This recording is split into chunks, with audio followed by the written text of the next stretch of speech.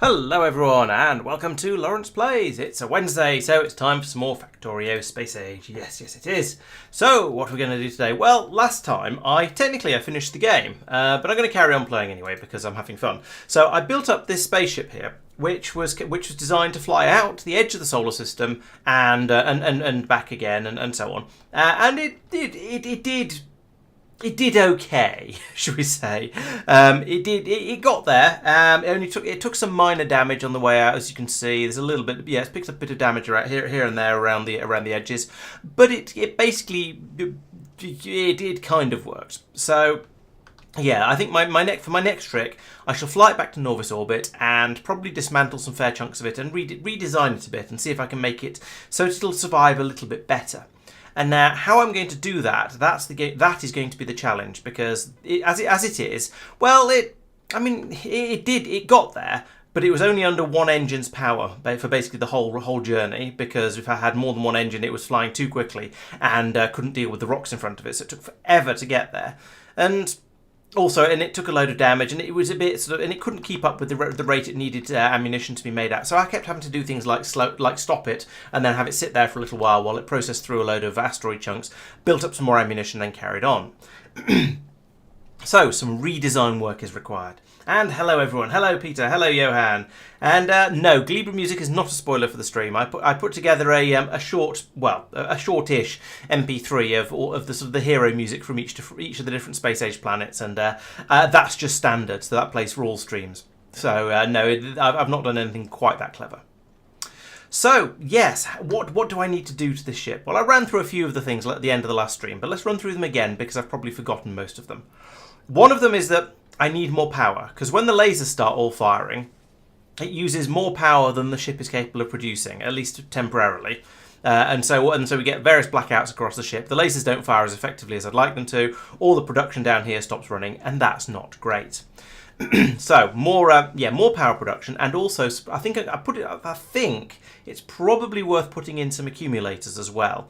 I'm not quite so sure about that, because the thing is that well, the question is which has higher output, one steam turbine or enough accumulators to fill that will take up the same amount of space. Now accumulators are quite a lot smaller, so I'll be able to fit in quite a few of them in the space of one turbine. So I get 1, 2, 3. Nearly 4, and a turbine is capable of producing 5.8 megawatts, and an accumulator is capable of producing 300 kilowatts. So actually, no, putting in accumulators would not help, except that I could scatter them around a bit more, so I could fill little gaps like down here and over here up with them, and down here as well. So I could squeeze them into little holes wherever I found them. But basically, turbines will produce a lot more power per square, so I think that might be better. Yes, the other possibility is to switch over to the fusion generator, which this guy, which I've not had a look at yet, really. So it consumes consumes fusion fuel, and it consumes fluoroketone. So that's going to be a bit more complex, but it's not going to be impossible. It's just going to be a bit more to put together. So yeah, that's certainly a possibility. Need to build them on. They need to be built on Aquilo and then launched in a rocket, apparently. But that's possible. The question is, how much better are they? And let's have a look at the numbers here. So we are seeing consumes 10 megawatts of electricity. So okay, but presumably produces quite a lot, and 100 megawatts of fuel. So it's going to need 10 megawatts of power to actually kickstart it. That could be tricky. And then it produces 100 megawatts of plasma. So you kickstart. Once you get it started, it's going to be okay. But it's going to be difficult to cold boot if it requires a 10 megawatt input. Then we have a fusion generator that we clip onto the side. We need two of these per fusion reactor. Okay, so yes, produce yeah. So one of these will produce a megawatt. I think, no, sorry, 100 megawatts. That's a lot of power. One of these only produces 40 megawatts. So it's almost 2.5 times the power of a nuclear reactor. That said, the average amount of power this thing is producing is absolutely, in fact, it can produce 40 megawatts of power. And this ship has been using, let me see if I can find the actual numbers. Here we go. The ship has been using maybe up to 20. Let's look over long periods of time. Okay, sometimes it's peaked at 40 megawatts, but it's only been little peaks when it's been trying particularly hard, and they've been followed by big troughs. So But then I might make a bigger ship next time, and therefore it might have more weapons and need more power. So the other thing to think about, so there is power, and the nuclear reactor isn't doing too badly, although, as I say, it needs more turbines. So maybe we'll have a little bit of expansion there to ensure that it carries on working, and maybe another tank up at the top here to put steam in, sort of about here probably. So that will help keep this running. I agree, No Guard. Yes, I think the accumulators are a waste of space. I wanted to check the numbers, but having looked at the numbers, I agree with you. They do seem to be a waste of space. So that's that. That's the power, at least discussed, even if I've not made any actual decisions, because decisions are hard. The next thing to think about is to come down is down here where I'm making the ammunition. Now it looks like we've actually got caught up on rocket ammunition now, which is quite nice. Still catching up on railgun ammunition. Oh, thanks for the resub, Persistent. Good to have you. Good to have you around. Still and again. 23 months. Wow, that's a good amount. That's nearly 2 years. That's nearly enough time to play a full run of K2SE. So yeah, thank you very much. Yeah. So the next thing is the weaponry down here. So we are churning out the rockets fast enough that we seem at least when the ship's been sitting here stationary, we've managed to refill it. So that's fine. But then that's when it's sitting here stationary, which is easy mode. I'd like to keep the. Oh, God, that's a bit scary. Let's get out of here, because we're not going to be able to wreck that with the lasers. They're just not going to do anything to it. Come on. Yeah, accelerate it out of the way. Nice, I think. Yeah, that rock is now going to miss. There we go. Phew. So we are also now on our way back towards Norvis, which is the plan. We'll leave the turrets on the front here, blatting all these rocks as we go as we trundle towards them, and they're doing pretty well. I think we're capable of, at least at the speed we're going at now, we're mostly capable of dealing with the rocks. The only problem is when we start having the lasers getting a bit overexcited about these large ones and just pulling through all of the power we have available. So that's problematic, and that's one of the things, as I say, I need to fix. Also need to consider some consideration is what I'm going to do with the defences on the front. Now, some sort of defence in depth is probably the way to go. So perhaps I should have fine. I could have the railguns have to go at the front because they will damage anything they go past. At that point, you might as well have a row of laser turrets next to them like that for dealing with the small stuff. There've been some people suggest, and maybe I should alternate like this. There've been some people suggesting that I should put in.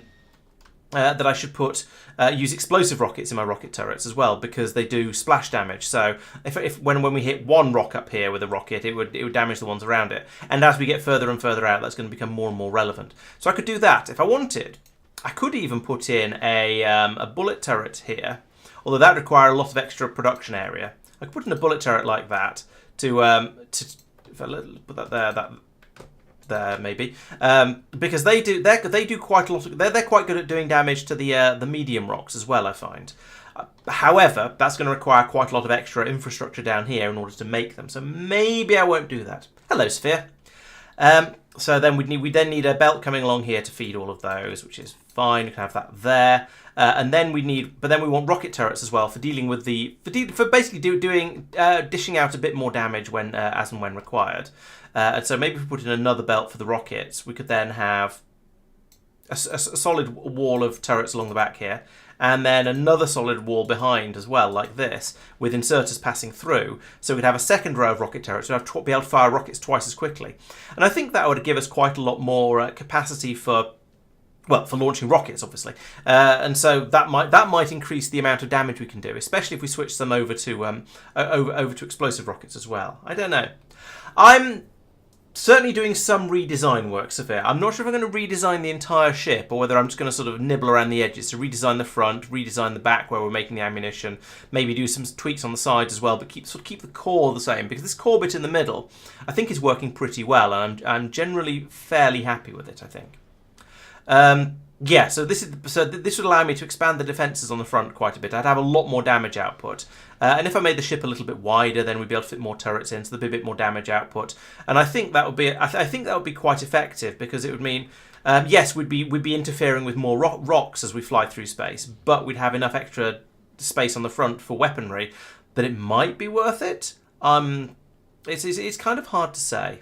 The other way to improve that though is it will be to come in here and say I would like to do get the I've already got several explosive damage researchers in there, so we'll leave those as is and let those run. The railgun shooting speed could be quite valuable actually. That maybe we'll stick one of those in as well.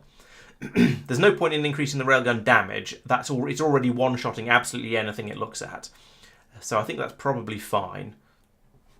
Yeah, so we'll leave those. Those are probably a fairly sensible selection of researchers to do. But yeah, I need more damage output across the front. That's the thing. And the laser turrets aren't as good as the bullet turrets. No ifs or buts about that. They're just straight up not as good. However, they don't take ammunition apart from electricity, so they're quite valuable from that point of view. It's easy to put in a row of those just to give a little bit of extra help, which is why I was thinking of perhaps putting in some bullet turrets across there, as I was saying. And now, as you can see, we've got the problem here where some of the lasers are focusing on big rocks that are just drifting past along the sides. And that means that we're just not... in fact, you know what? What are you doing? You're doing small. Let's ignore unlisteds, because there's no point in the side lasers firing at the huge rocks like this, because they can't do any significant damage to them. They've got like 99% resistance against laser damage. And it's just a massive waste of electricity. I said, stop it. And you. There we go. So there's no point in doing that. If there's a rock coming in from the side, it's going to hit the ship anyway. We can't stop it. And now the engines are stopped. Why have the engines stopped?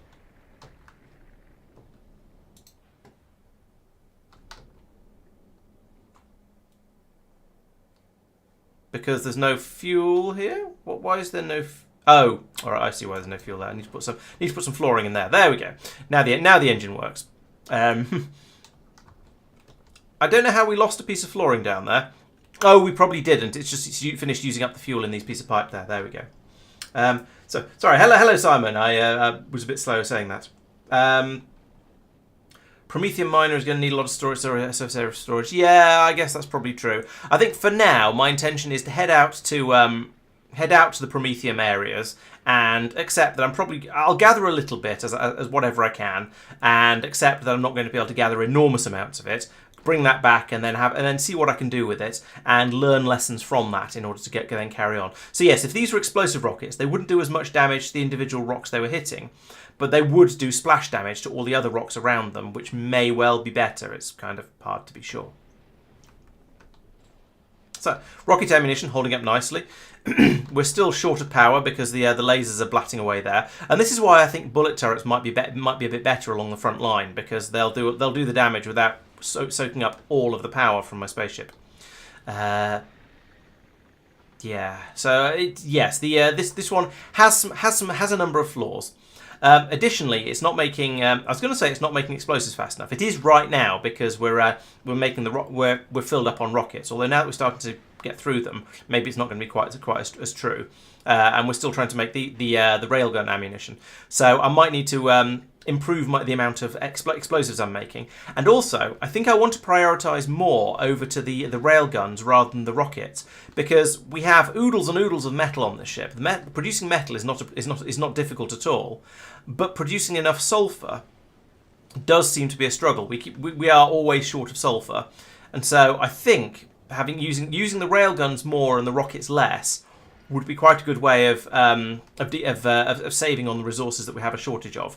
And so I've already switched these over to firing at both huge and big, even though the rockets are perfectly capable of dealing with bigs, because that way the railguns will take a lot of. We're spending railgun ammunition on a lot of the asteroids instead of spending rocket ammunition. And once I get more railguns in across here and fill it up with a lot more, then that should be more effective. Now the other consideration is the grabbers, because I'm going to need asteroid collectors across the front, and I'd like to increase these to the higher quality ones, so they have more arms each, and therefore I'll need fewer of them to get the same throughput.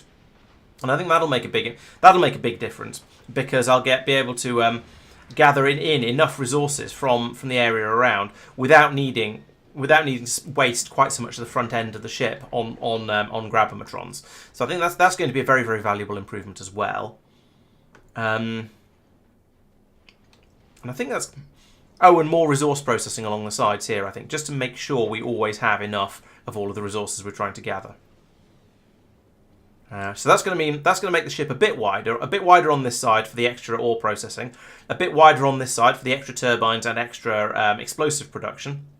It's going to be a bit longer down at the bottom because I'm going to want to have more ammunition production, and it's going to be a bit longer at the top because I'm going to put in at least another row of rocket turrets, and I don't know, maybe I'll put the lasers in behind the railguns like this, with a gap, and then the rocket launchers, because the rocket launchers have quite a good range.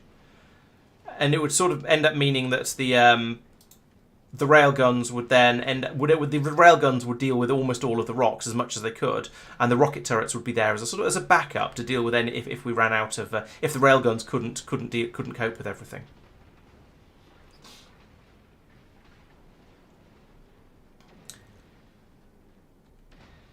I think if it's dense enough that the railguns aren't able to deal with all of the big ones, aren't able to deal with all the huge and the big on their own, then there'll probably be enough firing railgun rounds just straight through the middle of other rocks and getting the huges anyway, probably.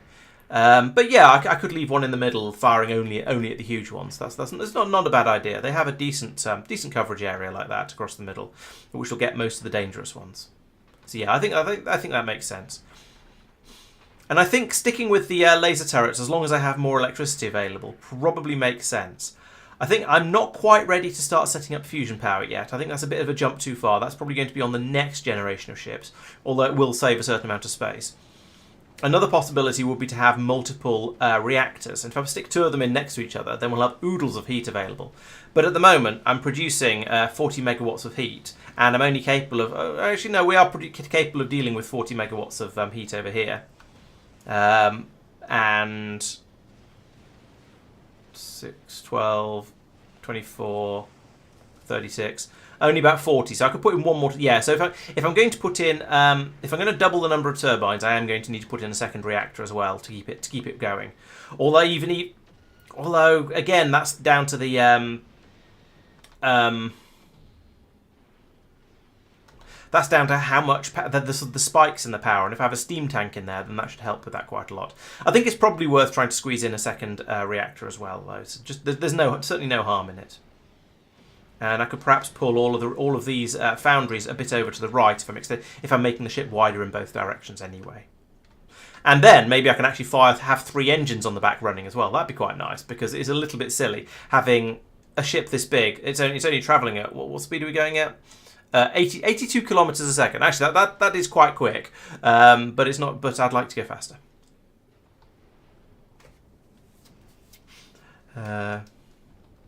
Yeah, and I think thinking a little bit more about the weapon priority as well. So these guys, yeah, they're only firing at the bigs and the mediums, which is right. There's no point in firing rockets at huges because they don't even scratch the surface.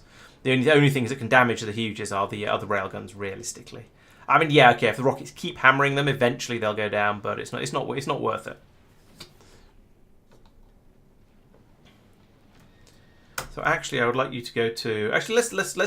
That's not what I wanted to hit. I wanted to hit that. Let's go to Fulgora.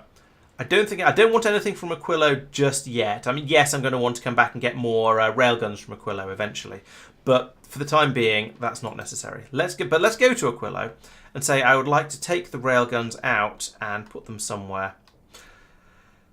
This is going to be awkward because Aquilo can't bring them out here because that would freeze that pipe. Can't do it here because that frees that one. Can't do it here because this pipe's in the way, and it would freeze all of this stuff up here. Because I'd need an exerter and a box, so that'd be here and here. And I can't get the pipe through the heat pipe through around here.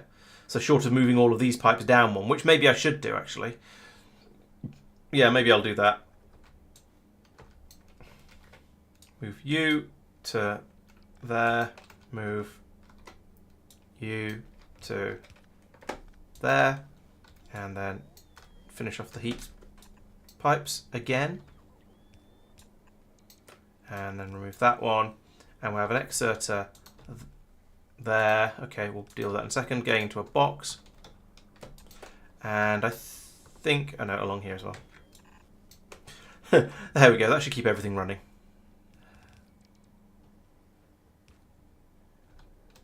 Do I not have any green boxes on this planet? Kind of looks like I don't. And even a yellow box would do. Do I have any of those? Because, yeah, this has made a railgun turret. So we might as well take it out and put it somewhere where we can get it to. Oh, it's out of Roboport range. Can I put down another Roboport? Probably. Where is Roboport? Where do Roboports? Let's put Roboport there. Yeah, that's got coverage. And on here, let's put that on there. Logistics filter to the railguns. So yeah, we can make them here. Oh, why is that? Oh, okay. It's frozen because there's a piece of pipe missing there. I don't even know what that is. Oh, it's input. No, output pipe. Okay, so here we can now try and make these things, but everything's stopped. Why is it all stopped? Oh, we've run out of thingies. So over here, we've got you sitting here waiting for. You've got your uranium. All your requests are satisfied. Oh, you haven't finished emptying. Yeah, so I do need to... What I think I want to do is set one of these ships to do the Aquilo Norvis run and have the other one do the rest of it. So if I find the Snowball 2, here it is. This currently has no condition set on it. So let's go back to the icebreaker and copy, Snowball, paste. There we go, that's what we want. And I don't want to do that. I don't want to do that. But otherwise, I want you to do all of these things. So let's go to Gleba first, because that's where the first everything comes from, and it can do the round trip. It can go to Gleba, pick up whatever it is you get from Gleba, same Vulcanus, Norvis, Fulgora, and then head out to Aquilo. In the meantime, the icebreaker will stop going to Gleba, Vulcanus, and Fulgora, and we'll also stop getting those. No.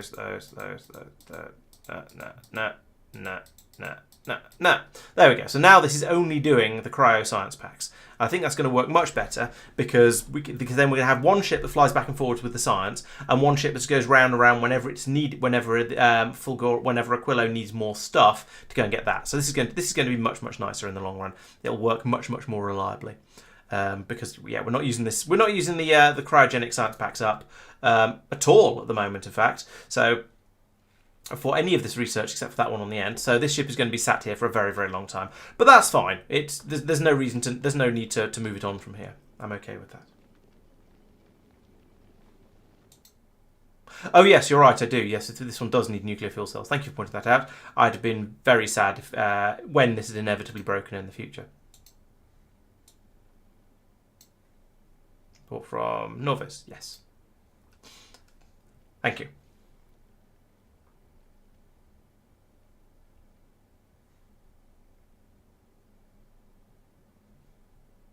Oh yeah, you're right. That needs to be ticked. Thank you. That's. I'm glad I have people around who are keeping more of an eye on these things than I am, because I'd have been quite upset if all of this had failed miserably. Let's go back to. Oh no, it's on its way to Gleba already. It's just. Yeah. Okay, that's fine. So, how's Over the Edge doing?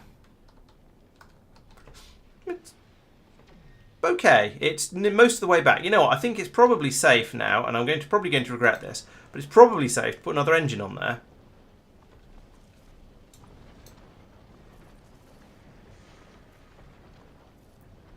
If it eventually builds itself, like that, and then we'll get 3 times the thrust. Like that, and the ship will be able to move a bit more quickly, and it'll probably be okay because now we're down to just big asteroids. We've got away from the huge ones on the way out to the edge of the solar system, and so I think my guns should be absolutely fine with these ones, especially when the rail guns fire through them two at a time, which is quite satisfying. This is what I mean about the railguns being generally a lot more efficient with their ammunition use, especially if we take a look at the recipes down here. Making a rocket costs 1 explosive, and it takes 3 of them to pop a large asteroid, at least at the moment. Railgun ammunition, it takes 2 explosives, but it only takes 1 of them. So yeah, maybe the railgun ammunition isn't as much more efficient as I thought it was. This is getting a little bit too close for comfort. Ah, we're running out of rockets, that's why. Have we actually? Is that because we've just used them all up, or is it a... Yeah, it is. We've used up all the rockets. Oh dear, I shouldn't have accelerated. That was a mistake. Now I'm down to only one railgun left as well, which is bad because railguns are really expensive and slow to make, as you've been seeing. So yeah, the ship's going to have to sit here for a little while it builds some more rockets up. And yeah, okay, some more railgun ammunition for my one remaining railgun as well. Why not? Actually, I was going to say I told them not to shoot the very large asteroids, but that's not true. Yeah, actually, it is true. Stop it. There's no point in you shooting those rocks. All right, so the rockets are being built up again now. So we are rearming the ship a little bit, but it's a slow process. And yeah, putting the extra engine on the back before I got back to Aquilo, probably unwise. That said, virtually there now, so you know that's good. Maybe we'll get some railguns, a railgun turret sent up so we can replace this one here. Yes, I think you're right, Peter. Yes, that's why it didn't go to Gleba. Yeah, now it's got all of that lovely carbon fibre down here, and carrying on. That's all fine. Okay, on Fulgora, I was trying to make some advanced grabbers. So here we go. Have we made anything yet? Yes, we've made one. Hurrah! One epic asteroid collector. That might be enough actually, because that's going to have 4 arms, so it's going to have as much grabby potential as the previous one did. It's going to have as much grabby potential as the entire previous ship did. So I think that one of those might be enough. But we are still struggling with the copper required to make more low density structures, which is a little bit unfortunate. The high quality low density structures are quite hard to come by, at least on this planet. Another thing I may end up doing at some point is producing high quality stuff on Vulcanus, because the resources are so much cheaper.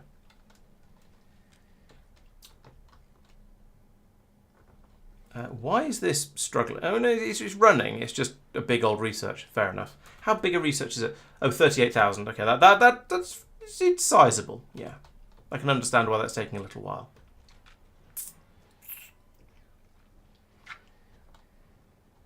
Meanwhile, over here, presumably the limiting factor is still the low density structures. Yes, it is. We've got. I mean, there's some flowing in, but it's nothing like enough to cause any sort of backlog along there. We've not got enough to fill up the belt down here either. I was told about a webcam desync in my previous stream, and it turned out I tried turning it off and on again, like that, and it didn't help. So I don't really know what I can do about it, unfortunately. Yeah, it's certainly not a spoiler, no guard. I looked at the numbers in the last stream in the Factoriopedia, so we can see that when you're travelling through space, if you're going out from Aquilo to the solar system edge, you get to this point out here where the huge carbonic asteroids are coming through at 9 per minute, which is quite a lot, as we discovered. That's a little bit of a challenge. If you then try to go to the shattered planet, which ones are these? The promethium asteroids are then starting to come in at 714 per minute.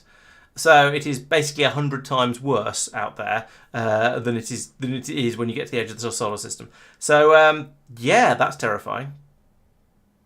And even these, you're getting sort of 2-3 times the level here. So yes, to go anywhere beyond the edge of the solar system is going to be extremely scary. And that's just telling me about them, which isn't what I wanted. I wanted to see whether they immediately start. I think they...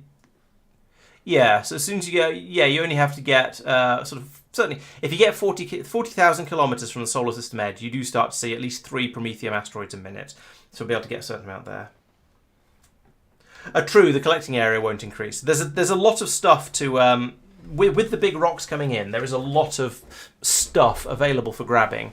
So that might not matter, but also on the other hand, it might matter quite a lot.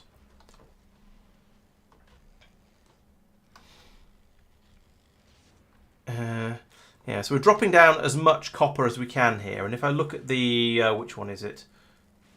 The Yornict, of course it was, because copper. Yeah, it's got quite a lot of iron built up in it, but yeah, it's grabbing asteroids as fast as it can. It's reprocessing the non-metallic ones into metallic ones as fast as they're available, and throwing out a whole spray of ice and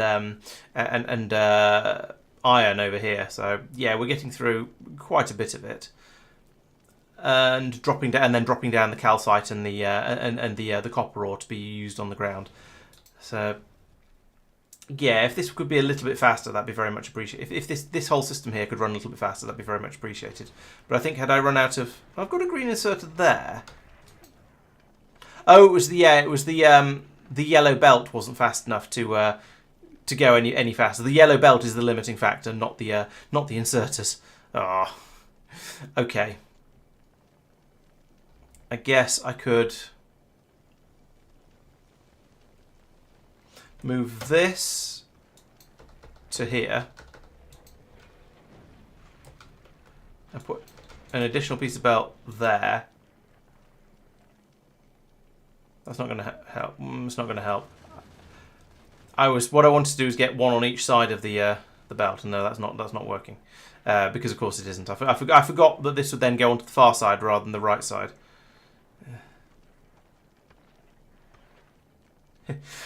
Okay, Peter. Well, thanks for stopping by. It's been good to have you here, and I'll see you in the next one. Let's do that.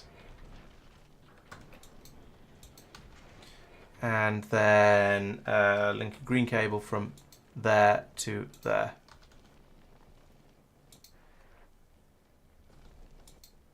Okay, so now we're chucking out twice as much iron ore as we were before. So hopefully that'll allow us to deplete the amount we're stockpiling in here a little bit, which would be nice.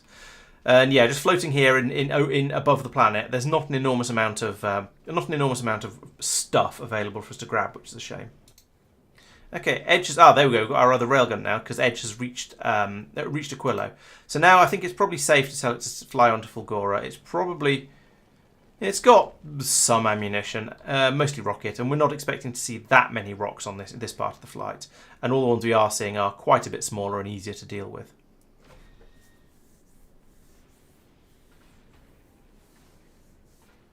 Yeah, just like that. Maybe one of the other modifications I'll make is to hook up to to put some pumps in down here and disconnect and turn the engines off when there's less than a certain amount of ammunition on the belt.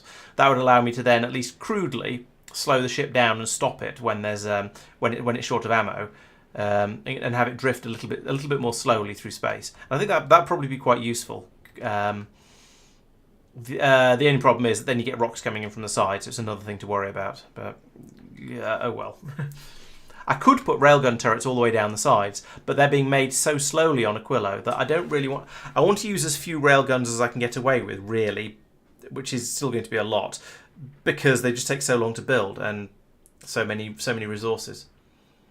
The snowball is on its way now to Fulgora. It's filled up quite a lot. That's kind of concerning. Is it supposed to be carrying all this stuff? I don't know. But at least we can drop all the copper ore when we get to Fulgora. That'll be quite nice. That'll free up a load of space. Oh, and actually, let's get rid of a lot of these green belts and things as well. I can drop them on, drop a lot of this stuff onto Fulgora, which will create a lot of space on here for us to fill up with processing units and superconductors and anything else that we need to get from this planet. And it's nearly there, so I'm about to... Actually, I could put all of that in there already. And all of that, and all of that, and all of that, and that. Okay, I've overloaded it. It can't chuck stuff out quite that quickly. But that frees up enough space to get all of these things brought aboard. Oops. And I think let's get rid. Oh, we're still. Oop, there they all go. Let's get rid of all of those and those. Because this ship should be fine as is. It should be more than capable of getting out to Aquilo and back as much as is required. I don't need to tweak the design on it at all. Right, and now if I look down on Fulgora, we'll see an enormous amount of... Nope, we've already got through all of that copper that I chucked down. That's slightly terrifying. This planet has such a voracious appetite for copper that we can't keep up with any sort of sensible system. Oh well, we'll do what we can. But we do have lots of green belts down here now. That's always nice. Yes, increasing ammo production is definitely on the cards as well. And increasing the production of sulfur as well is quite important, because we're going to need a lot more of that. In fact, looking at the Edge, do we have we're always trying to capture carbonic asteroids. We're currently trying to capture carbonic asteroids. So I think part of it is going to need to be the transferometrons over here, the things that turn other types of asteroid into carbonic ones, as was probably running down here. Yeah, these are all deactivated. Are they? No, actually no, they're all running.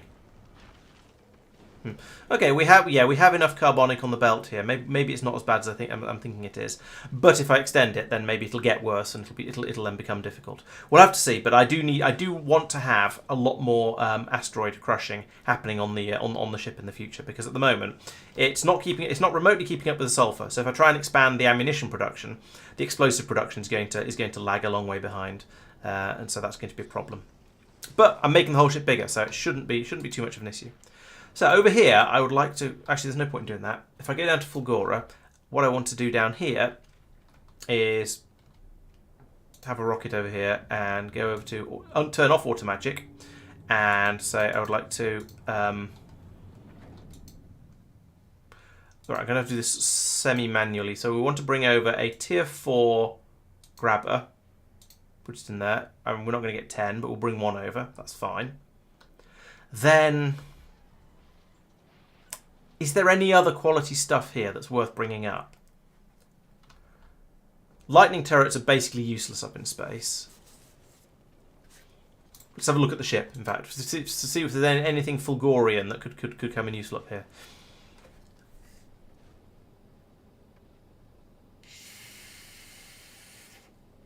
I can't think... there's nothing else along the front that I think I can realistically upgrade to higher levels. Without needing certainly without needing things that I don't have here. So I'm looking at the wrong ship anyway. It should be this one, but the setup is much the same. So yeah, the railguns we can't upgrade to quality because that's going to be too big of an effort. I'm not even going to try at the moment. Laser turrets may be, and that would give them a bit more range, but I don't know if I want to give them even more range. The range is not the problem with them. The energy draw is at the moment, and the only thing that increases with quality is the range. So no, I won't do anything with that. The grabbers we've discussed, and excuse me, the grabbers are very worth improving. So I've done one of those. The rocket turrets, sure, could be quite nice, but again, that's going to require lots of stuff from Gleba, so we're not going to do that. Other spaceship things. Well, there's flooring. I don't see any point in upgrading the flooring. The cargo bay, it'd get more inventory space, which is nice, but not vital. The grabbers we discussed, the crushers are faster. That could be quite nice, but it takes 20 low-density structures, so making those on Fulgora at a high quality is going to be unrealistic. The engines use more fuel, generate more thrust. There's plenty of room for engines. There's no point in doing anything there. And that doesn't get any improvements at all. So I think the only thing worth making better is the grabbers. So we'll bring that up. Is there anything else we need from Fulgora while we're at it? I don't think there is. I think Fulgora has provided virtually nothing towards the production of the spaceship. So I don't think there's any point in... I don't think there's any need for any upgrades from there. Okay, let's get that brought up, and we can then carry on. So you've got that now. I can clear that request out. Is there anything? There must. I feel silly launching a rocket 10% full. It feels very wasteful. But I don't know what else to bring up. I don't think there's anything else that's going to be particularly useful. I could bring some superconductors up, I suppose, and take them over to drop them off at Aquilo next time we're over there. I guess that's a thing that's kind of worth doing. Superconductors, these things. How many of those do you fit in a rocket? 5 stacks, okay.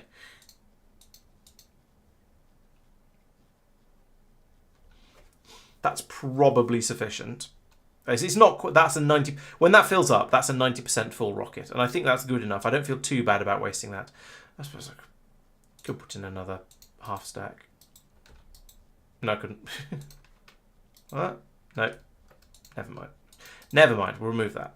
So there we go. That's 90% full. That's good enough for me. And we want to send it to the over the edge. All right, that's launching. Back to the edge. And then I think from here, the next place to go is going to be Gleba. Because I want to pick up I'll get some more rocket turrets while we're there, and also I want to get a load of the white stack inserters. So I would like some of them. We would like some more of them. Have we got the... Where are my white inserters? No, they haven't. No, where am I? Where's my... What was I even waiting for? Oh yeah, the grabber there, that thing. Yes, that has arrived. So we've got all the stuff from Fulgur. The rocket from Fulgur Aura has arrived. Let's go to Gleba. Now up here, let's say I want to put in a mark for Grabbermatron, and it can be the one in the middle like that. This is going to be entertaining to watch, I hope, having done the upgrades. Yes, there we go. So now there's a 4 arms coming out, and you know what they say: 4-armed is forewarned. So, or is it the other way around? So we should do quite well at grabbing all of the chunks that are available in front of the middle of the ship, anyway. And I think it's got a bigger coverage area as well, so that's even better. I now don't really need this one or this one, because this one covers way out beyond them, and this one, yeah, between the 3, 1, 2, 3, we're covering pretty much all of the front of the ship. So I think that's pretty good. Happy with that. Just need more railgun turrets. I can get rid of that one and that one. Get more railgun turrets along here. More probably will be laser turrets. Sadly, I don't think going with bullet turrets is particularly realistic, because it's going to require even more logistical efforts to bring everything round. But I can also get in another row of rocket turrets across the back, and that'll help a lot as well. Once we get to Gleba, and more importantly, once we get to Gleba, I can replace all of these inserters that are unloading the ammunition with stack inserters, which means we're going to be able to fit 4 times as much on the belt, and I think that's going to be extremely valuable, because it will mean we'll be able to load up we'll be able to have so much more ammunition sitting on the belt. So yeah, definitely a fan of that plan. And let's upgrade all of these as well, just because I can. And I suppose I might as well upgrade the output inserter over there. In fact, you know what? I might as well basically upgrade every output inserter on this ship, just to get the slightly higher throughputs of larger amounts of everything on all of the belts. And that includes you guys down here that are making the explosives.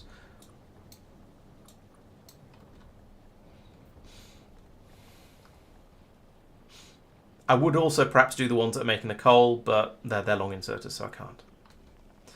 At least not easily.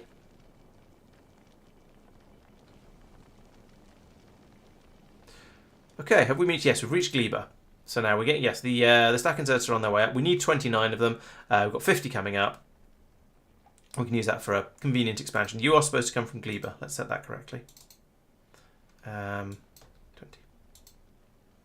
We've already got 6, but we'll get some more. Right, there we go. So now we have stacks of all of the resources coming out. It's as I said, he's going to lead to a lot more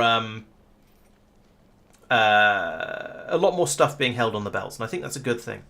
I'd also actually quite like to switch all of these unloaders over to stack inserters. It's going to cause some problems, I think, because they're going to load up. The stack inserters are only going to empty the grabbers when they've got a full stack of whatever it is they're grabbing. But it's going to get a lot more on the belt, and I think that's probably valuable. Although I'll need to increase a load of numbers to make most of that. So up here, what are we trying to grab anything at the moment? No, we're not. We've got enough of all the resources on the belt.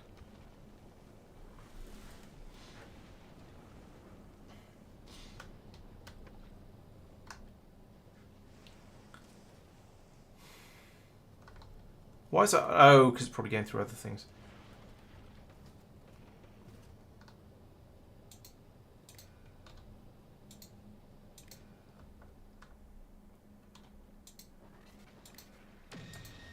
Oh, there we go. Link those in there so they're actually set. Yeah, one thing that's a possible issue. Oh, actually, no, okay. These don't stack. No, they don't. You're quite right, Simon. I have now discovered that. So I guess I might as well turn these all back into green ones to save on the whites in case I need them somewhere else. I'm not sure whether this is a valid thing to do or not. But on the plus side, it means I don't have to worry about them getting jammed because they're full of one type of asteroid chunk that we're not getting any more of. Oh, fail. I meant to say, go to Gleba. You're meant to stay there until passenger present because I'm doing all of this manually. I'd also like to...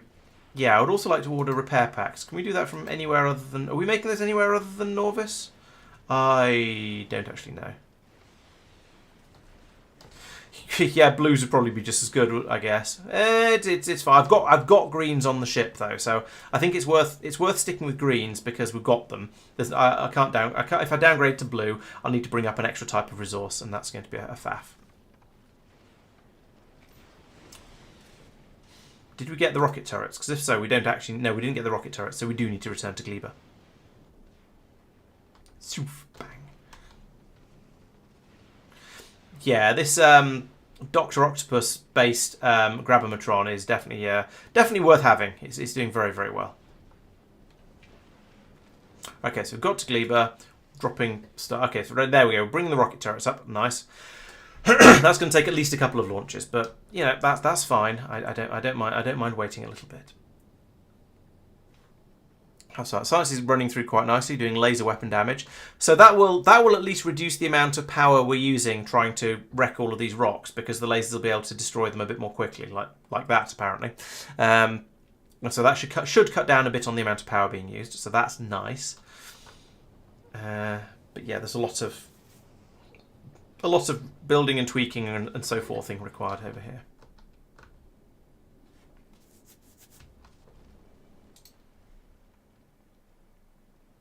Okay, we've got 16 of them now, so one more rocket launch, and we'll have the, well, it'll be 26 by then, but that's fine. I don't mind having slightly too many.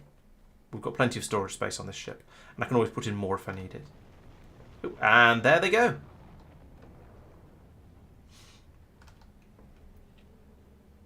Blue science production seems to be going quite nicely down there. Agricultural science production is, yeah, it's running. Seems to be all right. At the moment, we're short of one of the science packs. Let's go and check which one, because I'm kind of curious. It's not yellows. It is reds and greens. So that's the responsibility of the Tango, which is currently on its way from Vulcanus with all the resources, with all these science packs.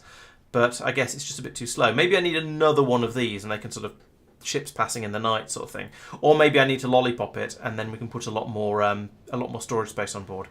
Sorry, much larger requests for this one. In fact, yeah, let's lollipop this ship. So that means remove that, remove all of this, link that to there, that to there, that to that to there and there. Remove that and put in a couple of pieces of pipe across the top. I hope there's some pipe on the ship, otherwise this isn't going to go very far.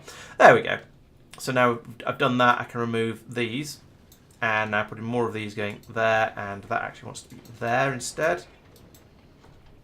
And then this is why I call it lollipopping the ship. You can kind of see why, can't you? Because it gets this sort of big lollipop stick coming out the bottom of it, which extends back as far as required. So over here now, let's turn all of these into. Can we have 4,000 of each of these science packs, please? Because we keep running out, and I don't want to keep running out. I'll probably find that this is now putting an excess load on the production systems over on Mumble Planet, Vulcanus. But oh well, we'll see how we go. Looks like it's doing a poo. Thank you, Regular. You have a way with words. Or a way with something, anyway. A way with the fairies, possibly.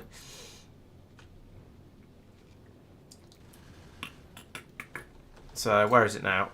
Where are you? Okay, you're still on your way back over to Norvis. It's going to take... yeah, it'll be a little while, but it'll get there. It'd be nice to put more engines on the back of these ships, the ones that are just bimbling gently through space. Maybe I should do a rebuild, but... actually, the other thing I can do is over on Norvis, down here, I can up the requests. Actually, we're requesting 2,000 at a time. Those are pretty good numbers, and we've run out of blues as well. We've got the Kirk is on its way back with some blues on board. Does it have a delay of 5 seconds of inactivity? Okay. Do I want to put that? Actually, do I want to put that on the Tango as well? And have I put that on the Tango? Yes, I have. So it'll get to Norvis, and it'll wait 5 seconds to make sure it's been unloading as much of the science pack, as many of the science packs as it can. Let's put that up to 10 seconds. I don't know how long it takes between rocket launches or pod launches, because I don't want it to just unload. I don't want it to unload, say, all of the reds and then leave without.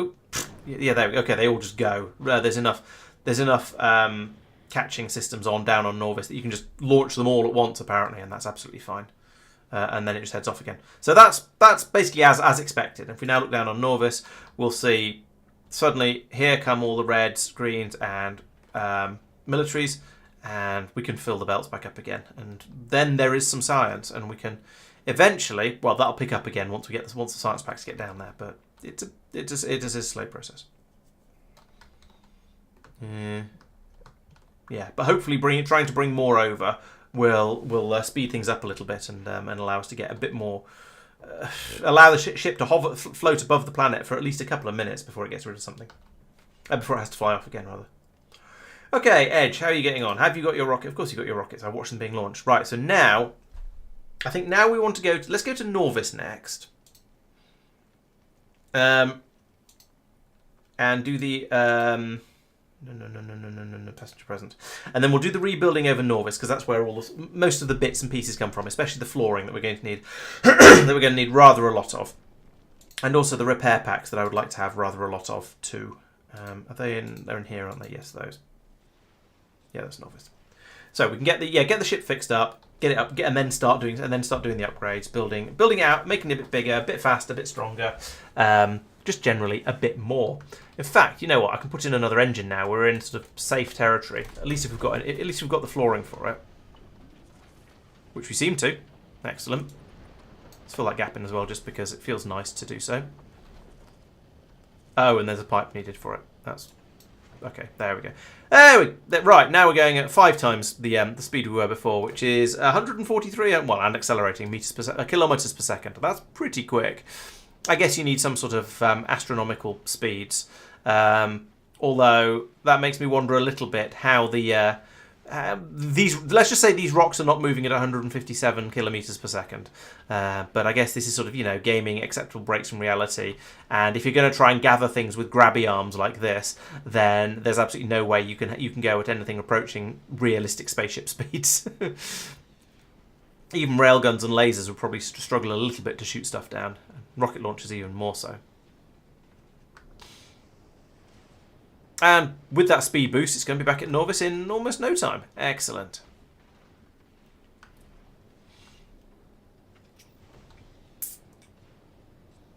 The problem we're going to run into, it occurs to me, is that we're going to end up with a lot of ammunition stored in the.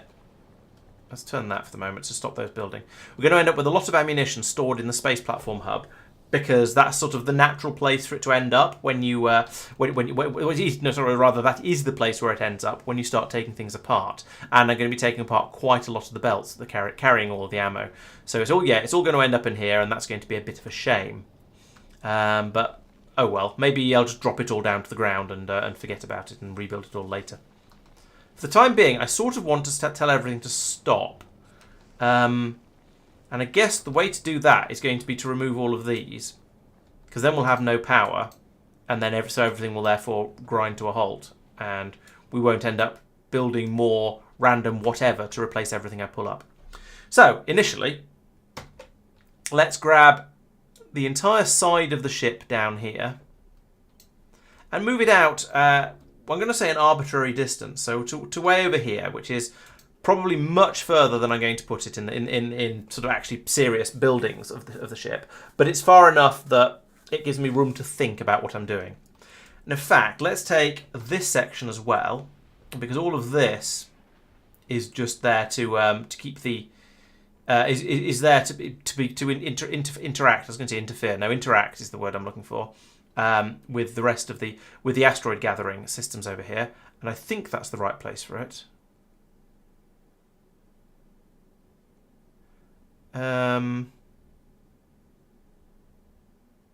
Yeah, it must be. So put that over there, and now yes, I want to expand all of these because I think I want to make the resources faster. So let's copy all of that, double it, I think, and double the whole lot like that. And then have a bit of a think about numbers. So I also want to link these red belts across, like red cables across like that, and like that. I forget. Oh yeah, okay. I do sort of remember what's going on with these. I'll need to. That doesn't need to be. That doesn't need to be there. Right. And so along here, I'm going to want to tweak some of the recipes. So we'll get rid of that. Change that. So we'll have 3 doing that and 3 doing that, and same down here. We'll have 3 doing that, and you're the advanced one. Let's do that. And up here, I feel that having 3 machines doing the turning things into other things. Actually, down here, I probably wanted to have everything doing the doing the sulfur production one. Let's do that. What are you doing? So you're on enable disable. You're set recipe as well. Okay. Right. So those will always run on the one that needs their resources. Okay. So that's doubled the amount of that's doubled the asteroid processing, but more importantly, it's tripled the asteroid reprocessing. So if we're short of carbonic, which I think we often are, then we'll have more of them being hopefully turned into carbonic there and there, which I think will hopefully make a suitable difference. Okay, so that's the easy part. I'm now also going to move all of this across.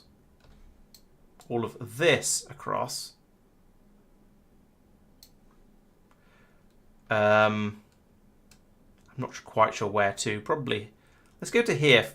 Actually, let's put it over here for now, because then I can move it back, move these chunks around as and when I need to, and that means I can then put in a second nuclear reactor here, and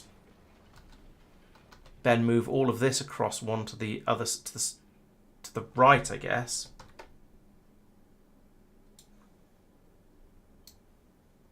So that was nestled in there.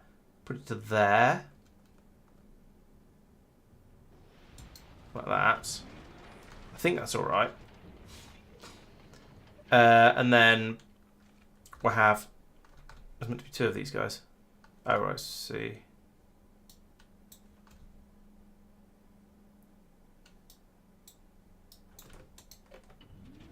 Like that. And then I can have... Right, and then I want to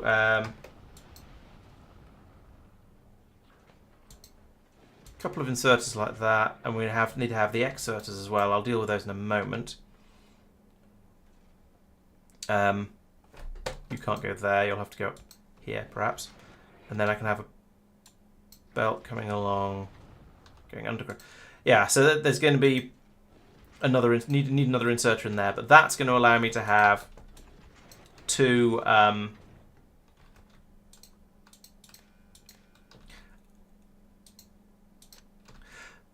that's going to allow me to have 2 inserts working out. Okay, no, that's all right. If I link that to there and there and there, and then hopefully these are set to they're set to read fuel and read fuel and read temperature. Paste. Now we can unload there. And unload there, and that's still kind of compact. Okay, so that's going to be my power generation now. We've got so I've got a second nuclear reactor in there, and that's the important part of it. Then this entire section over here, I also want to remove, or at least I say remove. I mean move outwards. So from here, put it over here. And that's going to allow me to then put in, I wanted to have a steam tank on here as well, so I can go there. And I'd like to have a large number of turbines, more turbines than I had before. Turbines. So previously, there was Is that right? What's going on here with this? Oh, I see. It's to stop... I don't think that matters. That one matters to stop that linking in there. So yeah, there we go. So I've got some steam storage up here, and I've got that's as many turbines as I had before. Let's put in another column of them because power was a problem. So there we go. That's double the amount of power I'm going to have available on the ship. 1, 2, 3, 4, 5, 6, 7. Yeah, I think that is just a doubling. It's not more than that. And all of this is going to need to be moved forwards as well. So the ship is just growing in all directions, but that's fine. That's what we expect and what we intend. Similarly, down here, there's going to need to be some further expansion. In fact, let's have more water being produced because I know that was a problem before. So if I copy that there, produce twice as much water from the ice.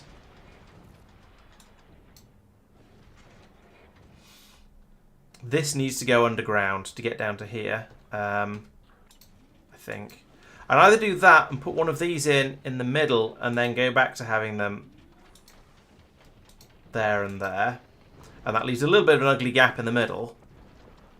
But it means the water pipe can get through, which is sort of useful. I think that's probably okay. We've got a decent amount of storage in here anyway. It's just if we're ever going to start trying to carry promethium, we're not going to put it in here anyway. I've seen the horror stories about that and spoiled myself around it. So, but never mind. Okay, so that's going quite well. Let's do the weaponry now because that's going to be fairly easy. I want to take all of that and I want to move it instead of having it here. I want it to be there, because then I can just go copy, paste, have a second row of turrets along the back there to provide extra defences. I seem to have lost my railguns. Oh no, the railguns are over there out on the outside. Never mind, I've got those still. So that means I can now think about the designs along here. Now I'm going to want to put in a lot more railguns because I think they're going to be the ones that are doing most of the work, as I said earlier. Where are they grabbing from? The ammo belt, which is down here. So I want to put one there. What if I just come along and alternate between railguns and laser turrets like this? Does that seem reasonable? I think it seems reasonable. All you store in the hub is ammo. Oh, it's interesting. The ammo is one of the is one of the things I definitely don't store in the hub. So yeah, that is indeed, as you say, a different design philosophy. Move you down there. What? No. Move you from there to there. There we go.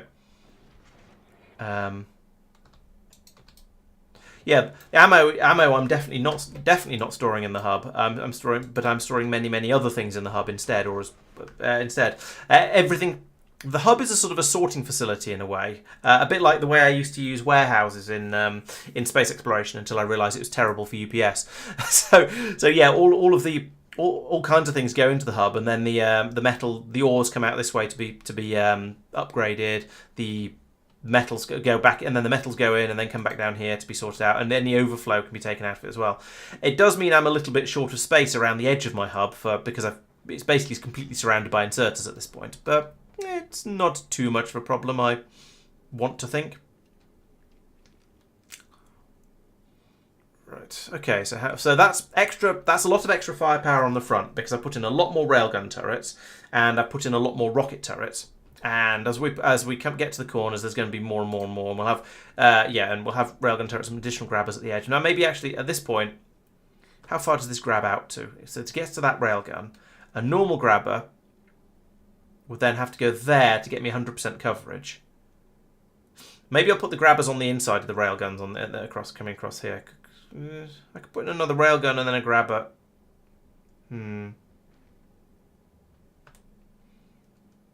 Yeah, let's put in a railgun and then a grabber like that. And then railgun and grabber on the outside. The lasers in the middle can help with that. Okay, this is much wider than it's going to actually be in the end, of course. But before I start pulling things in, there's a bit more to do down at the bottom. So down here, I've got things like we're making coal. Now, coal hopefully we're going to be making sulfur a lot faster now. So I think I'm going to want to extend the coal production. Unfortunately, there's a belt going underneath it at the moment. Now, with a bit more space, I could perhaps run this up and around the top. What is this belt even doing? What's going on here? That is the explosive. Oh, is there a... Yeah, there's a little pass round there on the end. Okay, so it's just been whipped round the end there because the water pipe was in the way. But yeah, I'd like to have more coal production and more explosives production. I think at this point, there's no real harm in moving all of this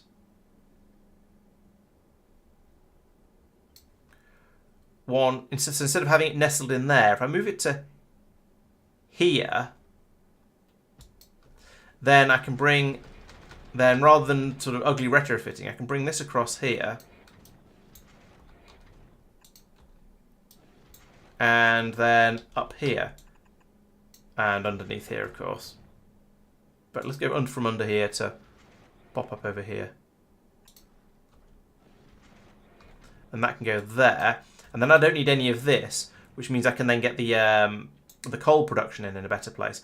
Now, this beacon is kind of useful, but also kind of problematic, because it has been speeding up it's been making these machines run significantly faster than they were before. I don't know what crafting speed they're actually on with the beacon now, because it's got I don't know what the beacon effectiveness is because I've turned the power off. So my first thought was let's just put in more of these across here and more of these sticking out here. But with the beacon in there, actually, maybe that's not such a great idea. Because the beacon is allowing all of this to run a bit faster.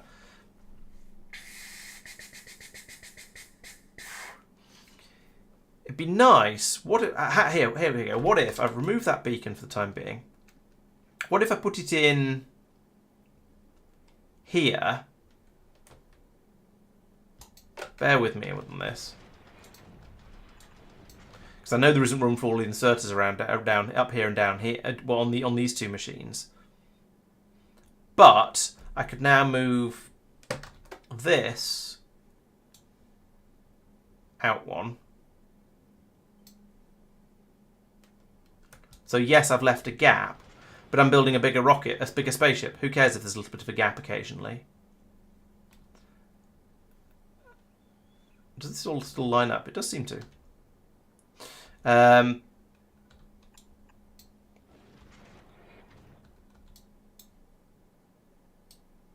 could bring this down. Bring this down one more, because I don't think I'm going to need quite as much coal. Bring that out to there, and then bring the pipe in here, or here. Actually, be better.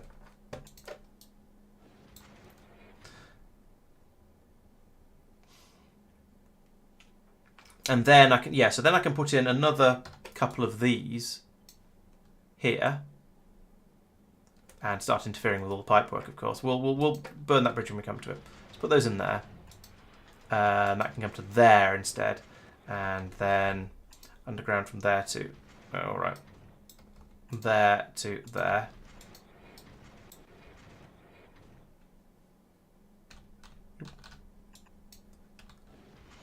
And then, so I've doubled the sulfur production, the coal production, which is all going to be coming down to this bottom belt. So that means I can seriously increase the amount of explosives production, and that was my limiting factor before. That was where I was having my problems. I still need to move these ones out, actually. You grab those and put them, cut please, and you grab those and put them with a gap there. For the bacon, and then I can put in another block of this, I guess, here.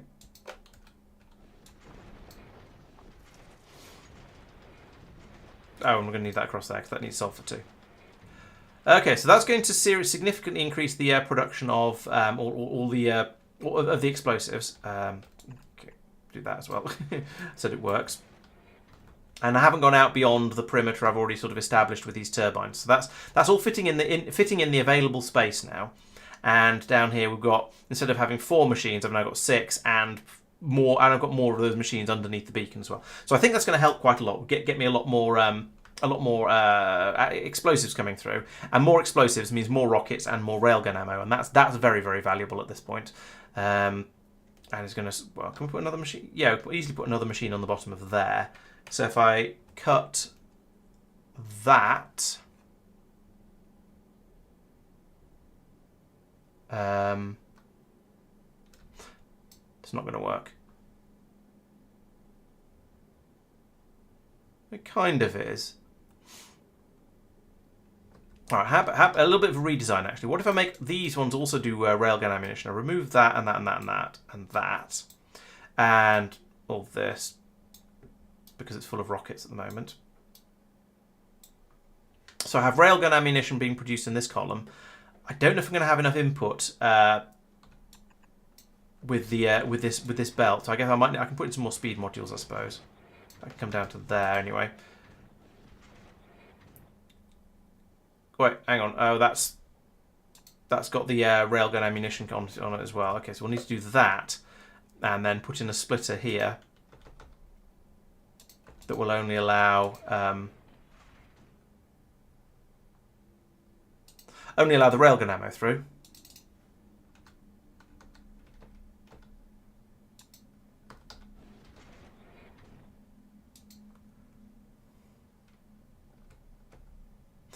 And that needs to be put. It needs to be put onto the inside of the belt because these are going to be inserting onto the outside.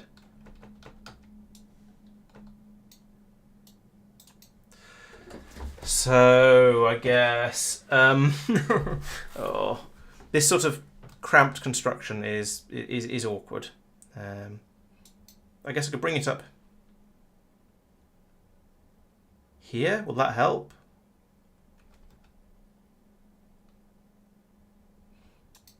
If I do that, that puts it onto the bottom side of the belt. If I then do that and that, move this onto here and put in an underground, like, there we go. There's some horrible spaghetti. So that'll allow me to get the railgun ammo onto one side of the belt and the rocket ammo onto the other side, and also extend this further down as well. That's the important part of what I'm trying to do at the moment. So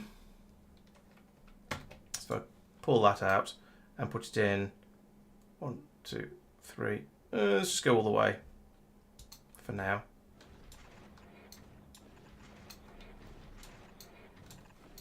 Like that, and then I can put in at least one more of these. I can go there. Well, no, we can put in exactly one more of these, in fact, and one of them here as well. And that can come across here and go up there.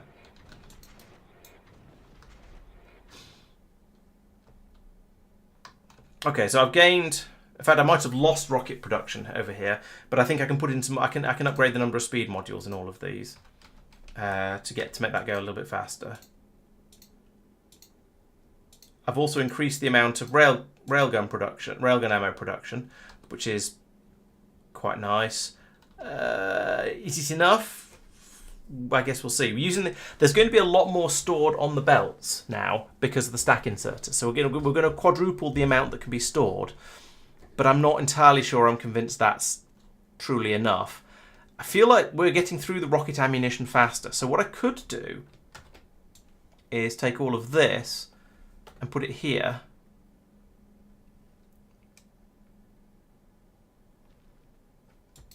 And that isn't sticking out too much too far. I think that's probably okay. And a belt comes up here. And what are you? Oh, you're rock recycling. Fine. And then this comes across here and then these are, of course, on the wrong side, but we'll do something about that in a second. Bring this up here.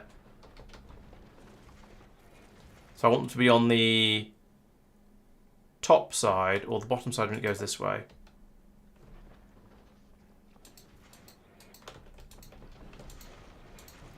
So I can splitter that in there. And now they'll come out, they'll be on the outside. Then they'll be on the bottom side. So I'll bring it to the top or the port side. So I'll put on the port side to match with, yeah, that works.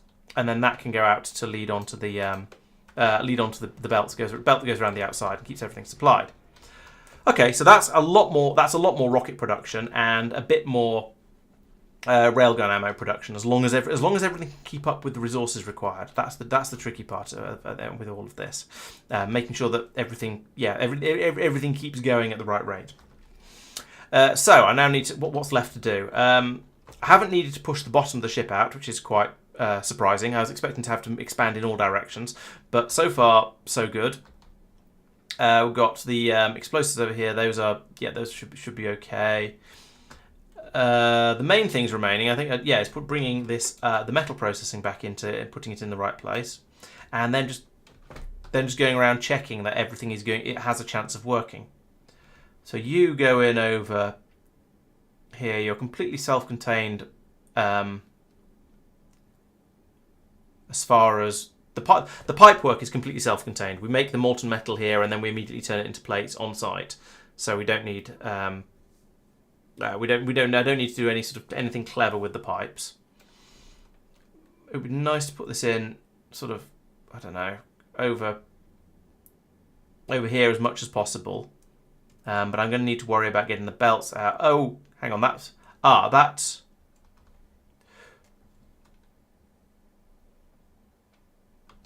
Right, okay, so pointing you downwards. I think this one came in here, like that. Let me check another one of the other ships, because I've kind of lost track of how this all came together. Oh, you're right. That's not enough heat exchangers, is it? Well, more importantly, it's not enough heat exchangers for the number of reactors. Yes, you're quite right.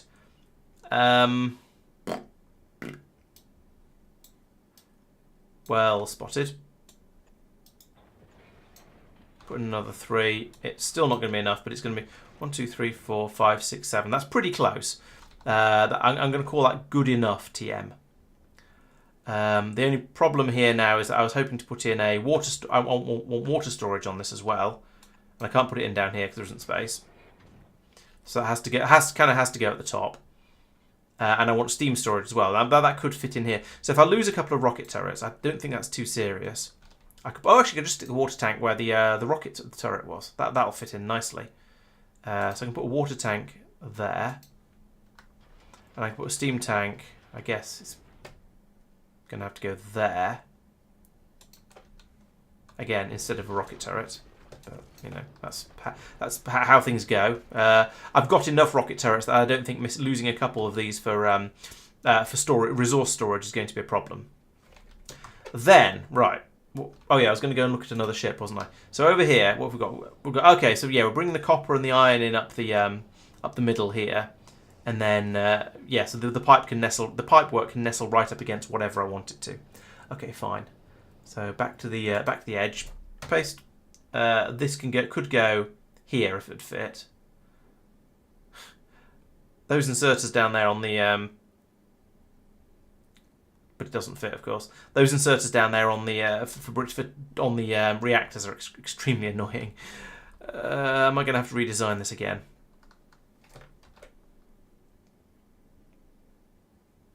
Because this has to go here in order to fit.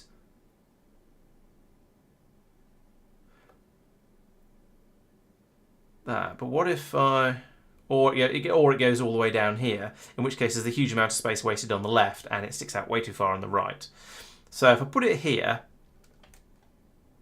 and I'm missing the 2 steel and 1 copper plate, and I put one of these over here to make my copper, and that could go in. No, it can't. I can't put another one of these in here. I'm going to have to remove this again. Move this out one. Like that. Then I can put this here and tell it to make copper plates.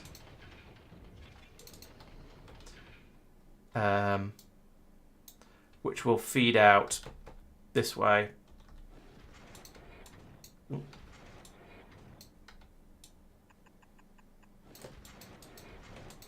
Like that. There's room for even more turrets across here now. I still need to make steel though, so I think that's just going to be. Why don't I just move these down? There's no reason for them to be quite so high up at this point. So you guys, let's delete all of this, and go back over to the snowball and say, yeah, you know what? Actually, this worked fine. I would still like to do that, please. And then we can go back to the edge and put it in. Well, apart from the solar panel, which we don't care about, that can go there.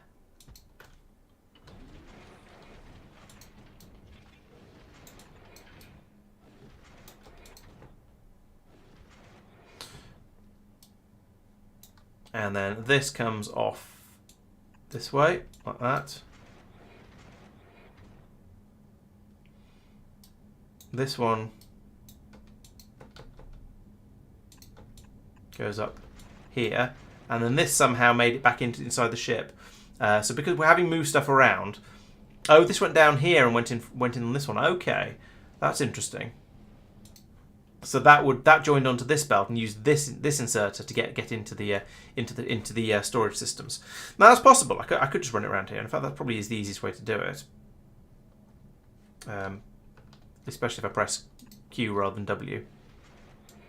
So I could come up that, could pop up there, and dump across onto that one. And that would probably be fine. It'll come down to here and get put into there. I now don't understand quite why I had the feeding it around the other side. Because over here, oh, that's for the iron and so on. So right, okay. Oh wait, no, I do need that. That's the that's the output here for all of these, and then we have an output belt coming down here as well. Those meet up here, and then they come down and they join onto this belt down here. I go to there and put in a splitter there to join them. I'm not sure a splitter is actually required, but I'm going to put one in anyway. And then, of course, we're unloading from there and there and there.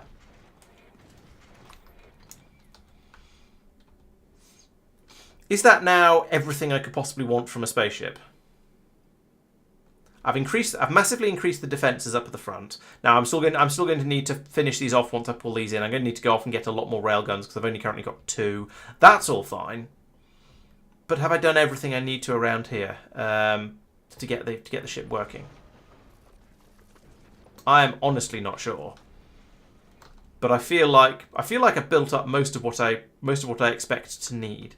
So let's bring these side belts back in again. I've not done too much damage to too much redesigning of the ship, so this should still more or less slot back in where it was before. So yeah, that's the ammo being fed out. No, that's wrong. That should be there. The ammo is being fed out in a different place, so I need to sort that out. But that's not too bad. In fact, quite actually, some of that isn't.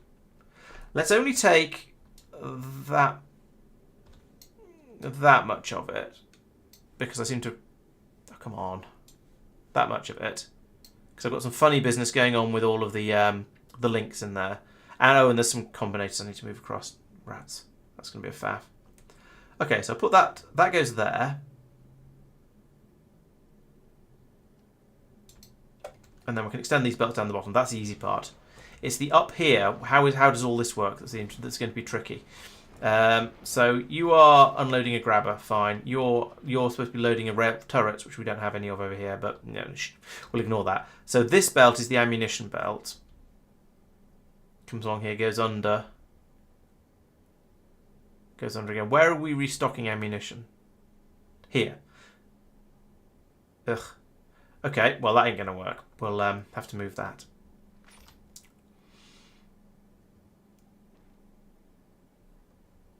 Kind of need to be putting the ammunition on here, but that's the wrong belt, so that isn't going to work either.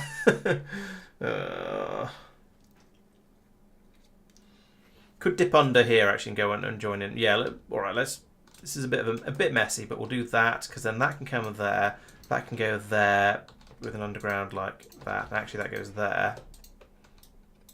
And then there.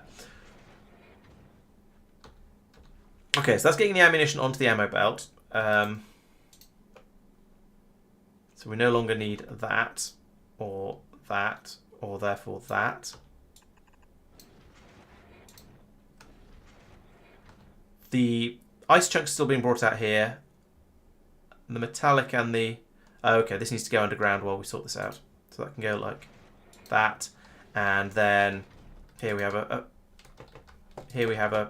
spot of funny business, but not too much. That's a level of funny business that I can cope with. So that goes there like that. That's this bit. That is... Oh, I don't even know what that's for. Right, we have these combinators to get back in again now, and I've forgotten what they're for, but I'm pretty sure they're important. So we'll put them back in over here. There's a nice space for them there, because we've expanded a little bit. We don't need any of this. So get rid of all of that. Got another combinator down here. What are you doing? Okay. Tuck you in there. What is this belt? Oh, this is the recycling the all of the meteor chunks. So that ideally wants to go onto here, but it can't.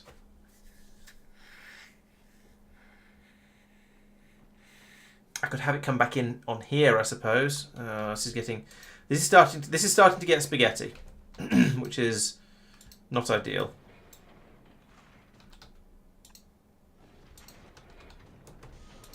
Because I had a reasonably clean design before, which I was pretty happy with, and now I'm just coming through and adapting it and breaking it and making it worse because I feel like that's going to be easier than redesigning a new ship from scratch. Also, why is... Oh, yeah, it's too low because I stretched the ship. That's fine. Take that, put it up there where it fits, like so. And then belt, belt, belt, belt.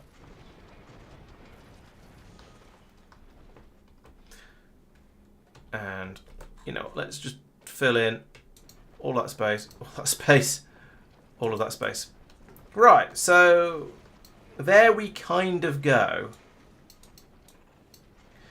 This side of the ship is sort of now rebuilt.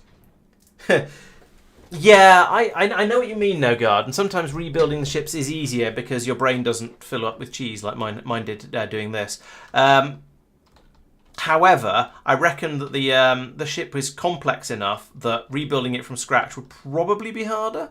I might be wrong about that, but I feel like it would. You know, feels over reels and all that. This way felt like it'd be easier to sort of just to expand the middle bit and just move all the edges out. Of course, it's not been quite that simple. There's been some funny business that I've had to try and remember how the ship worked when I designed it. But overall, I think it's probably better. Don't need that there anymore. Take all of that, and now I can slot this back in over here as well. That goes probably up. Yeah, that's right up against the turb. But oh no, it needs to go there. That's right up against the pipework for this turbine over here. And then once again, need to move this bit up yay far like that.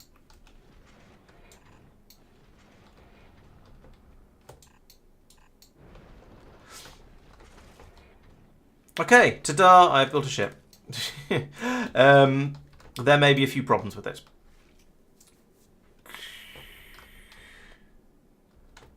And it might have just been, yeah. Okay, and there's quite a lot of empty space scattered around it as well, like here and here and here. Oh, this area up here I was going to fill with rocket turrets, so that's not actually empty. Put some more of you guys in. Okay, put some more there like that, and some more there like that, but without that inserter. There we go. Rocket turrets galore. So that should, in theory, protect the ship as it bimbles through space. That's the hope. 1, 2, 3, 1, 2, 3. Right, I'll put another grabber in, nestle up against there.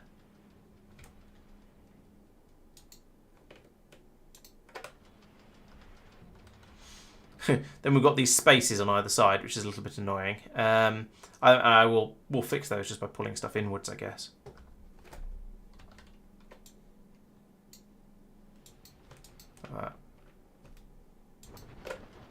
Oh, wait, what? No.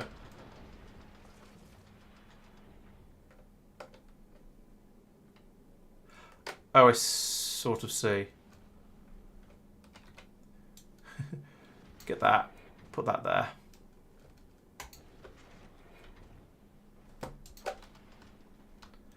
And then over here, same sort of thing. You guys move in one like that. Now the next question is how much defense. So this is going to work along the front of the ship pretty well. We've got suitable. We've got the defenses set up. We've got the collection set up. Now I've also got some collectors on the sides because that makes sense. I've got laser turrets down the sides and the odd rocket turret. I think more of both of those is probably a good idea because I think I'm going to need more. I want to have a decent number of collectors. I want to have a decent number of rocket turrets. I want to I want the ship to be defended and also collecting resources as it flies and so on and so on. So let's put in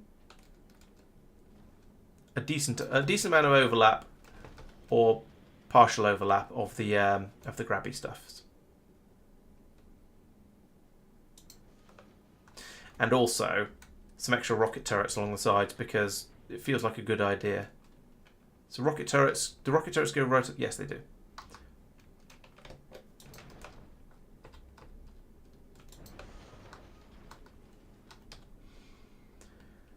I don't expect there to be too many rocks coming in from the sides, but what I expect and what's actually going to happen are always very, very different things in this game.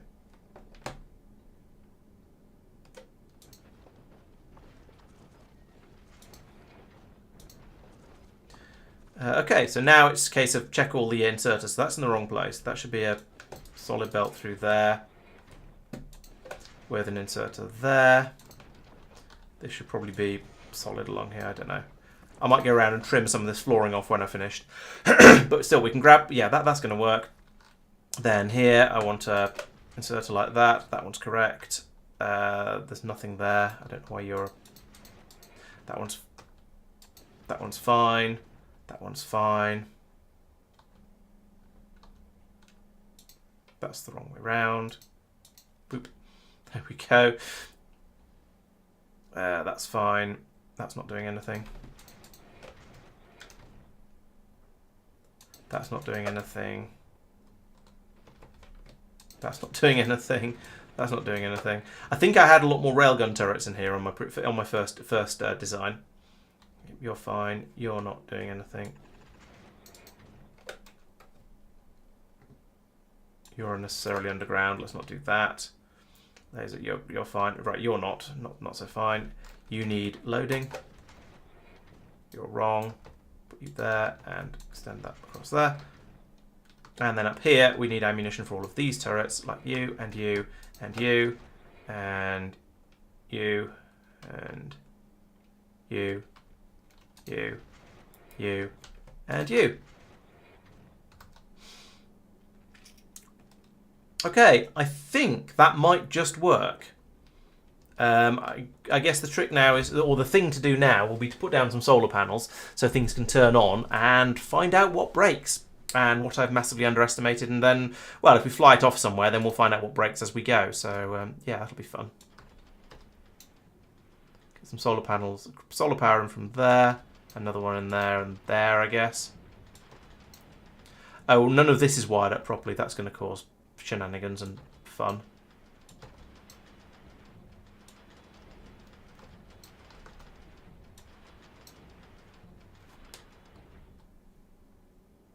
At least with all those empty gaps, I've got a bit of power generation. And now we are generating a bit of power. Not very much, but a bit of power. We made 3.4 megawatts out of... Well, that's 10% actually. That's not bad. I was expecting it to be a lot worse than that. Yeah, so we're passing out the nuclear fuel cells. Only one of them has got one in at the moment. That's sort of expected. There we go. Let's trigger that to put another one in. Stack size 1. Okay, fine. So yeah, the idea of this is once both of these burn out their fuel cell, they'll get the empties will be taken out, and then both of these inserters will swing together to load them both up again, and they'll run. Hello, Inks. Welcome again, and goodbye again, I suppose. Oh, there's some random rogue belt there. Let's get rid of that. Don't know what that's doing. Nothing is the obvious answer, but I don't know why it was there. There is still a piece of rock on the railgun belt. Oh, I missed. Let's try it again. If I break it here, Oh, then it won't be able to get... No. Ammo belt rather than railgun belt, actually, to be fair. Okay, so I haven't hooked up all of the grabbers to the signal, which is coming from over here. So we've got a green cable comes off here and needs to go to there, but it can't reach. So we'll bring it across like this, and then to there, and then that's can go to there, and I suppose there, which leads to that one. Good. And that one, good. And then over here, you're linked into this green cable that goes there, and then from here, I suppose we'll go to there, and there, and there. There. And then, are you getting, yes, you're getting a filter set. You're not getting a filter set, okay. Do we currently apparently, supposedly have enough of everything? Oh, also, I need to switch over to white inserters for... no, we just don't have the signal getting through over here. Okay. There we go. So these two grabbers on the side here are perhaps a little bit unnecessary, or one of them is a bit unnecessary. Maybe I shouldn't have put them there. I could have put an extra couple of laser turrets in or something like that, or move the grabbers out a bit further, or both actually. Yeah, why don't I do that?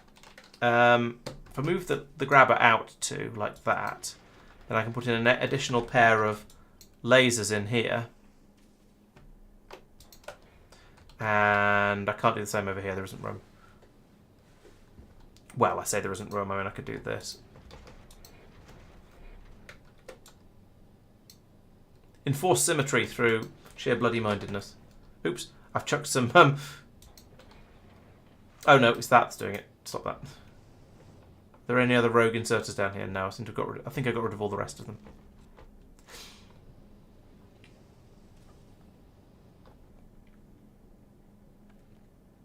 Yeah, so now there's not quite as much overlap between. There's still a bit too much overlap between these, but it's probably all right.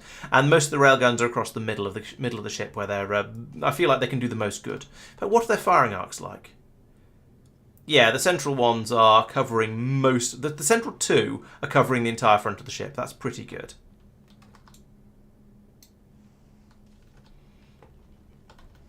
Okay, so that's that wiring sorted out. The next thing is down here, where all of these things are running merrily or possibly not so merrily.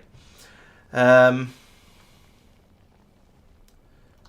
down here... Oh, yes, we've got the signals along here that are saying if there's less than 200... carbon, then do that one recipe. If there's more than 200 carbon, do the other recipe.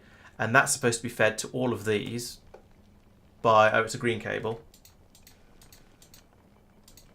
Like that. So there we go, that'll work now.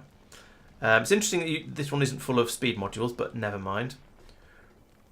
Got an awful lot of... Got an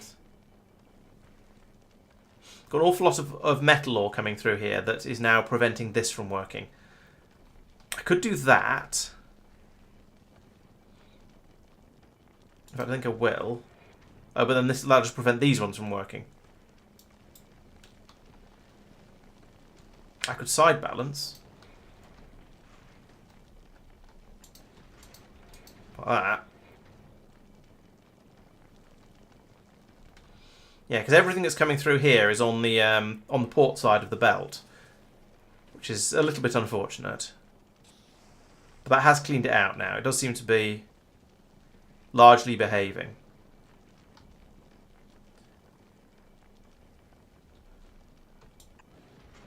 Oh. No. Something weird going on with the belts there, but that was just belt weirdness from not being placed correctly. Okay, so that's these are all now working. I've got systems along here to tell these machines to cut out when there's too much of whatever it is they go for. This should probably be sulfur, really, but never mind. If carbon is greater than 400, then output 1 carbon. What does that do?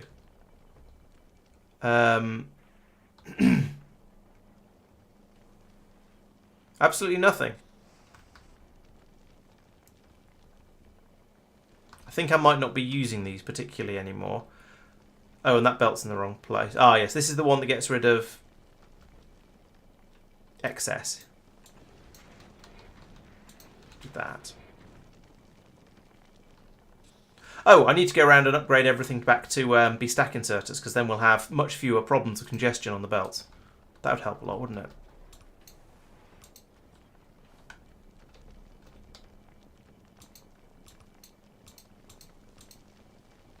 And down here as well. And here. Nope. Swap all those over to stack inserters, and then whenever they, as they get handfuls, they'll pass it all along. Yeah, there we go. There's loads of space on the belts now. And so these might as well do the same, just because it's neater. And in fact, all of... Oh no, there's no point in doing it for those.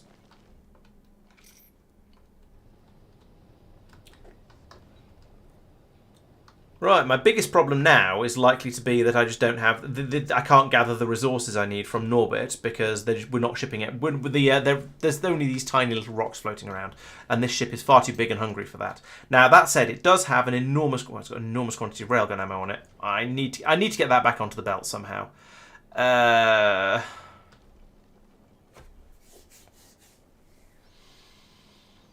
What were these guys doing? Oh, saying when to run and when not to run. Fine. I'll think about whether I need that in a moment.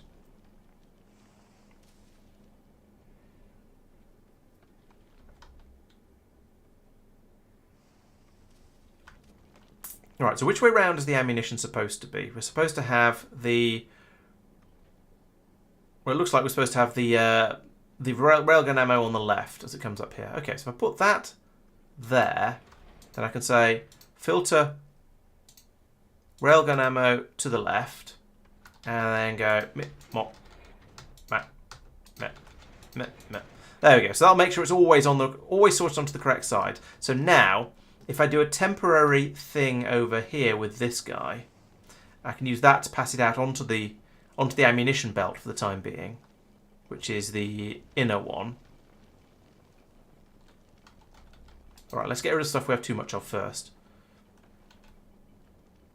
Then we can start passing the ammunition out properly. Okay, we have a massive excess of carbon apparently. That's probably trying to get to the silver. Oh, because none of these are set to ever turn off. Right, fine. Let's turn set filters off and... Can we just turn this entire inserter off? Yes, but it holds stuff. Right. Okay. So we'll let all that be passed out. And what I want to do is I want to use this inserter to transport out all of the railgun ammo and all of the rocket ammo from here and get it back out onto the belts up here. So if I now do that and that, I can then rotate that way, and so we go. There, all the railgun ammo comes out. Oh no! Ah! Stop it! Stop it! Oh, there we go. Right, and it'll come up to here. I've lost quite a bit of it, but never mind. It'll come up to here, and this will sort it onto the correct side of the belt again. So we can get all the railgun ammo back out of here as we're doing now. It's getting passed out fairly quickly. Come along here in. Hopefully, I think it's stacked. I think it's stacked.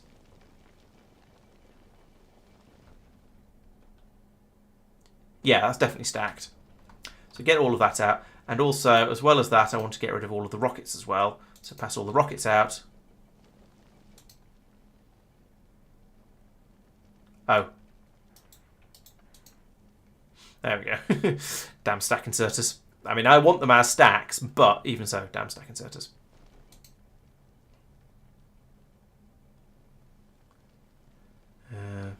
Yeah, and so we can throw all them back out onto the belts. Now, eventually they'll sort of start to gum up along here, or stack up along here. Yeah, pun unintentional. But that's fine. There's enough capacity on the belt going all the way around the outside here to hold all of these. And notice we've now loaded up all of the turrets, so all these turrets up at the top are absolutely fine. Yeah, the belt nonsense like this is certainly a thing, shall we say? But as long as it, yeah, it's because you can't put in chests and stuff, which still seems weird, but I sort of vaguely maybe kind of understand why. I don't know. But yeah, having a sushi ammo belt that just runs all the way around the outside of the ship seems like a perfectly sensible way to solve the problems. It's somewhere to store enough ammo to keep the ship happy, and also try and get rid of whatever's in the. Oh no, I didn't want that to be a non-stack. Undo. I want to use be a non-stack to get rid of the last few, but not until it jams up with the. There we go. Not until it gets to this point. Now we can turn it into a green. Get rid of the last few rockets, and the last few railgun ammos, if there's any, which there don't seem to be. Right. So now that's done. Rotate that back to there. Put that back in there, and now the ammo belt can run as normal. And then over here, we go set filters and. Was there an enable disable on here? I don't remember. I don't think there was. And also turn you back into a stacky inserter like that. I'm not sure why it's not getting any filter. Maybe we've got rid of all of. Maybe we're down to appropriate amounts of carbon now. That does seem to be a possibility. Okay, down here, this is not working. There's a belt missing there. But now we can get lovely juicy stacks of carbon and sulfur coming through, and we can start turning those into coal and then into explosives. Those 3 pieces of belt were unnecessary, so get rid of those so they don't confuse me again. And do we not have? Yeah, piece of pipe in there instead of there.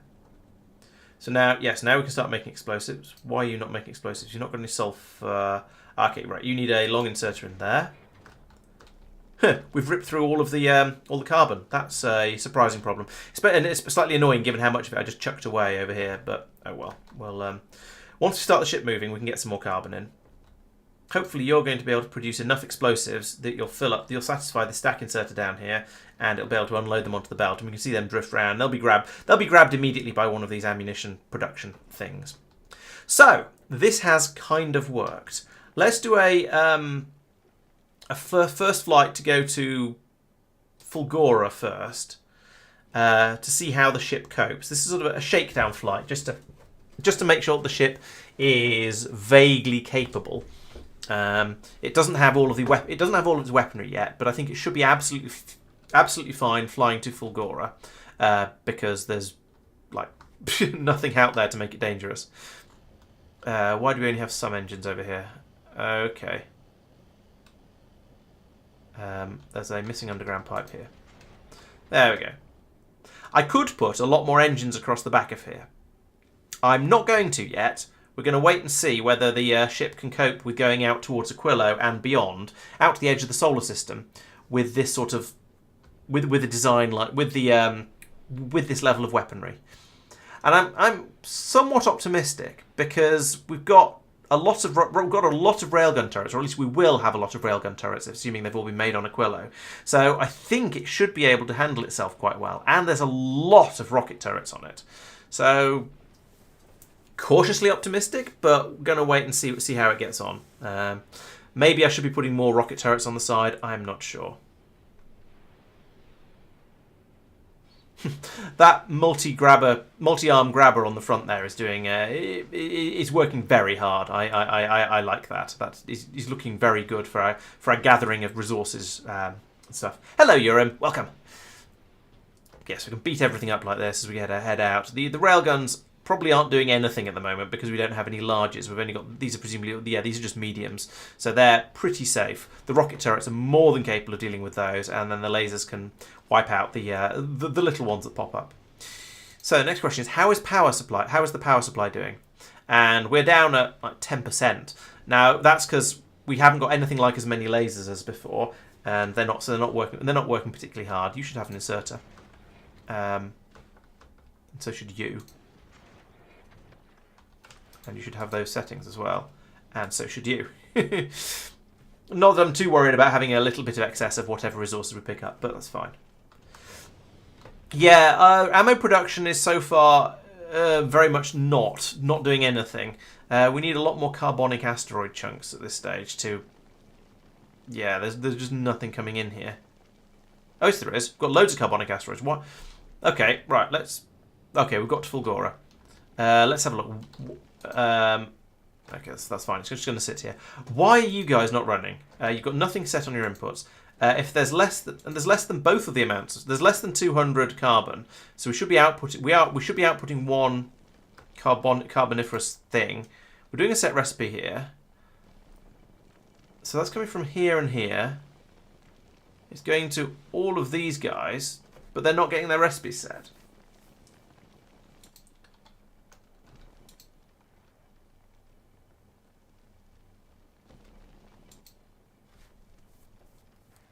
What? Why don't you work? What's that? So, on this output signal 1. Yeah, set recipe. Oops. I haven't hooked those up yet, but those only tell the system when to stop. They don't tell. Oh. Yes, they're not enabled disabled. That's why. Okay. So that's this guy down here. Oh no, that's hooked up. So that's outputting 1 green square on the red network, which is going to there and which is going to everything.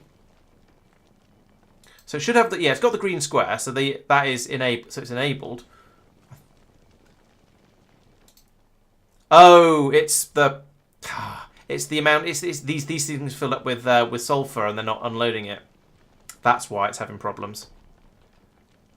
And these are all filled up with ice and they're not unloading it. That's why they're having problems. Okay.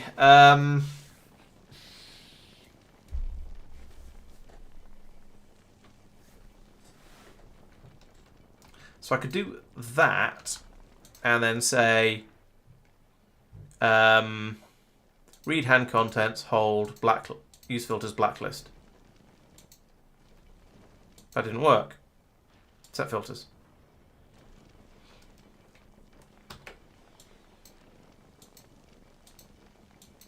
Okay, that's not quite. I mean, this sort of works. It's not amazing, but it kind of works. And down here. Okay, that's fine. It doesn't matter if they... Oh, wait, it kind of does. Alright, we'll do this one as well.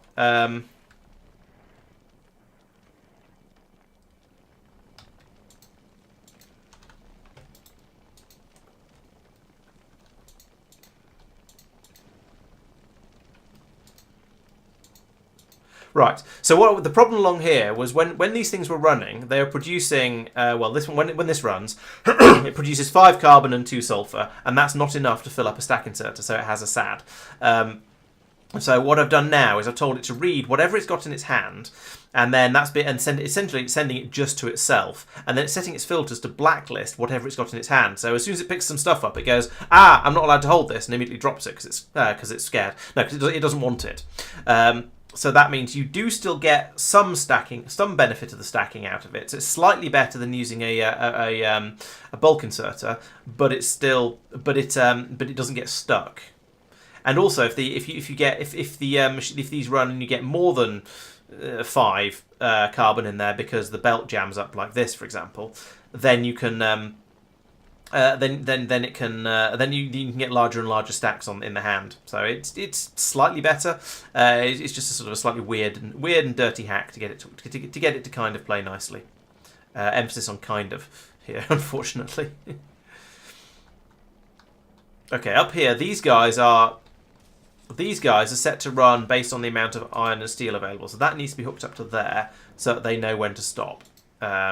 Which it has now because we've got 1500 in there. That's a bit excessive. So those are all now set to stop at the right time. Fix those as well. So you're stopping when that gets to 400. It hasn't got to 400 yet. You're stopping when it gets to 400. It hasn't got to 400 yet. Okay, so those are both fine. Now we have these ones over here because at the moment this is just going to carry on filling up with iron ore, copper. Well, actually, it's not going to. The iron ore and copper ore are going to be thrown away when there's too much of them. But that gets wasteful if there's too much of both. So maybe these should turn off. But although at the moment we're just using up all of the iron and the copper ore, so it's good to bring it in. Although the copper ore is all getting dropped down onto Vulcanus. Fulgora. So that's also useful. We might as well leave that pulling in the copper ore.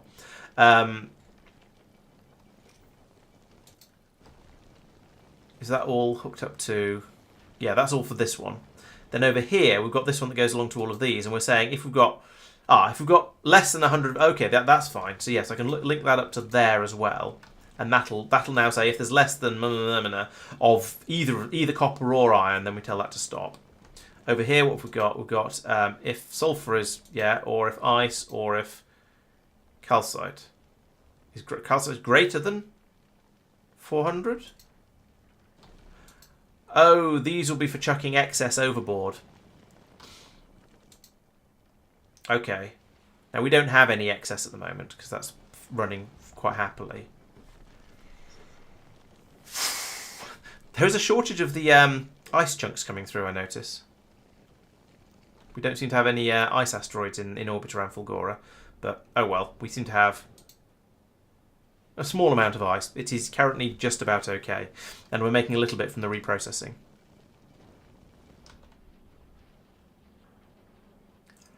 I think things are kind of working.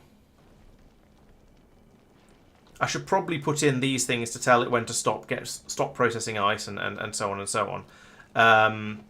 Oh no, these are just disposing of, aren't they? So down here, I've said if ice is less than 200 or calcite is less than 200, then run. And these are all linked together, so those should now all be running at the right time. And you've not got a green square there.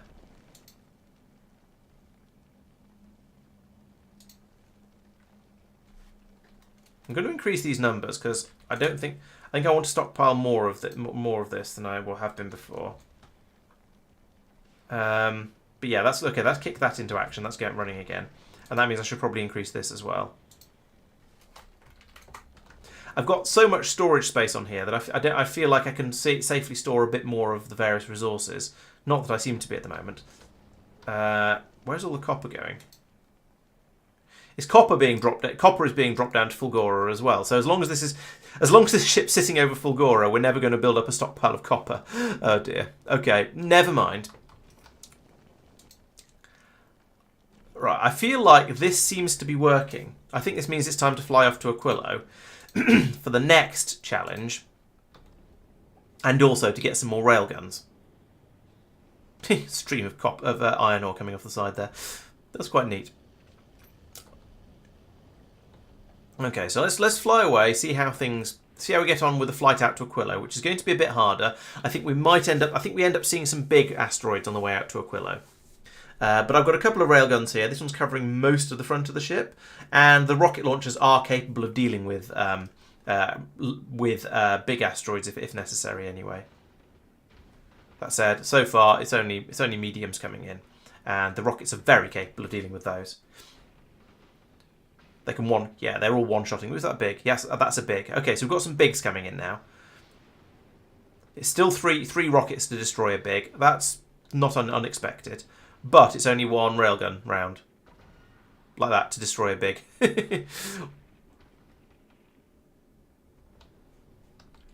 Okay, so my hope is that I can park it over at Aquilo, and we'll be able to pull in all the resources we need there to just generally keep to get the everything sort of loaded up and all of the missiles, all of the ammunition built. As we see at the moment, there's not as much as I'd like to see on here. However, I have upgraded, because I've upgraded to the stack inserters on the outputs of these. Each item we see on this belt is significantly more than there was on there before. So if the belt is a quarter full, then we've got as much ammunition as we had before. The belt is not a quarter full, I don't think, but that's what we're kind of aiming for. And it does seem that even with only 2 railguns on the front, things are going pretty well as we're drifting out this way. Now, I don't have full rocket coverage across the back. I almost do, but I think it's worth putting in another couple of rocket turrets down here to cover essentially cover the flanks, should we say? And I've not put them remotely symmetrically. Let's move you in a bit, like that. Not that it matters, but it kind of matters. and load them as well. All right, so yeah, that's provides. Yeah, there we go. We've got a nice bubble of protection all the way around the ship. So that's a little bit nicer. Yeah, so we're having to take out some large, big asteroids. Sorry, not large, big asteroids with the rocket turrets over on this side. Ideally, I'd have had that railgun and that railgun, but oh, power problems. Oh dear, massive destruction problems as well. Because the lasers have cut out. Because what's going on? Why has this all failed?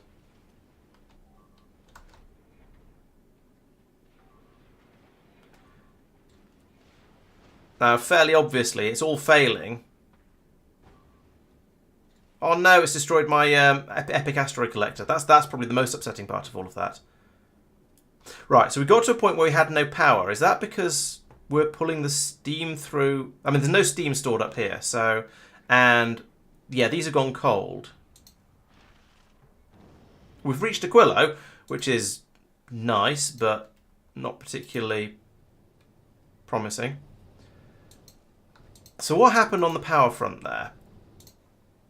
Presumably, we were pulling through the the steam turbines were just, I don't understand.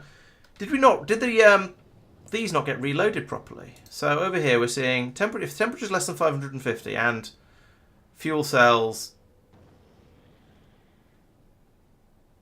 is equal to 0.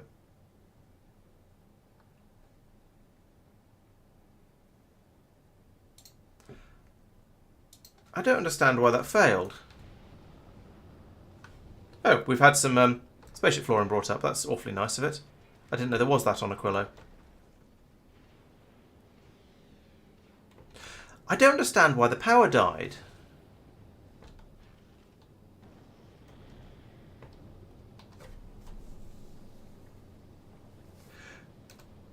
True, I could put in more inserters down there. That would solve that problem. So these run we burn through the fuel cells. The temperature goes up as you'd expect. The fuel cells got the dead fuel cells got unloaded, but then the temperature got back down to mumble mumbly mumble, and these inserters didn't trigger. And I don't understand why not.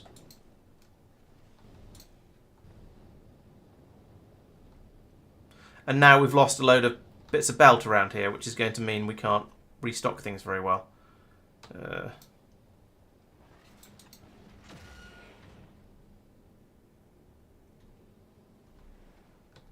is that a flooring problem? Huh.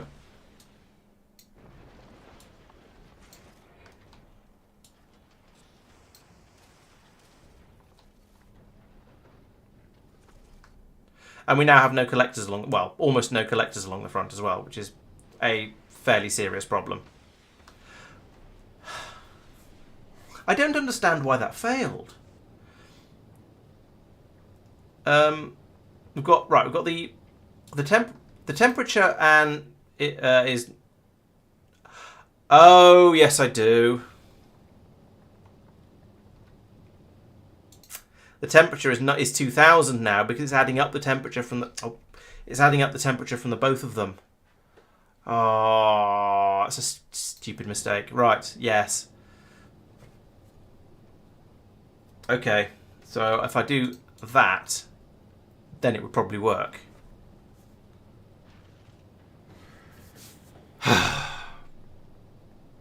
That's really annoying because it took a load of damage, broke some really expensive stuff, by which I mean that epic asteroid collector, and I'm not sure if the ship is capable of limping back now because it doesn't. Well, actually, that's not a problem. I can remove the collectors from the back like this, and to have the ones in across the front, which are far more important. I think this is a flooring problem.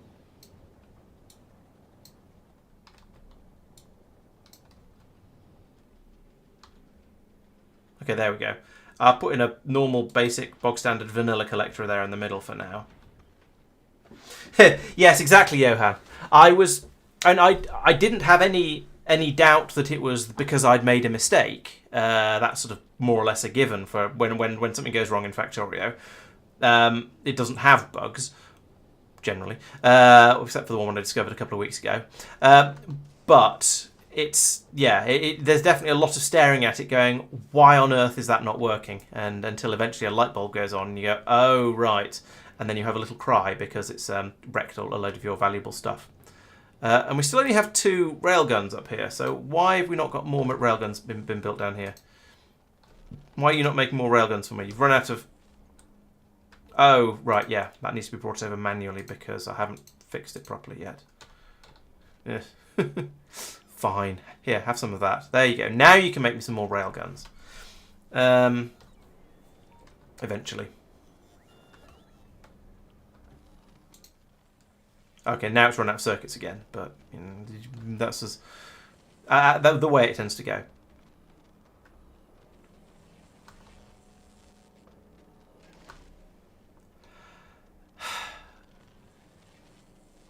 Is there any...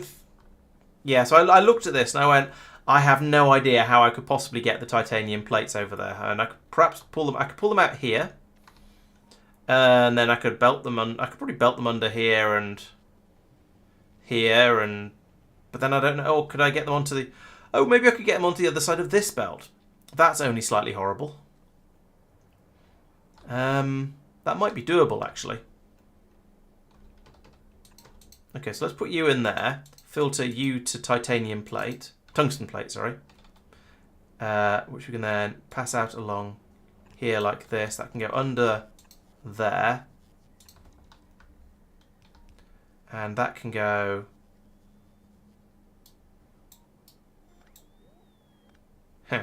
Only from there. That might be enough. It's on, yes, it'll be on the correct side of the belt for this. So I can then bring that across down here like this. To here.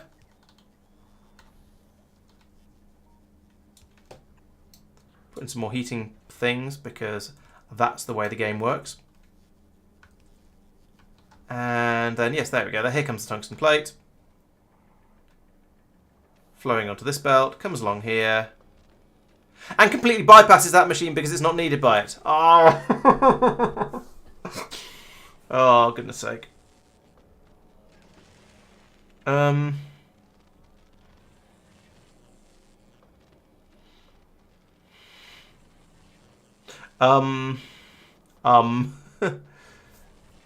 that ain't gonna work. That ain't gonna help, is it? I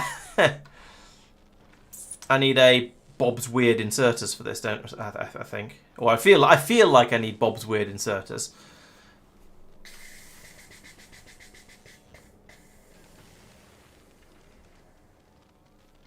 There's no space around this building for anything. I don't see how I could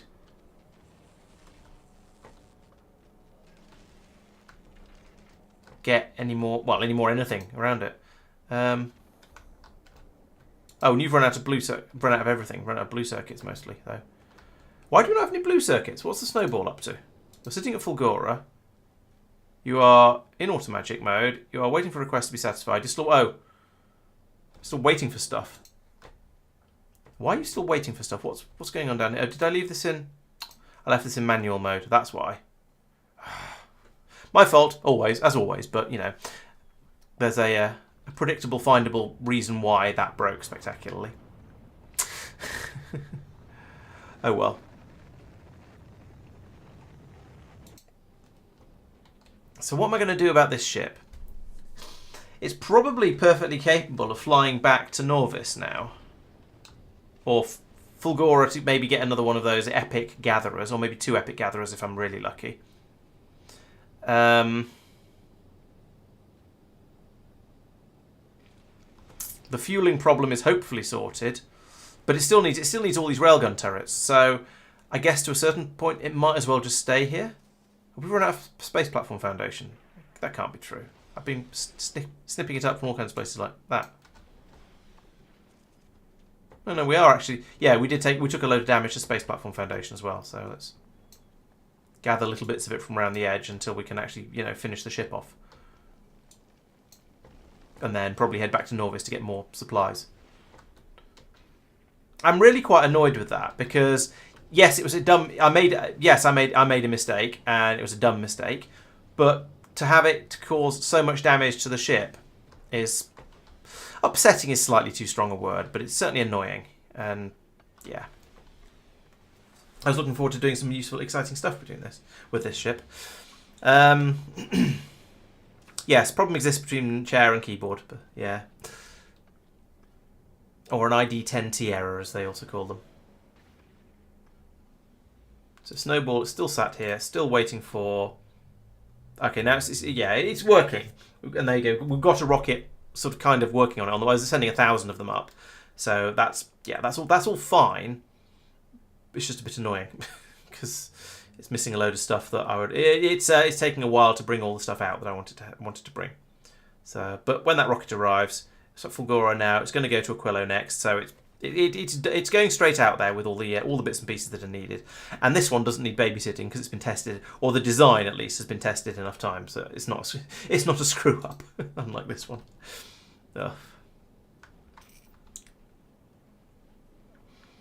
So yeah, so as we can see, the explosives are coming around in the form of stacks, and they're keeping most of the machines happy.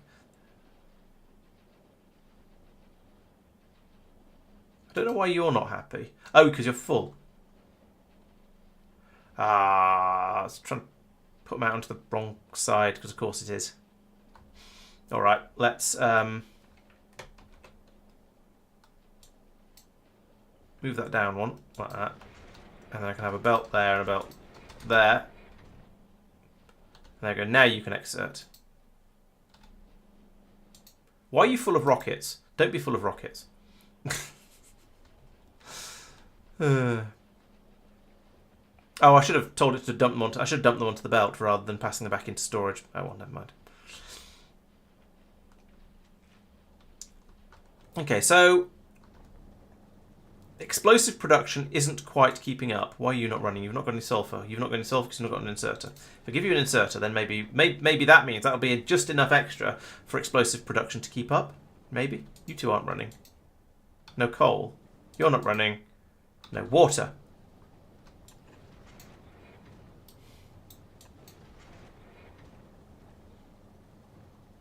Okay, so I've actually doubled the speed I'm producing explosives at now because I've got all of the machines running. In fact, it's going to be more than double because these two are ones that are affected by the beacon. So that's going to be a big help, and maybe that'll be enough to keep all the machines over here happy. We shall find out. In the meantime, well,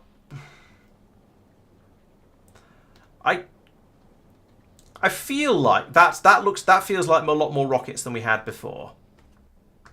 I'm not sure about the railgun rounds, but I think it feels like it's working to me. I know that's sort of just saying feels like, but that's a healthy amount of ammunition here, so I want to say I think it's all right. I don't have a great deal of evidence for this, but I want to say that I think it's all right. Whether it's going to be actually capable of producing sufficient ammunition when it's in full flight, well, we'll find out later. Why is that not a just straight through belt? I obviously copied and pasted something that couldn't be, but yeah.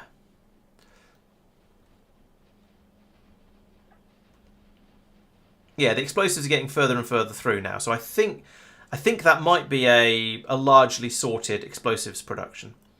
I guess one of the things I could consider now would be upgrading to or swapping to explosive rockets. We've had a bit of discussion about that as to which is better.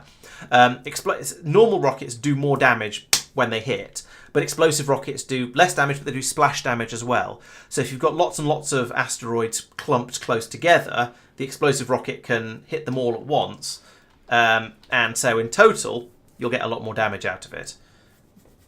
But yeah. Oh, the over the edges hub is full. We've gathered in too many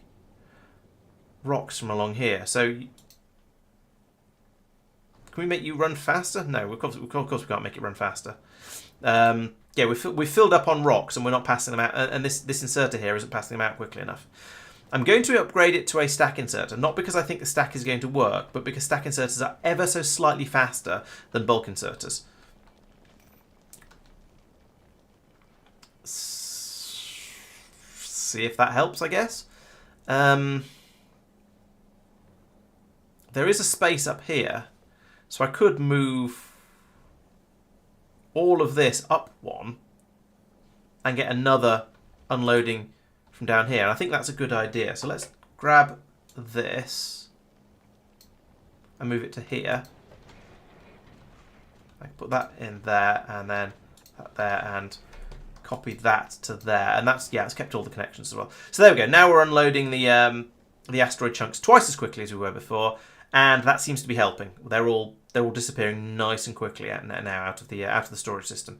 Okay, good. So that's another problem sorted, and that's because I think we've got more of the replacement recipes running down here, making the all of the miscellaneous stuff that goes into the that's passed over to here. So we've got so that means there's a lot more rocks being passed through, and therefore a lot more rocks being picked up and going into here, to the point where one inserter wasn't enough to keep up with dumping them all back out again.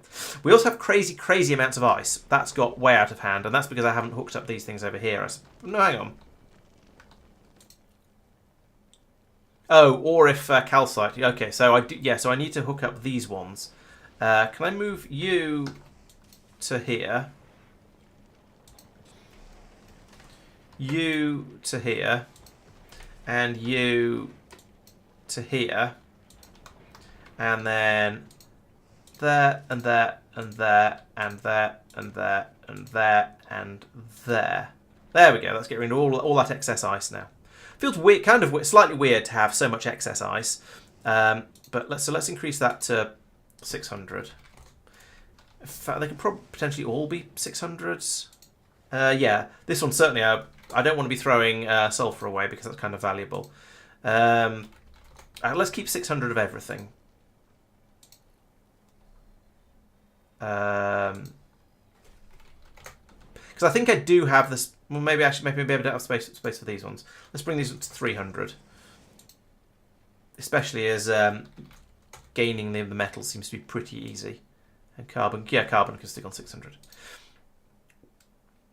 Because we're using that up at quite a rate. But yeah, now we'll throw away a load of that ice and get rid of it, because it had got a bit silly, a bit excessive. But look at that. This cloud of ice being thrown off the side of the ship. Down here, yes, ammunition is being made at a rate of knots. It's also being used up at an unknown rate as well. It's really hard to tell. I don't know whether we're... what I need to do, actually, is I need to link this up to... I need to link this belt up to something where I can then... that I can read it off. But there isn't anything you can... Oh, there is. A combinator would probably do. So if I put in one of these guys... there, and then I can link from there to there and tell that to read all, and over here, and then in here oh, there we go, there's our input signals. So we've got 2,400 rockets and 800 railgun ammo. That's pretty good. Those are big numbers. So the railgun ammo does not appear to be going up. Oh, I think there must be some belt that's not linked to the rest of the belt.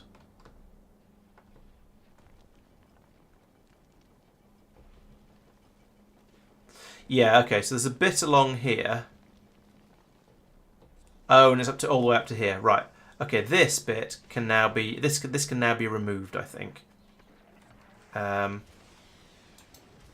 that. And that, and that. Oh, I should have flipped the belt around first. Oh, well, never mind.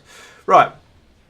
There we go. So now we're measuring practically the entire belt. There's just a tiny bit down here where the new ammunition's put on that we're not reading it. Hello, Minlex. Yes, I would say the laser turrets. Oh, and Zeroni's asking more or less the same question as well. Yes, the laser turrets are quite effective against. Ooh, another railgun arrived. Against the small asteroids. So what I've got at the moment is I've got the railgun turrets for the huge asteroids and the big ones. Then I've got all these missile turrets for the bigs and the mediums. And then I've got the lasers for the huges, apparently. That's not right. The lasers should be working on the smalls. Let's fix that. Lasers. No wonder nothing works. Lasers should be working on small, small, small, small. And... oh, no. Undo. Thank you. Paste, paste. Paste, paste. Oh, there was enough lasers on the back here. Yeah, so here we go. These are firing at big ones. These are firing at small ones. I was obviously a bit careless with my pasting when I programmed in all of the programmed all the railguns. So yes, getting back to your question, the railguns are absolutely lethal against absolutely anything. They can one-shot any type of asteroid, including the huge ones. So I've got them shooting the huge ones and the big ones because the big ones are also fairly tough. The rocket turrets can destroy big asteroids, but it takes 3 rockets at the moment, although I'm doing more explosive damage to try and get that down to 2. So they can take out the bigs and they can take out the mediums with a single shot. So they're working on those. But I feel it's a bit of a waste to use rockets or railgun rounds on the small ones. So we've then got the lasers tidying those up as they come in. So as you can see, the railguns occasionally plink off when a big one comes in range, as is about to happen with this one. Like that. Then we have the mediums come in, and the rocket turrets will merrily deal with those. And then the laser turrets at the back will take out any small ones that are left like that. And then with the grabbers can deal with the little bits of chaff that are coming in. So yes, it works quite nicely as a sort of as a production in depth, defense in depth, where each row of each type of turret has their own sort of specialties. The only risk really is if rocks try to come in from the sides over here, because there's no railgun turrets down here. So that's a risk. And yeah, the without gun turrets seems to be absolutely fine. I was quite seriously considering putting some gun turrets on this ship, so I'd have a various different levels of defences essentially, and I'd have the gun turrets for if the lasers weren't capable of dealing with something, or the rocket turrets weren't capable of dealing with it. But to be honest, it seems to be absolutely fine. Although I do seem to have all my ammunition going onto the same side of the belt here. What the hell's going on? Have I done something stupid? Or rather, where have I done something stupid? There's too much for it to be from my little bit of fiddling with the side swapper.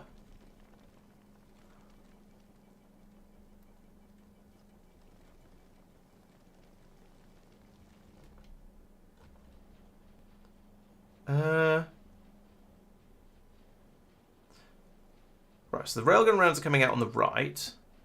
Fine. The rocket rounds coming out on the left from there. Oh, here we go. These rocket turrets rocket things are putting them onto the wrong side of the belt. Ah, okay. That's where I've got. Yeah, those are on the wrong side of the. No, they're not.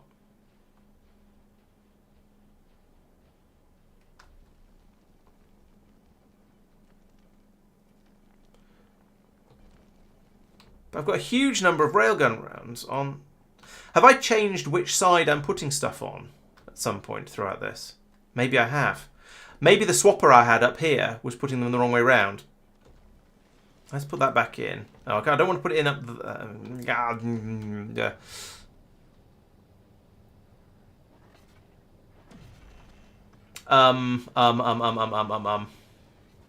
What am I doing here? Right, let's move that to there. And no, let's move that to there rather. And that to there.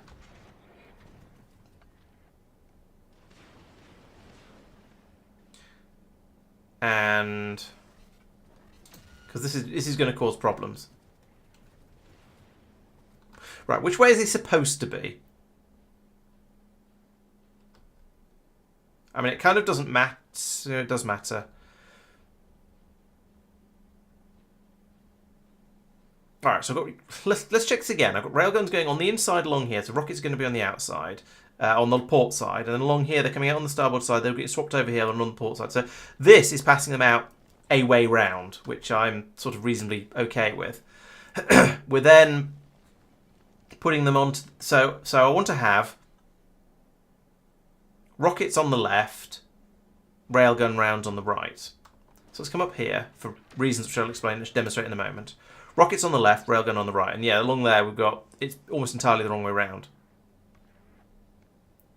So put that there. Let's say I said rockets on the left, jokers to the right.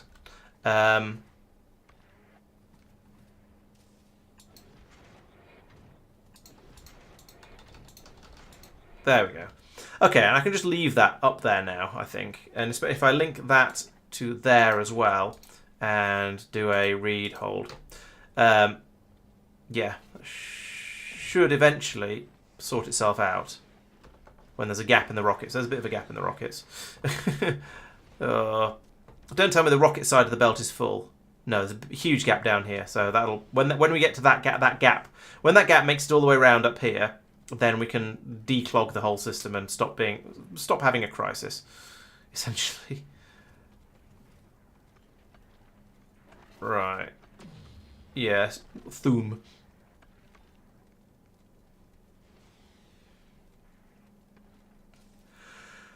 Okay, there we go. I think that's now fixed it. So we've got rockets on one side, we've got railgun ammunition on the other side, and never the twain shall cross. I think I must have just when I put in the swapper in before, I think I must have got the wrong way around. But the reason I've done it up here instead of down there where I did it before is now I can link both sides of the splitter into this combinator and find out that we now have 3,000 rockets and almost 900 railgun ammo.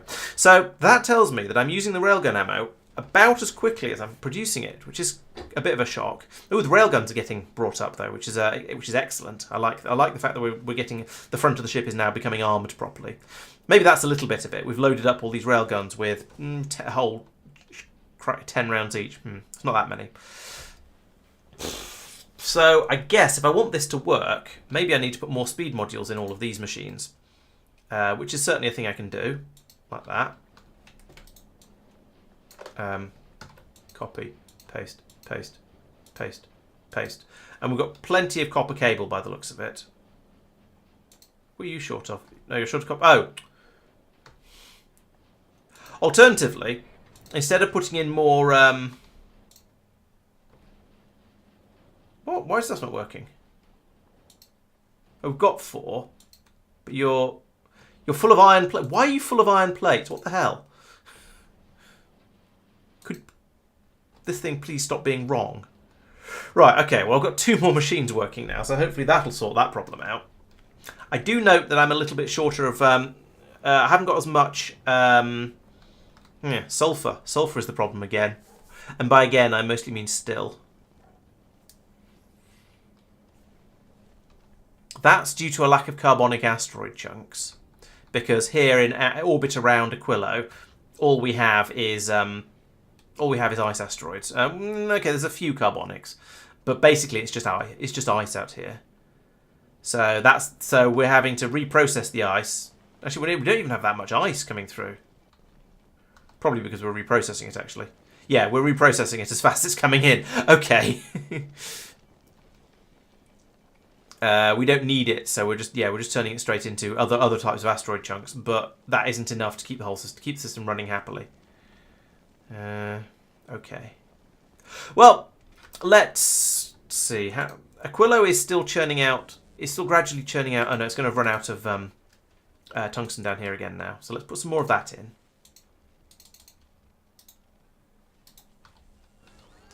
That's still not going to make any more because we're still waiting for more quantum processors. But we've made some more railgun turrets. I think it's time to take the Edge back to the mainland, back to Norvis to get some repair packs. I don't know why it didn't get repair packs. Actually, I thought I ordered some. I did, and we didn't get brought them. Or either that, or we've churned through them all very, very quickly. I'm not quite sure which. And to get any other bits and pieces that we need. Although I think actually the only things we're short of are railgun turrets. Yeah, only thing we're actually short of now is railgun turrets. We've managed to rebuild everything else, although I did steal some of these from down here. So let's put these back in as ghosts. And try and get them... Oh, actually, I've got some. I was only down 2, apparently. Down 1? Oh, I wasn't down any. It was only the flooring, so I didn't need to pull those up. Okay, I'm very bad at telling when I need flooring and when I need actual buildings, apparently. Okay, so that should now all sort of essentially work. Let's fly it. There's no point in flying it back to Norvis, really, is there? The only thing it's missing from when I originally spec'd it is is a much better asteroid collector here, and that is in theory being made on Fulgora. It's not, because we don't have any of this. We don't have any low density structures of the required quality, and we need 20 of them. And during the whole, how many hours I've been streaming? For it's 10 o'clock already, blimey. 2.5 hours I've been streaming. We've made a grand total of 7 low density structures of the quality I wanted to make it at, and 4 of a higher quality. That's pathetic. There is quite a lot of high quality copper down here. Maybe I should try making an epic one, legendary one. All right, let's see if we can make some legendary low density structures instead. See how that gets on. Feels a bit overly ambitious, but you know, I'm prepared to give it a shot. And then over here, we can try and make a legendary asteroid collector, and promptly get that destroyed as well, no doubt. But we'll give it a try. Which means I'm going to need to make legendary blue circuits, and therefore all of the stuff that goes into that.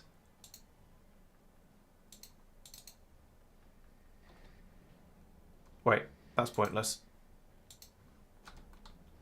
Needs to be this one, because this is where the acid is. Yeah, legendary blues, please. Are you linked there? You are not. Right, so you, I would like to read ingredients, and I would like you to set requests. And there we go, and trash unrequested. Good. So that'll allow us to we'll bring in the high quality circuits if we have any of them. I don't know whether we have any high quality green circuits. I'm probably going to have to make those down here. So let's make some legendary greens. See how that goes. You're not connected either.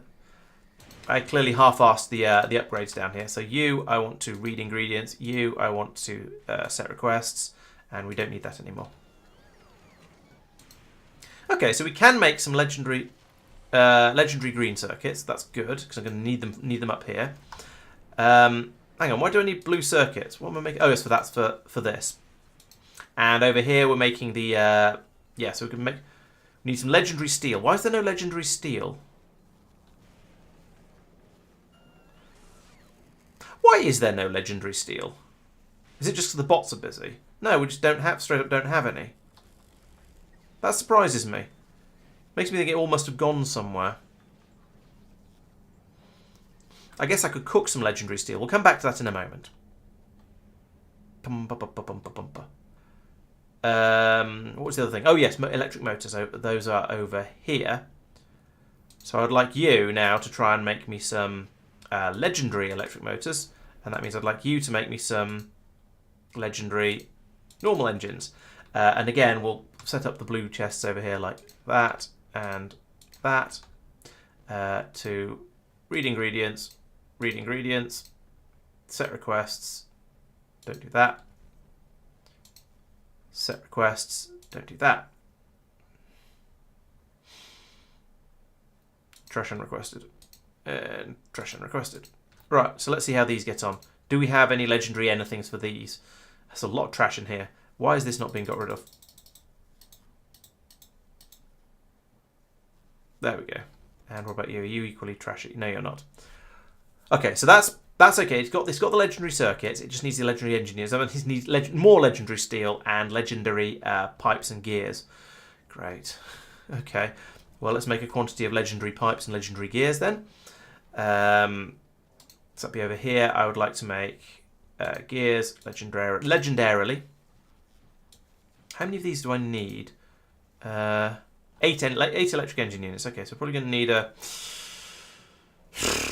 I don't know, several of these gears anyway. So we'll make a few of those. Okay, damage upgrade 13 will allow me to do 2 shot big asteroids. That's nice. It's not really happening at the moment. I'll go and check on why that's not happening in a moment.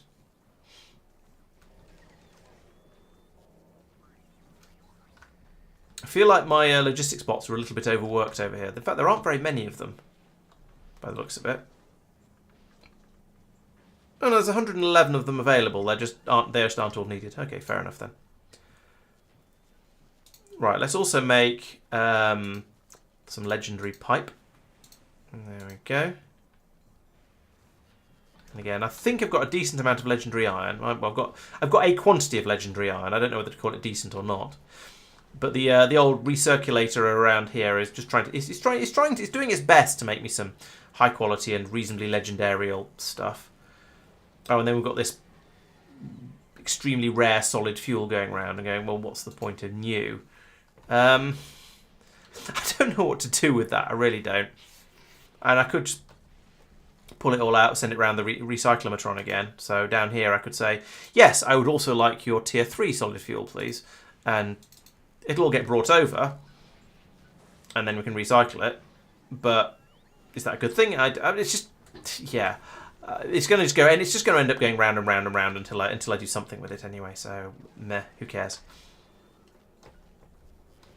Right, how are you getting on for blue circuits? You've got 10 of them. That's enough to make 2. I think that's probably sufficient. So let's tell this one to stop now. And that probably means let's carry on until it's at least made a few that aren't being taken away, because I think I need those for the electric engines as well, don't I? Up here, yeah, we've got 4 in so far, but we're going to need more than that. So we'll let that run. It's still the steel now that's the problem. So where is all the legendary steel going? Because there's the steel coming through here, and it's getting theoretically upcycled.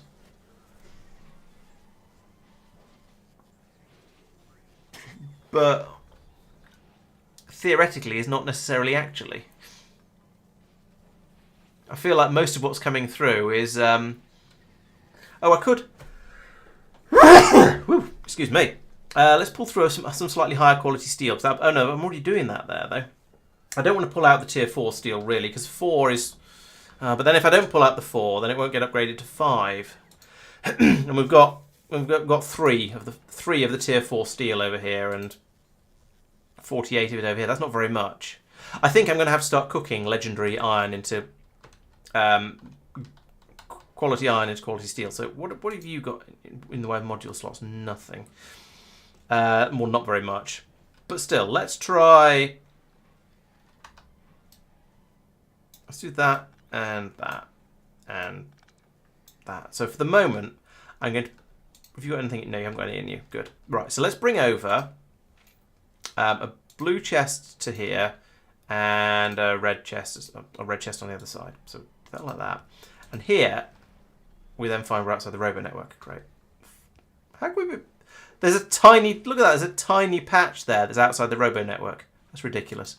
At least that's hopefully an easy fix. Right, so I want to call for iron plates, but I want them to be... Actually, can we just bring in legendary iron plates and cook them into legendary steel?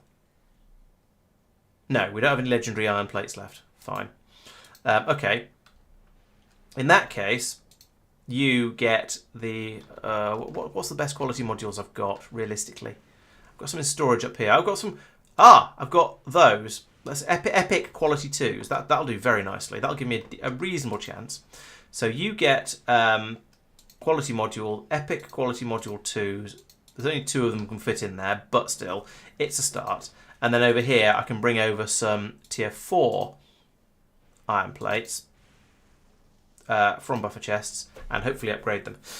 I didn't do the buffer chest thing before. How is there not any tier 4 iron? Oh, because I haven't got the roboport in place yet, and we don't have any roboports. Oh, goodness sake. Oh, I'm on this planet. I might have some roboport. I'm on this planet and I have some roboports, I'm fairly sure.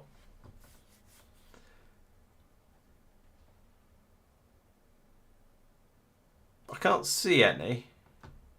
Oh, yes, I can. There they are. Put that in there. Right. So there we go. There's tier 4 iron going in. And hopefully, at least some. So what are my probabilities here? Quality 7.6%. That's not very good. Let's try and put some...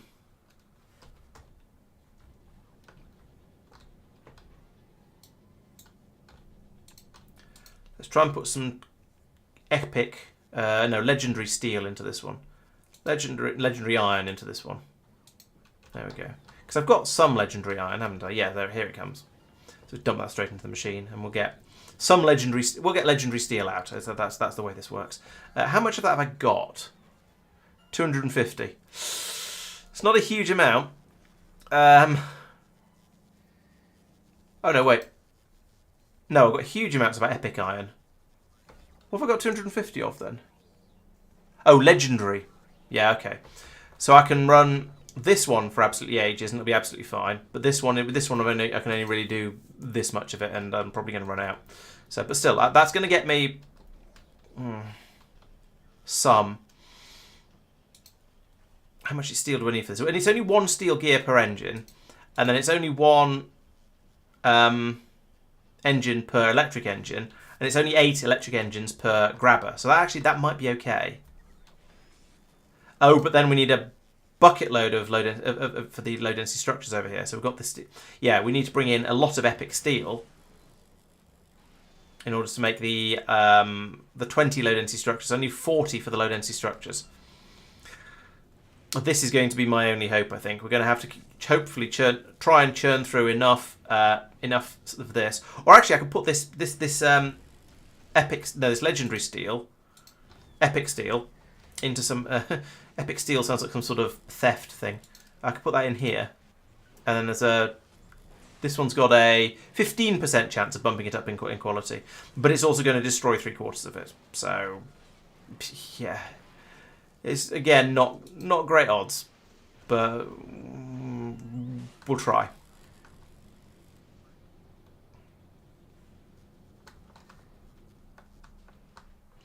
How are we getting on there then? That's my next question. So I've got up to 4. So I've got 4 of the epic engine units. I have set up an upcycling system. It's just crap. That's what this is. This is an upcycling system. It's what I should do. I don't disagree. Is go over to Vulcanus and set up something there that just makes epic, legendary. In fact, you know what? Let's do that. While I'm sitting here on my sitting around going, nah, let's actually just let's set it up. So over here, I need basically this system again.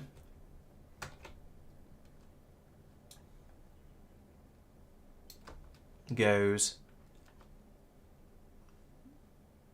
Okay, it doesn't go there because of a weirdness I've done, but okay, it can go there instead. And then I'm just going to deselect the recipes for a second. Right, you're going to be making tier 1 quality modules. You're going to be making tier 2 quality modules, and they're going to be going out into here. This belt carries on like that.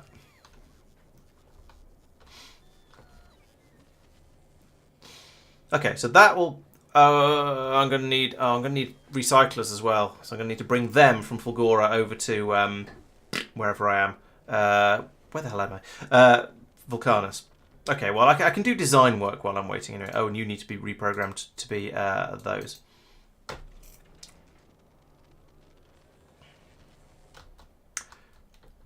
Right, so let's take the snowball, because that's the one that goes to all of the different planets, and it goes to them in the wrong order typically.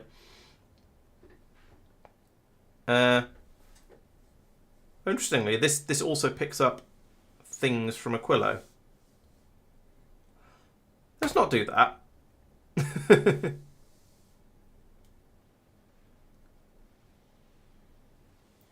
This should be an any request 0 departure, I think.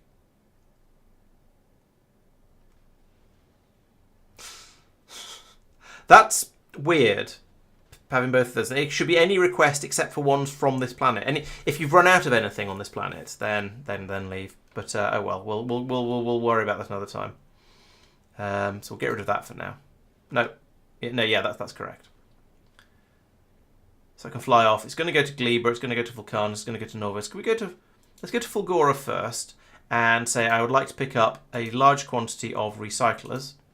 I don't even know if I'm making them in large quantities on. I don't know if I've even automated the production of them on Fulgora or not. But we'll grab some from there because that's where they come from, and then we can go over to Vulcanus and unload them there. Why are we going to Gleba? I thought I said to go to Fulgora. Oh, there are separate routes. There's a route from Aquila to. Okay, I tend to think of them all as being strung out in a line, like they were in space exploration. But no, they're actually in a sort of a grid shape. So, oh well. Right. Meanwhile, on Vulcanus, up here then, I guess, because this is where new stuff goes. What I want to do is have a foundry. And I'm just going to produce high quality basic ingredients for the time being. And I'm not going to run this particularly quickly for now because I don't think I need to. But I reserve the right to speed it up in the future. So unload there. Goes onto a belt. And we put in splitters saying, this is going to be copper, so to start with. But actually, it doesn't matter. We'll say anything of tier 1 goes out to the right, and then that'll go up a belt like this, which goes into a recycler.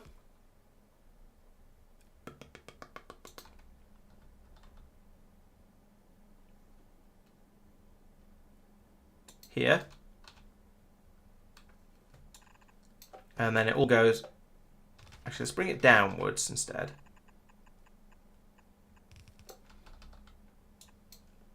And then everything comes from here onto here, back to here. If you've been upgraded, you come through here and then... Well, essentially, we're going to have exactly the same thing again. That. It would help if I put in the inserters, then there'd be less copying to do later, wouldn't there? Like that. And this one is going to be upgrading. This one's going to be dealing with anything that's tier 2. Hang on, no, there's no point in doing this at all unless I actually care. Right, so what I actually want to do is filter out anything that's legendary to the right, to the left, and then just upcycle everything else. There's no point in having multiple tiers unless I actually decide I want to have multiple tiers. I suppose I could do yeah. So then that pours everything back down here. This doesn't even need to exist. This just needs to be chucked into a box. This comes back around here. It's fed in here, and we input priority from the left. So everything will just go round and round until it comes out at top tier. That's trivial. And we fill that up with those modules. And I put them into everything goes into a green chest on this planet, I think. There. It's as easy as that. Okay, power would be a good idea as well. Put that in exactly the wrong place.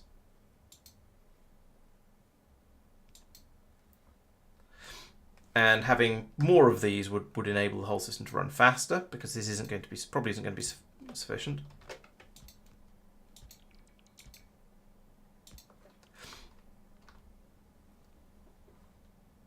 Oh.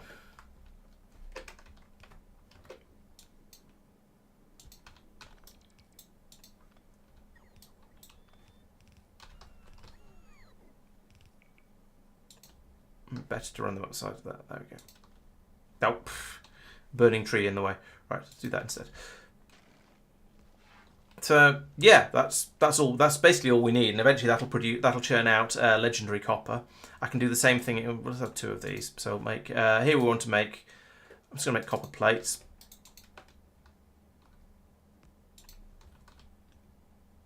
On the far side, there's the near side. Okay, that's fine. And then copper. I've got a copper supply down here somewhere. Yep, here it is.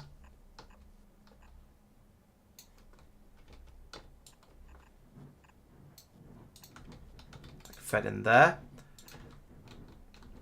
And I'll... Oops. And I might as well do the same with iron as well. And steel. So copy that, put it in here and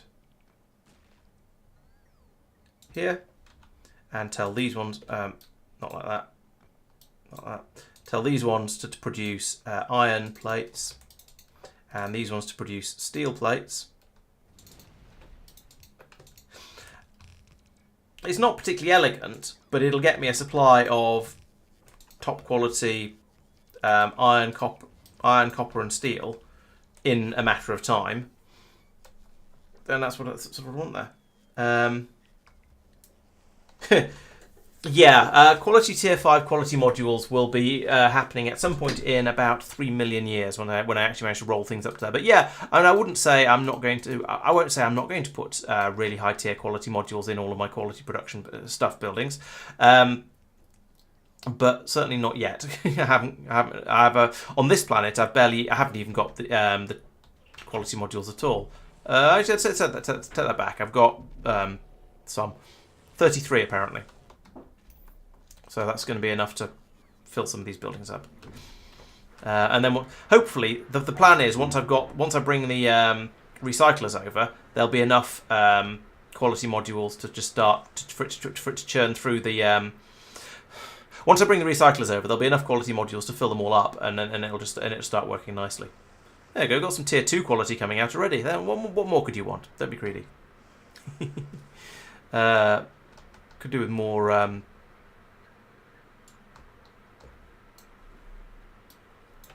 What do you call it, though? Substations to power. What? Why is nothing in the right place? Fine, putting another one over here. Oh, I see. It's because dipping down. Yeah, I'm leaving gaps in the power coverage. Fine, that's okay.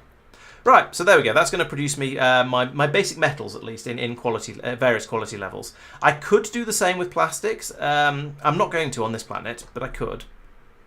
Maybe I'll do that on Gleba, and then I'll just sort of, when I want legendary metals in various places for whatever I want them for, I'll ship them out and deal with it like that.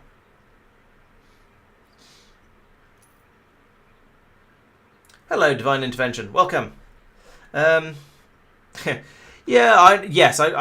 Fulgora is producing some quality stuff, but to be honest, I kind of regret it. Regret is too strong a word. I wouldn't do it like this again, because all this is doing is creating large amounts of quality miscellaneous junk in here, which, yeah, okay, I can grab some of it and I can turn some of it into better resources and so on. It's not all necessarily bad, but it's also not particularly good either, and it just jams the system up. Whereas down here, I've got a low quality recycling system. It's just producing loads and loads of scrap. I'm using what I want, recycling what I don't want, taking what I do want, like copper, out of that, and then just passing. And then this is just easier. I'm not trying to pull out, and it doesn't get jammed up with higher quality stuff because I've been trying to do something clever or anything like that. So this system, I think, is much better. This is a much improved system. Although it's not actually producing pink science at the moment, it's only producing yellow science and blue circuits. But the thought is there. Right, so back on Vulcanus. Yes, this can run, and eventually, where's the snowball? Snowball is on its way from Fulgora with its cargo of recyclers. Fine. Well, it's halfway out to Aquilo now, so let's just let it go, and it'll get over to Vulcanus eventually. If I go over to Vulcanus now, I can say I would like to request some recyclers here, please. Recyclers. That's that one. Let's have all 60 of them. There we go. I've also got a load of blue circuits in here, which kind of shouldn't be here, and they aren't being requested. Okay, that's all right then. They should be being passed up and used by the rest of the factory, but to be honest, at this stage, I feel like the effort of getting them out of the landing pad is going to be annoying enough that it's probably not worth bringing them up the rest of the factory. Although here's the belt. There is a space over here. Yeah, you know what? Let's do it.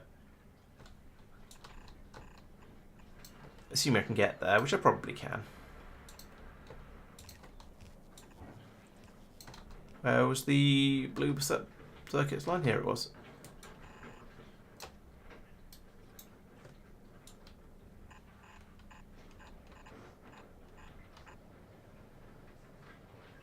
Perfect. And then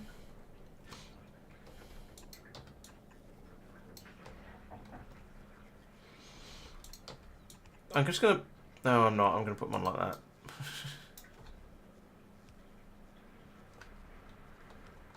Don't think that's going to... No, it's going to put a lot more blue circuits into the system, but I don't see that as a bad thing. Ah, yes, and then down here, it'd help if I actually took them out of the machine, wouldn't it? So that was going to have a filter set to blue circuits, and there we go.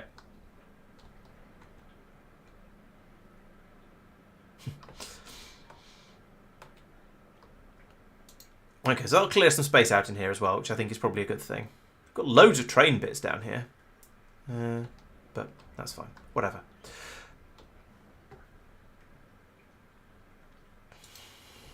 How's edging going? Oh, okay, we only need one more railgun turret over here. That's quite good.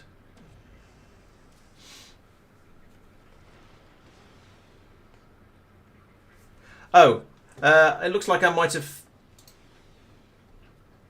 Okay, Twitch has randomly changed my stream title. That's the 6 games connected together was last Sunday. So yeah, that was last Sunday's stream. So it looks like today's stream has not been, for some reason, has not got the correct title, which is weird because I edited that for Monday's stream, and so I don't know why Twitch has changed it back again. Let's fix that because it should say this. Thank you for pointing that out. I had not noticed that the title was wrong, but now it's correct. Now it's fixed. So yeah, back on Sunday we used the Archipelago randomizer. So we had 6 different games, 6 players, and with various unlocks behind in different people. The unlocks and power ups and things were scattered across all the various different games. So that was good fun. But no, that's not what we're doing now, or not what I'm doing now. And in fact, nobody else is either because they're all going off doing their own things. Okay, still waiting for circuits. No, she's waiting for fluoroketone. Interesting. Didn't realise I ran out of that. Is that something I should be worried about?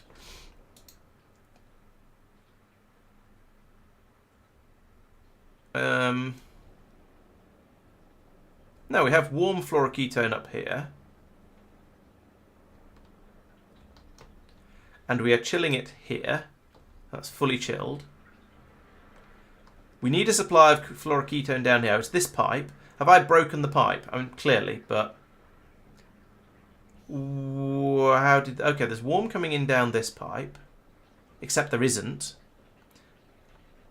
This is one of those how did this ever work moments. Obviously, I've broken a... I must have removed this underground pipe here somehow at some point. No idea how I did that. But there we go. Have some fluoroketone. Now we can start making circuits again. I have no idea how or when I broke that because it's been working quite happily all of today. So it must have been in a previous stream, but I don't remember messing around in this area. So that's very strange. It was absolutely fantastic. Divine. We'll be playing. We were going to be doing some more of it because it was so good, and I'll probably make a video of it as well. But if you're interested, check it. The VOD of the stream is available on the YouTube channel and on Twitch as well. I think Twitch VOD sort of work. But yeah, check it out because it was really good. I can strongly recommend it if you can wrangle sort of 6 friends or a handful of friends together who like and you like a decent selection of those sort of games. Then yeah, it worked really well. Okay, we're waiting to try and make some more rockets before we leave. I wonder which request is 0. It doesn't actually tell me. Oh well. So yeah, need to make another 42 rockets before the ship is allowed to leave. Oh, they're coming in bursts, which is interesting. There we go. Now it can go. Oh, it doesn't have to be Factorio. So we had, let's see, we had I was playing Factorio. We had Tristan was playing Minecraft. Pete was playing Pokemon Red, Chloe was playing Yoshi's Island, and Sophia was playing Super Mario something or other, and I've missed one. Mike was playing Subnautica. So they've got quite a range of games on their website that it works with. I think next time I'm probably going to play the original Doom game because that's one of the ones that's available and I have nostalgia towards it. So yeah, there's lots of options of games on there. So check it. Yeah, I'd say check it out if you fancy it. You can even produce just a randomised game for yourself where it shuffles all of your own researches or power ups or whatever around, rather than necessarily having to play with friends. But like most things, it's a lot more fun if you have someone else to play with. Why is science, or why isn't science, more importantly? Whites what? How we run out of white science? What the hell? What is going on up here? Why are you sad? You've not got any ice. Why have you not got... What is going on here? What are you doing? How has that even happened? Is this due to productivity boost or something like that? I have no idea. That's very strange. I guess I could link that to there and read contents and tell that to only run when icy chunks... Icy chunks? No, they're in space, aren't they? Icy chunks, these guys, is less than 2. Because then we'll use up these ones first. But that's weird. That should not have happened. I've had quite a lot of these systems on various spaceships in all kinds of places. They've been running absolutely fine and never broken. So unless it's because I've increased the product, it's probably the productivity boost. It's causing us to create more oxide chunks, as well as making more ice, I guess. That's interesting. That if so, that's an unexpected side effect. But we can start making white science again now, which is going to allow the science to science once again. Which would be nice. Yes, but it should alternate back and forth between the two of them, because that's how Factorio works. That's the rules. And there's a 20% chance of producing an oxide asteroid chunk. However, it's also possible that... Oh, we're very short of electricity. I should do something about that. It is possible that the productivity boost is, yes, it's plus 92%. So, but then even then, it's only 40% chance of producing an oxide asteroid chunk again. So it should still be okay. It clearly wasn't, but it should still be okay.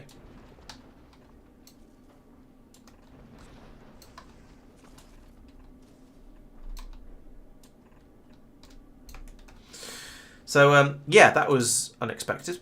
We're also trying to use 14 megawatts, and we have 5. So that's a problem. Oh, it's because I filled all of these guys up with speed modules. That's a little greedy of me. Can we have some more... yeah, more of that, please. Come on, Novice. You know what you got to do. I'm going to lollipop another spaceship. I'm not sure I agree, intervention, or whatever I should call you. It feels weird to use the whole name, because this is a 20% chance of producing an oxide chunk, and so even if we have 100% productivity boost, which we virtually do, then there's a 40% chance of producing an oxide chunk. So. And then we've got 2 inserters over here, so it should essentially alternate between which one it takes from, because that's how Factorio works with inserters. And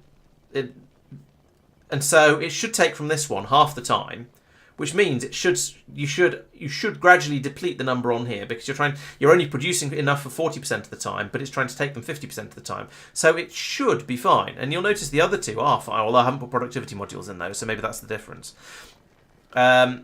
Yeah, so it is weird. I'm producing additional ice chunks over here, sure, but... In fact, why did this jam? Oh, power problems? It shouldn't matter that this one was jammed, because we're producing ice over here as well. But I do wonder if it's to do with the power shortage. And over here as well. So we've got loads of places where we're producing ice. I'm a bit puzzled. I don't really understand why that broke. But clearly it did break. So, yeah. I don't know. Oh, these have all jammed up because there's too much calcite. Yeah, see, these guys have been perfectly happy. Passing it back and forth, which is exactly the same thing as this, but admittedly with slightly larger buffers between them. But yeah, I need to start disposing of this calcite if there's too much of it. So let's link to those and say if calcite is greater than 500, then be active. Doot, doot. Spin around, spin around. Oh yeah, setting up filters would be a good idea, wouldn't it? First, actually, spin you back round again. Unused filters. There we go. So actually I want to filter it to calcite. Calcite.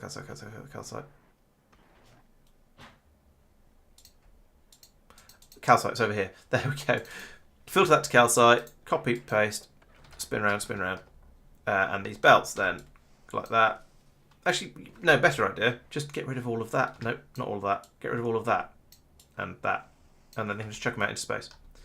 And then you, don't enable, disable. Because I want the, no, that's wrong.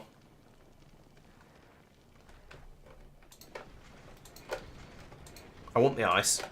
So previously I wanted the calcite and not the ice. Now I want the ice and not the calcite. So actually to set you to watch for ice being over greater than 500, and if so, unload ice. So there we go. We can use these to chuck away, and if we get too much of anything, we can use these inserters to chuck away the excess. But while we've got a sensible amount, we can pass it through here. How is the power doing?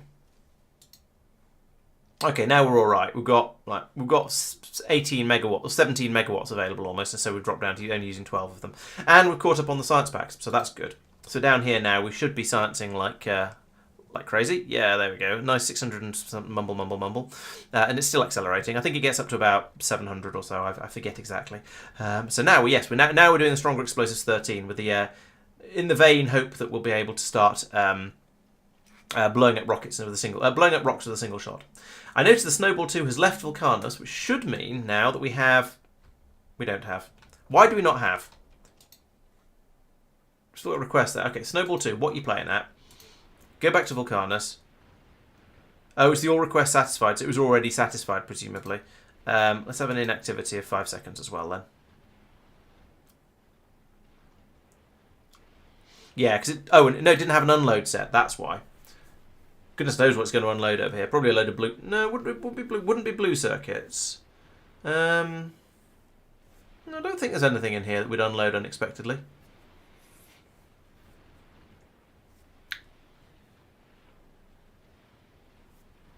We'll see though when it gets there. But yeah, I want to get those recyclers out of the ship and down onto the ground where they can do some good and they stop taking up space in my valuable snowball ship.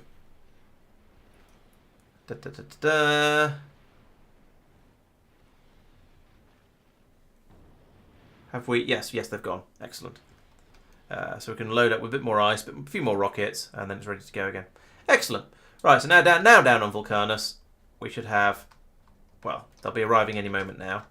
Yep, and some other stuff as well. Here come the construction bots. Dumpty.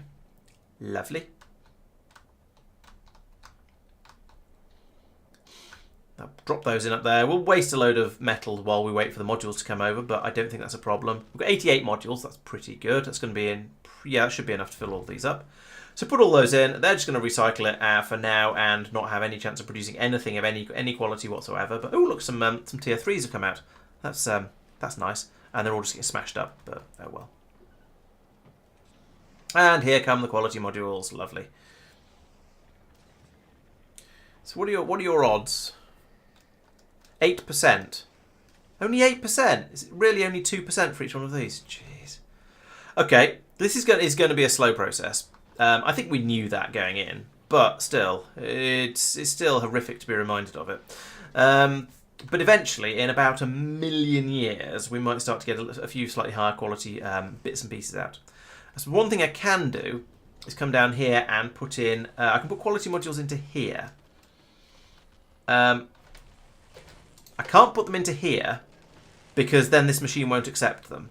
But I can put 2, 4, 6, 8. I get a 10% chance of getting higher quality modules out, which will at least be an improvement, I guess. Hello, Avidai. Welcome. Hey, a new person. Great to have you here. Thanks for joining. Yeah, I'm currently messing around with quality stuff, which is well, quality. I don't know if Quality Street is a two-way road or not. That was going to be a chocolate joke. I just couldn't. I couldn't find it. It wasn't working. Have we made a? We've made another. We've made a legendary asteroid collector. Okay, let's turn these things back off now because they are a horrendous everything. So now let's get the Edge and fly it back to Fulgora, because I want that. I want that legendary asteroid collector, and I shall try not to break it this time. Yeah, because that was a bit clumsy last time. But we'll try not to break it. Yeah, I looked at the level 3 recipes and went, so I mean, this one required. Actually, that only requires tungsten carbide. Tier 3 speed modules isn't too bad.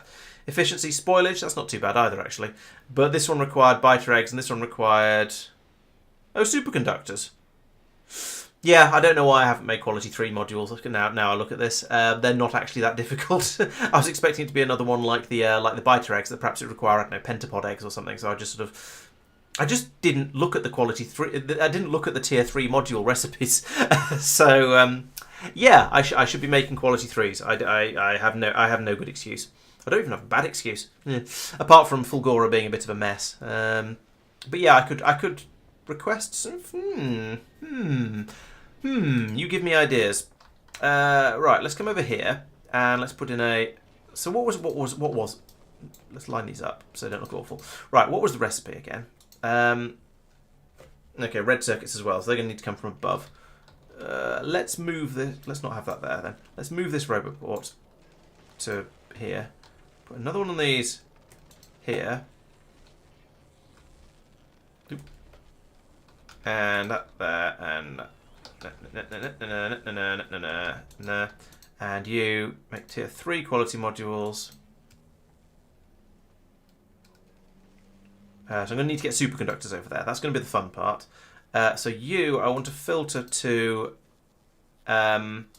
quality to greater than tier 1 quality. There we go. So those can go out that way. The better ones can go into the tier 2 production. So tier 3 production. The basic ones can go to the tier 3 production. And I'll start requesting some superconductors over here. And I feel dirty for doing it like this, but I'm gonna do it by bot. Also, no. Oh, that's what I wanted to do. What I actually wanted to do was that and that, and then over here I want to request some superconductors. Okay, and then unload into here.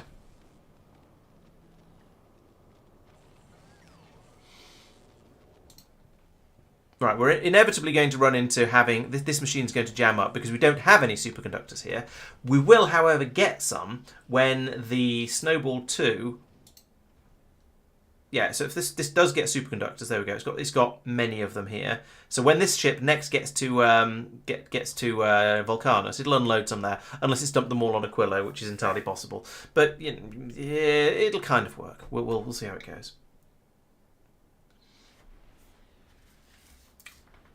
Yeah, quality modules would be the way to go. I'm only really just starting on making quality stuff. So I've had this system on Fulgora that's just been ticking over the whole time I've been playing and gradually upgrading stuff and making a bit of a mess over here. So I've got some high quality stuff, but I'm only really just getting to the point of trying to really push it.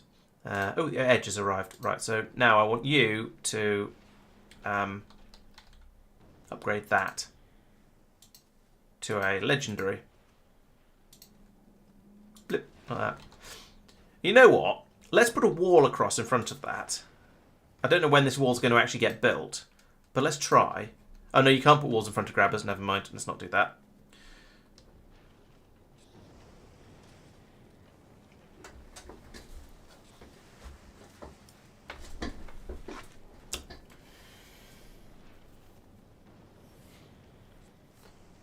That's not going to actually arrive, of course. I need to go back to Fulgora and go, you, manual, request, request a legendary Grabomatron. And we'll get one of those rather than 10, but sure. Is there any other useful spaceship stuff we could ship up from here that's just sitting on this planet that we don't care about? I've got one epic laser turret. We could send that up just for the fun of it. But in fact, I probably will, just because, you know, why not? Is there any other fun stuff in here? The lightning turrets are pointless on a spaceship. I can't see anything useful in there.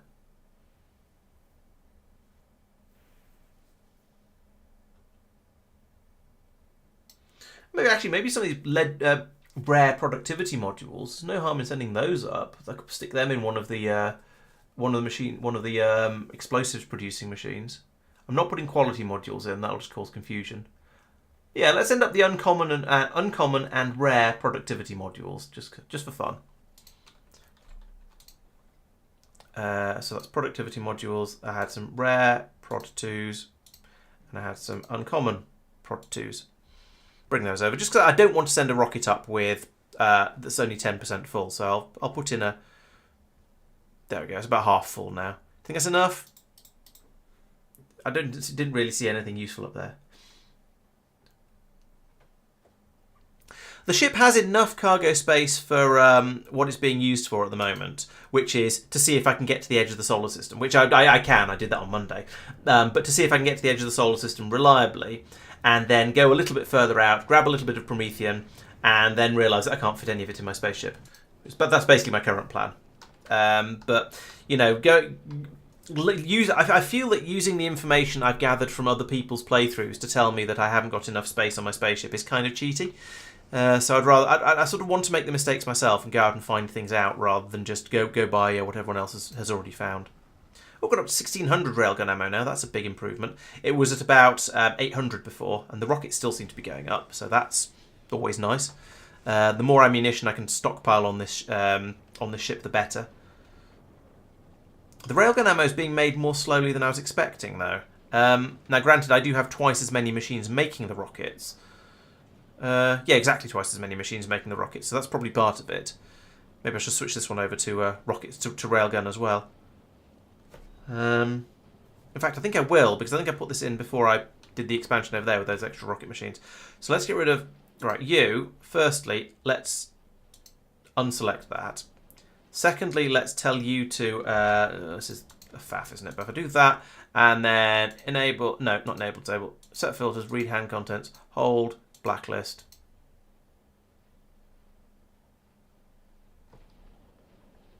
That's supposed to dump its hand now, because it should be told to...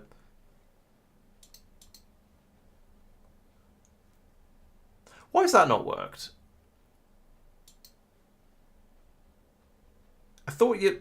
I mean, I've used this elsewhere, and it emptied its hand.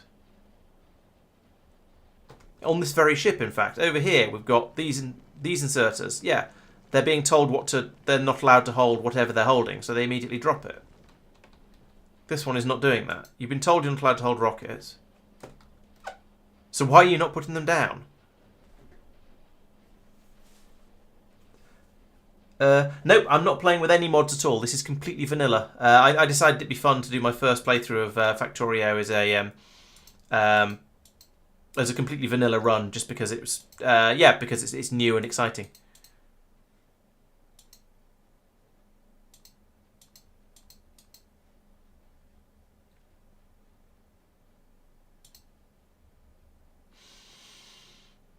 That was working. You know what? Forget it. I don't care.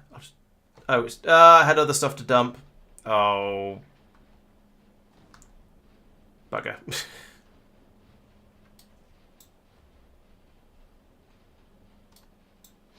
Okay, well, let's pick that up at least and got it out of the system. Yeah, see, it worked for the rest of the stuff it was holding, but not for the... Anyway, never mind.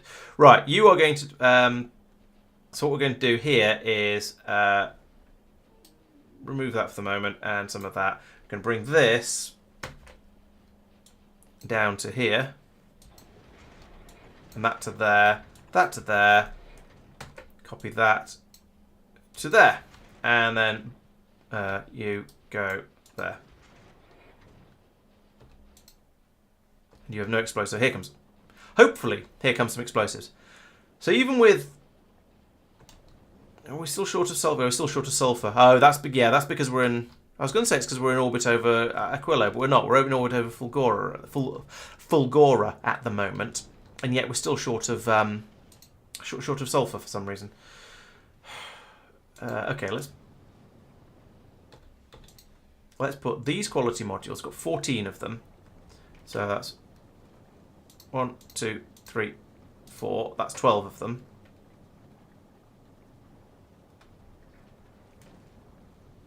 This will, of course, slow these machines down even more, but I assume so normal one does a speed of -10.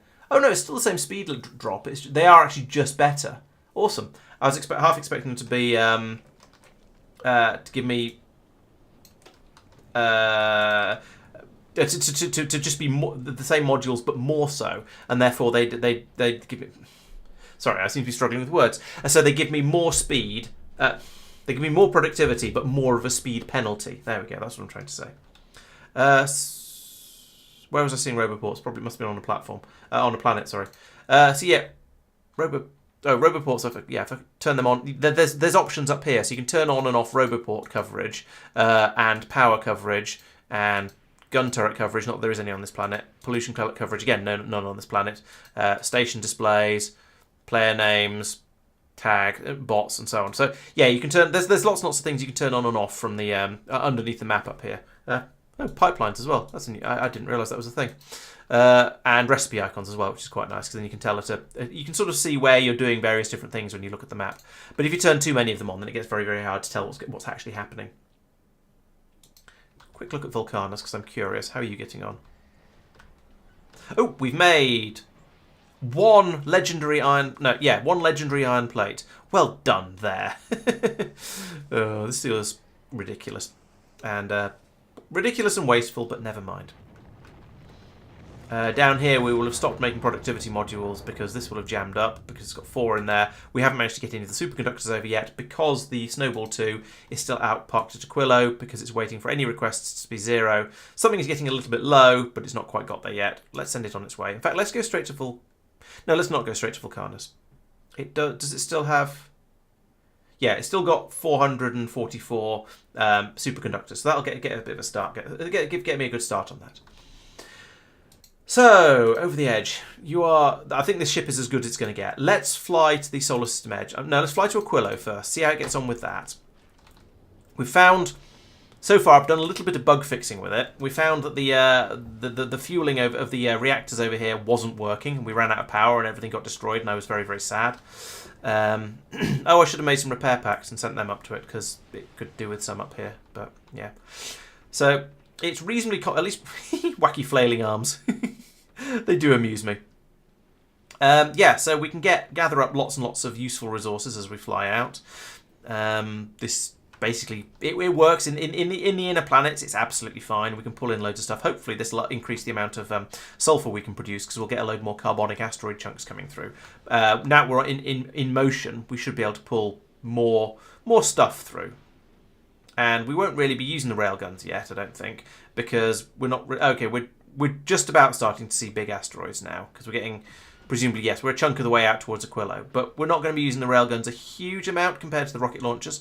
So, well, the numbers over here, 3.4 and 1.7, 1.8. We'll try and remember what those numbers were and keep an eye on them later.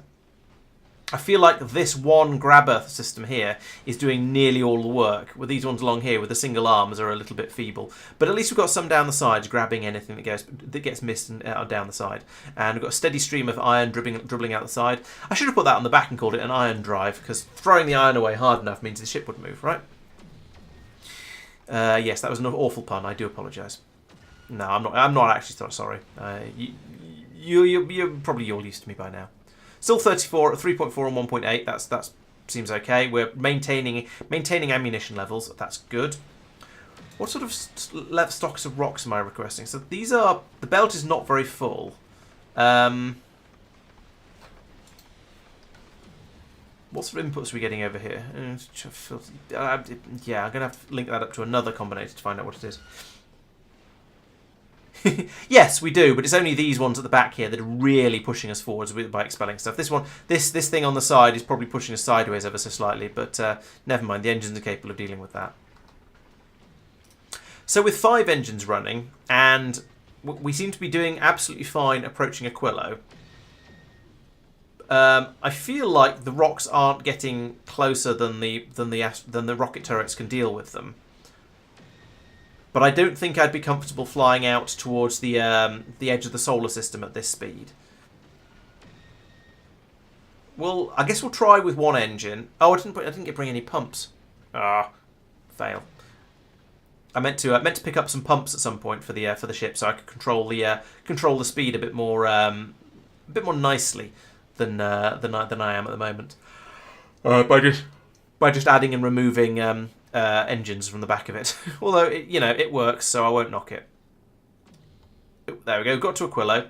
Ammunition is still 3.4, 1.8, so that's pretty good. We've been replenishing the ammunition as fast as we've been using it. So let's take off an engine, which will also kill this engine, and then carry on with 3 engines running, because I'm feeling optimistic. See how this goes. Railguns are doing well. I wonder if I should have pointed these edge ones out a bit, but no, then they'd have just shot rocks that I wasn't actually going to hit, so I think that's probably no point. They're better off pointing straight forwards and just giving me maximum coverage for when we start to get into the really dense asteroid fields. I do feel that stopping this ship is going to be rather dangerous, because I don't have any railguns down the sides, and maybe that was an oversight and that's something I should have fitted. But stopping it is going to be dangerous, because it's going to mean that then any huge asteroids that come drifting in from the sides we can't deal with, because we've only got rocket turrets and laser turrets down the side, and they can't deal with huge asteroids. They just can't. They don't have the damage output. We need the railguns to do that to them. Yeah, even if I finish this explosives research, they're still the rocket turrets are still going to be pathetic against the huge asteroids. So yeah, if the ship stops, it might encounter a large rock coming in from the side and wrecking its day. So I hope I don't have to stop, basically. Ammunition report 3.4, 1.8, still holding steady. It's flickering between 1.8 and 1.7. That's a little bit of a concern, but hopefully things will be all right. How is production going down here? Okay, we've got plenty of explosives now, so we're actually catching up very nicely on that. It's just these assembly machines here, they're churning out the ammunition at about the speed it's being produced, which sadly is not sufficient.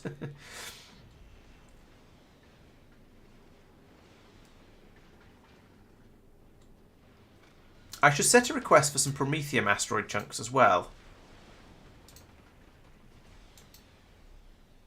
200 of that as well. That'll probably fit.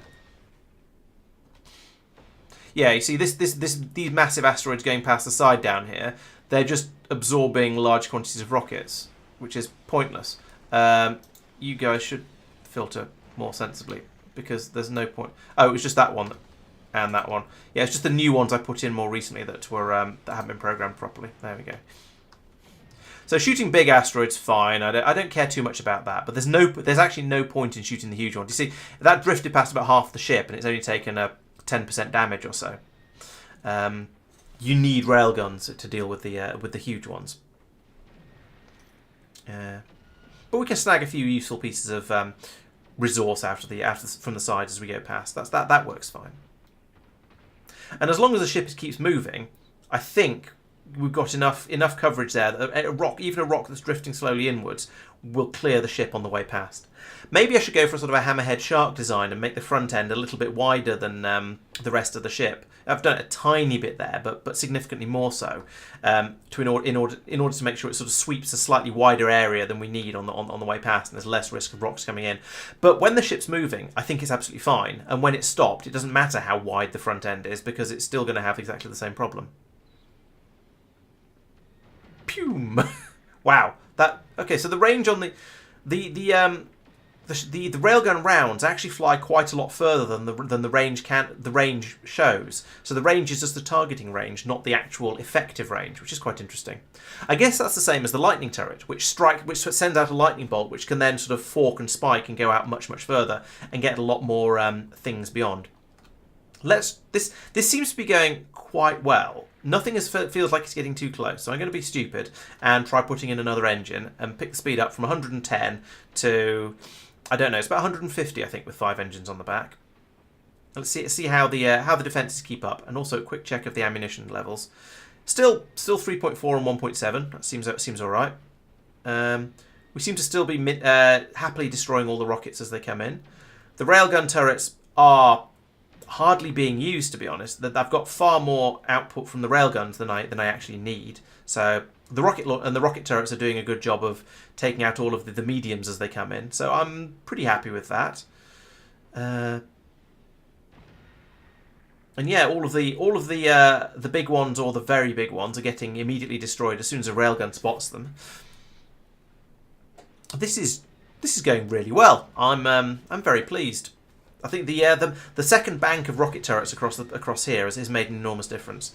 How is my power consumption holding it together? It's getting a little higher than I would like. So the lasers are trying quite hard, and everything else is using quite a lot of power. So I would prefer to have a bit more power available, but my steam tank up here is still full.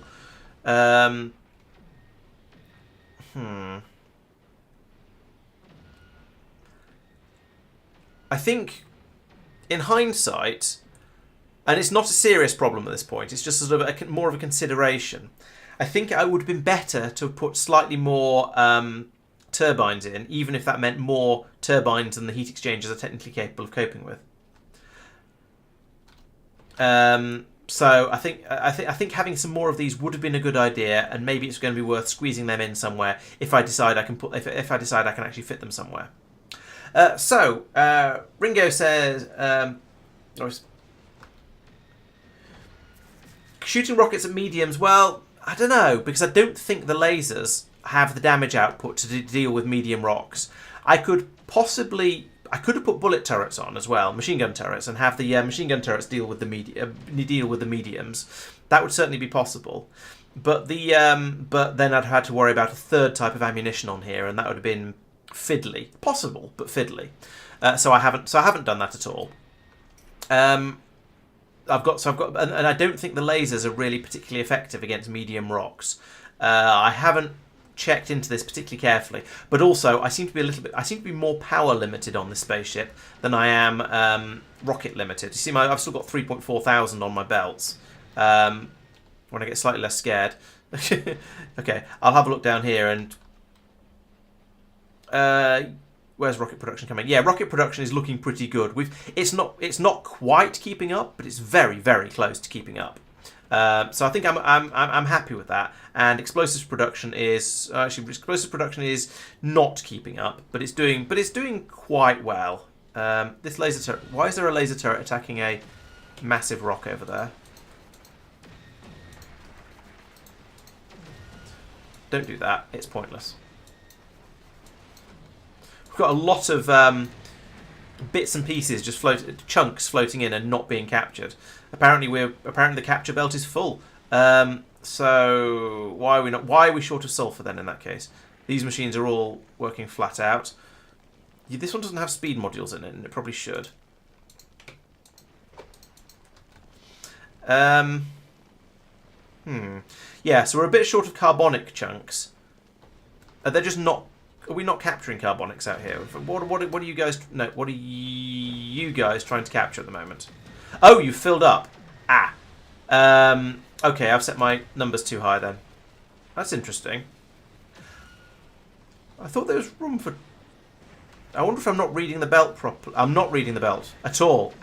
Oh, right. Oh no! Press the right buttons, Laurence. Over the edge. Right. I want to do a green cable from there to there, and I want to do a read belt contents all like that, and hopefully that's now eliminated. No, the filter hasn't turned off. What? What is going on here? Okay, so we're supposed to have.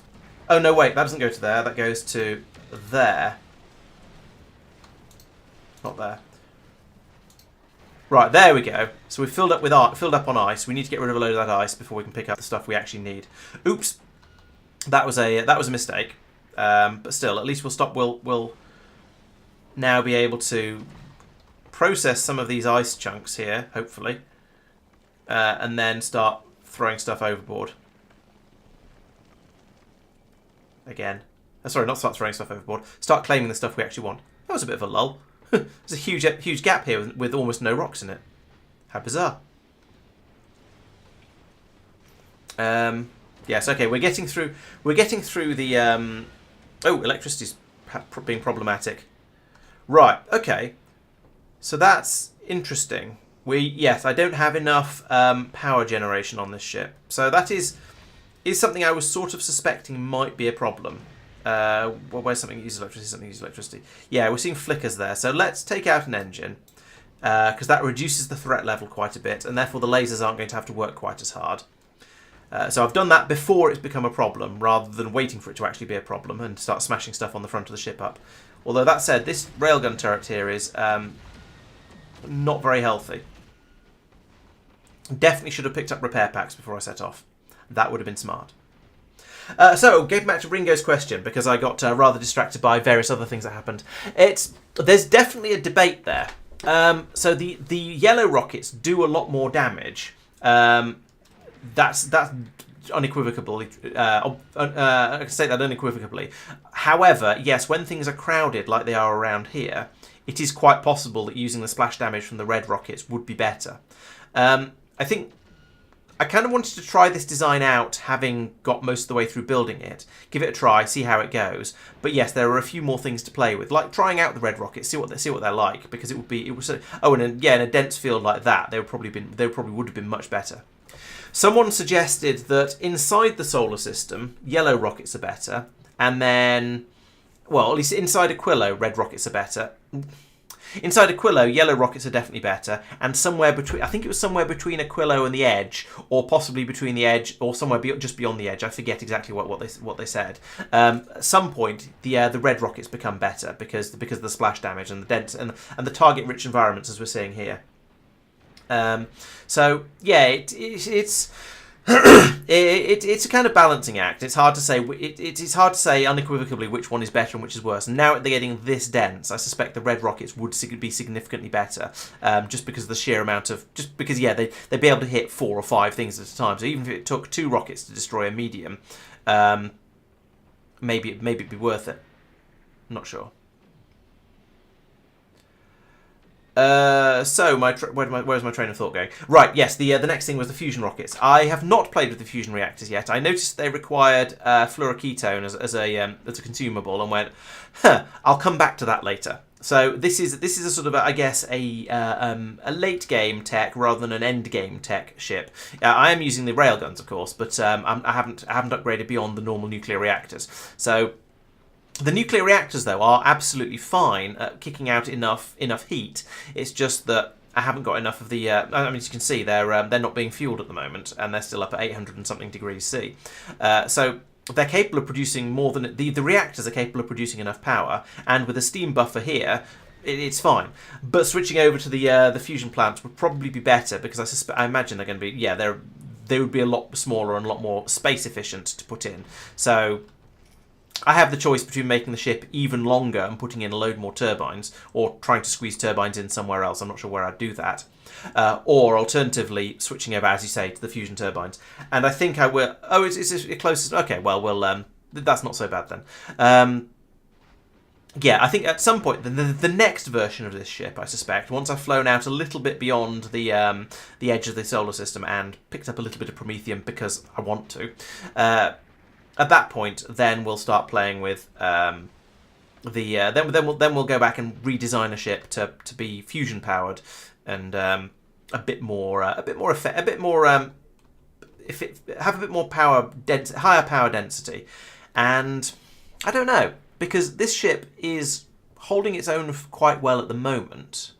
As you can see, okay, granted I did slow it down because it was having power issues, but the guns across the front are enough to keep the ship going around here at 150 kilometers a second, the speed we were doing before I took the engine out. It was just the power that was a problem. The guns were fine. But I'm aware that when you reach the shattered planet, the rocks are something like 100 times denser. Now, given that railguns and red rockets effectively do splash damage, that might not be a problem. Oh, we reached the edge. I didn't want to turn around. I wanted to carry on. At station, Shattered Planet, go.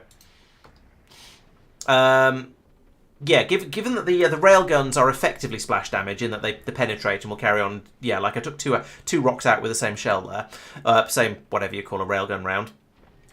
Yeah, since they're effectively splash damage, then that means they'll be absolutely fine in really really dense asteroid fields. Although I guess they'll run out of penetrating power, and I might need to do more researches there. My concern is going to some extent, is going to be picking off the small stuff. The lasers might be able to do that, especially when there's more power available. But the idea of the asteroid fields being, oh for goodness sake, I said go to the shattered planet. That one.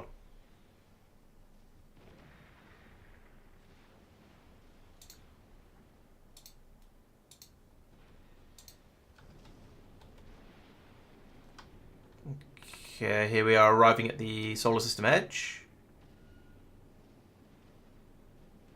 Maybe I clicked on the wrong thing. I don't know. I don't. Yeah, there we go. Now we're going to the shattered planet. Okay, so now at some point, I expect promethium rocks to start showing up, because that's what the guide says, and I want to capture at least some of them. Bring some back. I should probably come up with, in hindsight, I should probably have come up with some sort of system for looking after them, keeping them, sorting them, putting them on the other side of the belt. So let's put in a splitter here and filter that to promethium chunks to the right, like that. There we go. And then do that. So they'll get onto the other side of the belt, basically. Oop, there's one. There's a promethium chunk for certain values of chunk. These, I swear, I mean, I know they're still just huge. They haven't changed. They haven't actually got bigger, but they kind of look it. And I think it's sometimes because they cluster together for warmth. So you see two of them right next to each other like that, and you think, wow, that's the even bigger one than I've been playing with before. But still, that is shocking and terrifying, and other superlatives as well.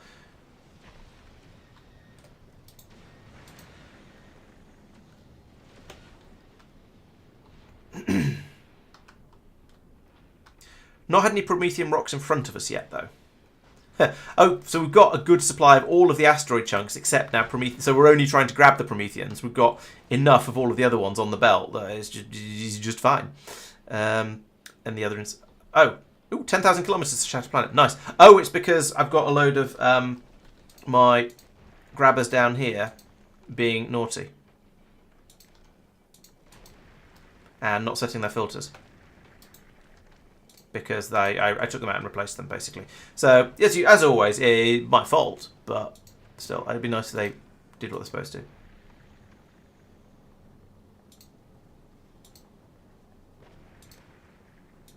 Ugh. Paste. Paste. Right, there we go. Hooray! Oh! Why isn't that getting rocketed?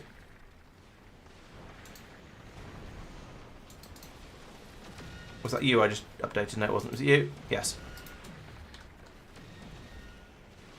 Okay. The rocket launchers were not set to shoot the medium promethium asteroid chunks, so that was very dangerous. Yikes! That looks terrifying. And actually, it's okay. I'm going to take another engine out, but I say another engine, another two engines actually. I'm surprised that one's still running. Must have some coolant left inside. I'm going down to one engine because I'm scared. Right. Yeah, I think actually it was holding up okay, even when it was getting really really dense. And now I think there's more damage across the front here than there was before, but it was holding up, and I'm quite impressed with that.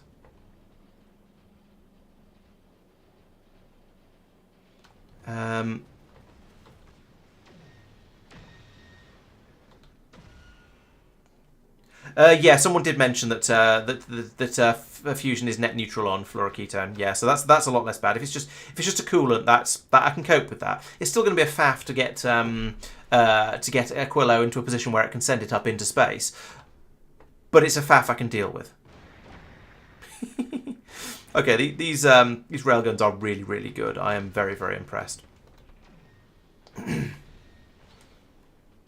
I've got 20,000 kilometers towards the Shattered Planet. I have admittedly slowed down quite a lot. I think... Oh no, I thought there was a problem. No, there isn't a problem. It's just I think it's just the ship is going slowly because I've taken most of its engines away from it. So I think at some point fairly soon, I'm probably going to want to turn around and head back towards the safety of the solar system. I've done what I set out to do, which is come here and gather some promethium. I don't know how much I've actually got. I know it isn't 200 yet, because this is still telling it to pick it up. Yeah, I'm hoping, I'm really, really hoping that it's going to be sort of a sufficiently gradual increase in danger that I can go, okay, I'm scared now, and start to back out. Because at the moment, this doesn't feel all that different from the way it did when I was heading towards the edge of the solar system. There's lots of rocks. Yes, we're shooting them. There are occasional lulls like this to lull you into a false sense of security, and then a load of rocks appear, and my railguns shoot them all. So it's, yeah, there's a lot of rocks here, but at the slow speed, at a mere 50 kilometers a second, I seem to be able to deal with them fairly easily. I do hope it doesn't. I don't like games that spiral out of control abruptly. I feel it should be a nice smooth difficulty curve, just so you can tell when things are getting a bit too much. And yeah, there's been a couple of games I've played. There's a couple of games I've played. I'm trying to remember what they were. One was, yeah, it tends to be a thing with roguelikes, I think, because I've noticed it in both Slay the Spire and FTL. Is that you can go through the game happily defeating anything the game throws at you, and you think, yes, I've got quite a good ship, or I've got quite a good deck. This is all great. And then you get to the end boss, and it cheats, and so the final boss is ludicrously harder than everything else in the game, which is a bit of a, which I don't like. I feel it kind of spoils it. But there was another game I played. It was I don't think it was a roguelike, but it was certainly a dungeon crawler of some sort, where I had a character who was exploring a dungeon, and I went through sort of level 1, level 2, level 3. It was all absolutely trivial, and then I got to level I don't know, I'm making the numbers up a little bit here. I got to level 8, and it was absolutely trivial. Then got to level 9 and died in the first fight, and I thought that's not what I would call a smooth difficulty curve. I wasn't very impressed with that.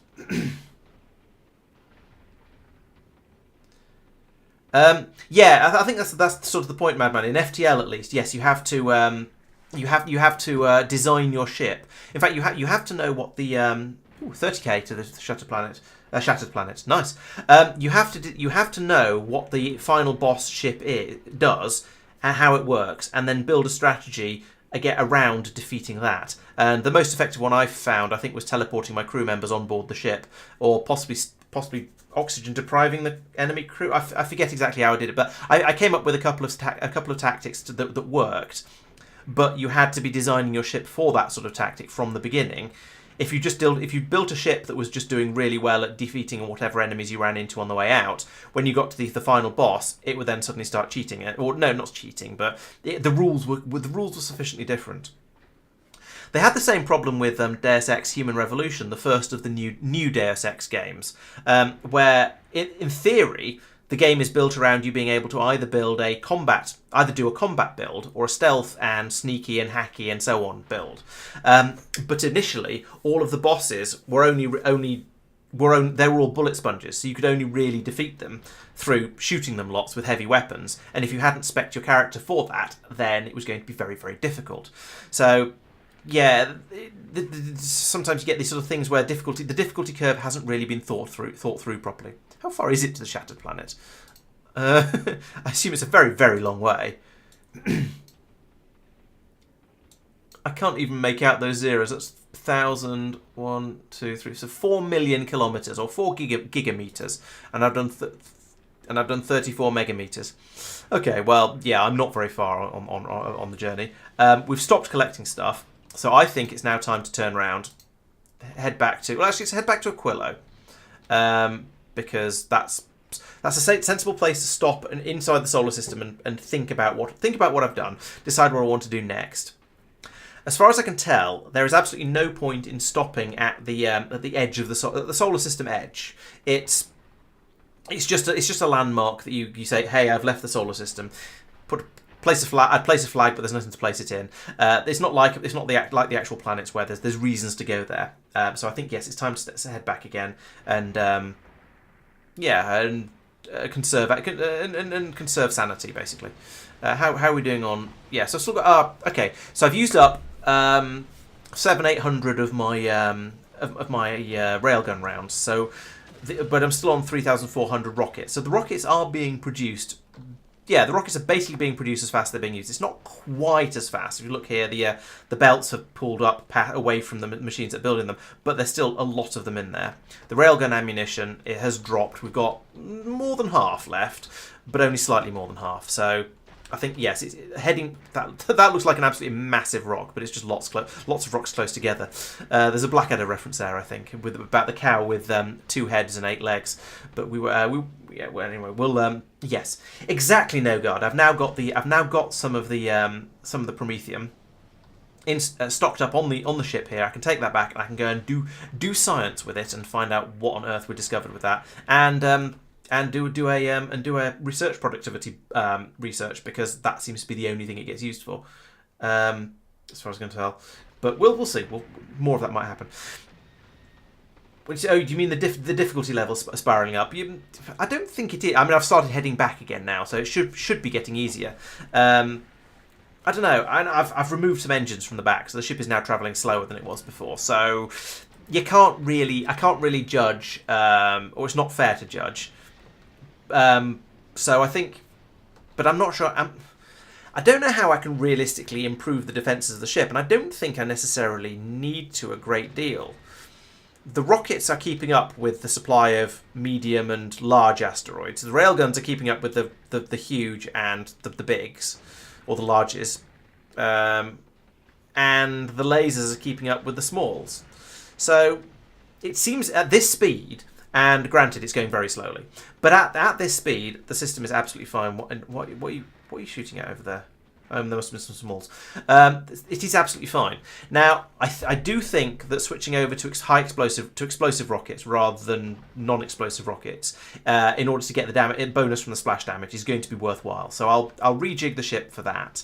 And also, I think that switching over to fusion power, whilst not necessary, is going to be interesting and worthwhile. So I think those are both going to be good things to do. Those will be my goals for next week's stream, or at least Monday's stream probably. Switch over to explosive rockets, and even if that does mean I'm going to need even more explosives coming through, so probably try and boost that as well. And I've got plenty of sulfur now, and plenty of carbon, so it is just down to these number of machines I've got in here. Maybe the answer is going to be to sort of wind that down here and start producing some, and have some more explosive production down in this area down here where these solar panels are, and maybe extend the length of the ship, so that probably then I'll extend the back of the ship further away, put in some more explosive production down here, and maybe across here in front of the what's that? Oh, something's getting damaged. Oh, Gleba. Fine. That's a lot of large stompers that have been coming in this way, but we don't seem to be too upset about them. Fine. Yeah, more explosive production down here, so I can start building. So and probably more railgun ammo production, and then not necessarily more, but more powerful rocket production, and that's going to take a bit of finagling in, just to get everything into the right places. But it shouldn't be too difficult. How far have we got to go until we get to the edge? It's quite a long way. I'm going to stick another engine back in, because I think we can cope. Actually, that's another 2 engines, so that's quite a lot of extra, but I think we can cope. I may regret this quite quickly, so I'm going to keep a very close eye on what's going on at the front here, and maybe pull my pull that engine back out again quite soon. But no, actually, this seems to be all right. And there's a lot more. I think this is going to put more strain on the ammunition supply. Oh, and the electricity, actually. Yeah, the electricity is starting to struggle. But yeah, it's going to put more strain on the ammo supply, because we're going to be firing the rockets faster to deal with all of the rocks that are coming in. But I have enough turrets that it seems to be able to deal with it.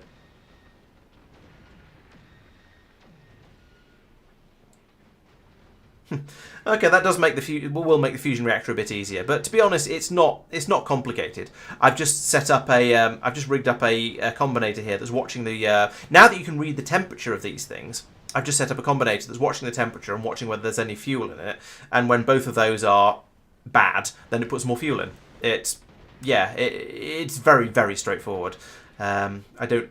I don't think I don't need to make it. I don't need that to be simplified. But sure, if it's made easier, then it is made easier. I'm not going to complain.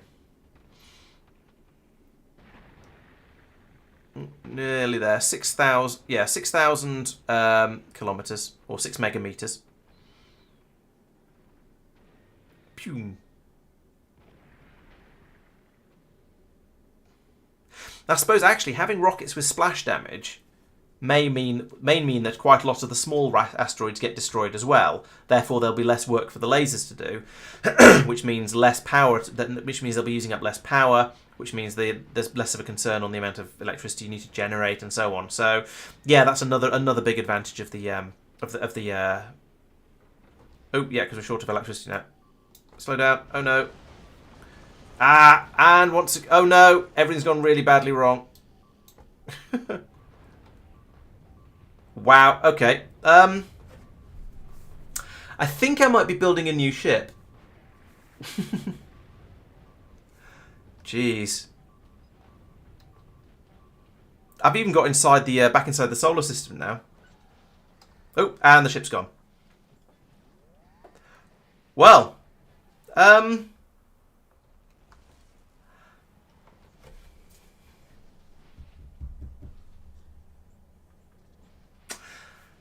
a bit. I will admit, I'm a little bit surprised by that because I thought that when I flew out beyond the solar system edge first, I had 3 engines running at that point as well. I don't know. Do you think I should load an autosave? It feels slightly cheaty. But then also, it's just going to be a slog to rebuild that ship.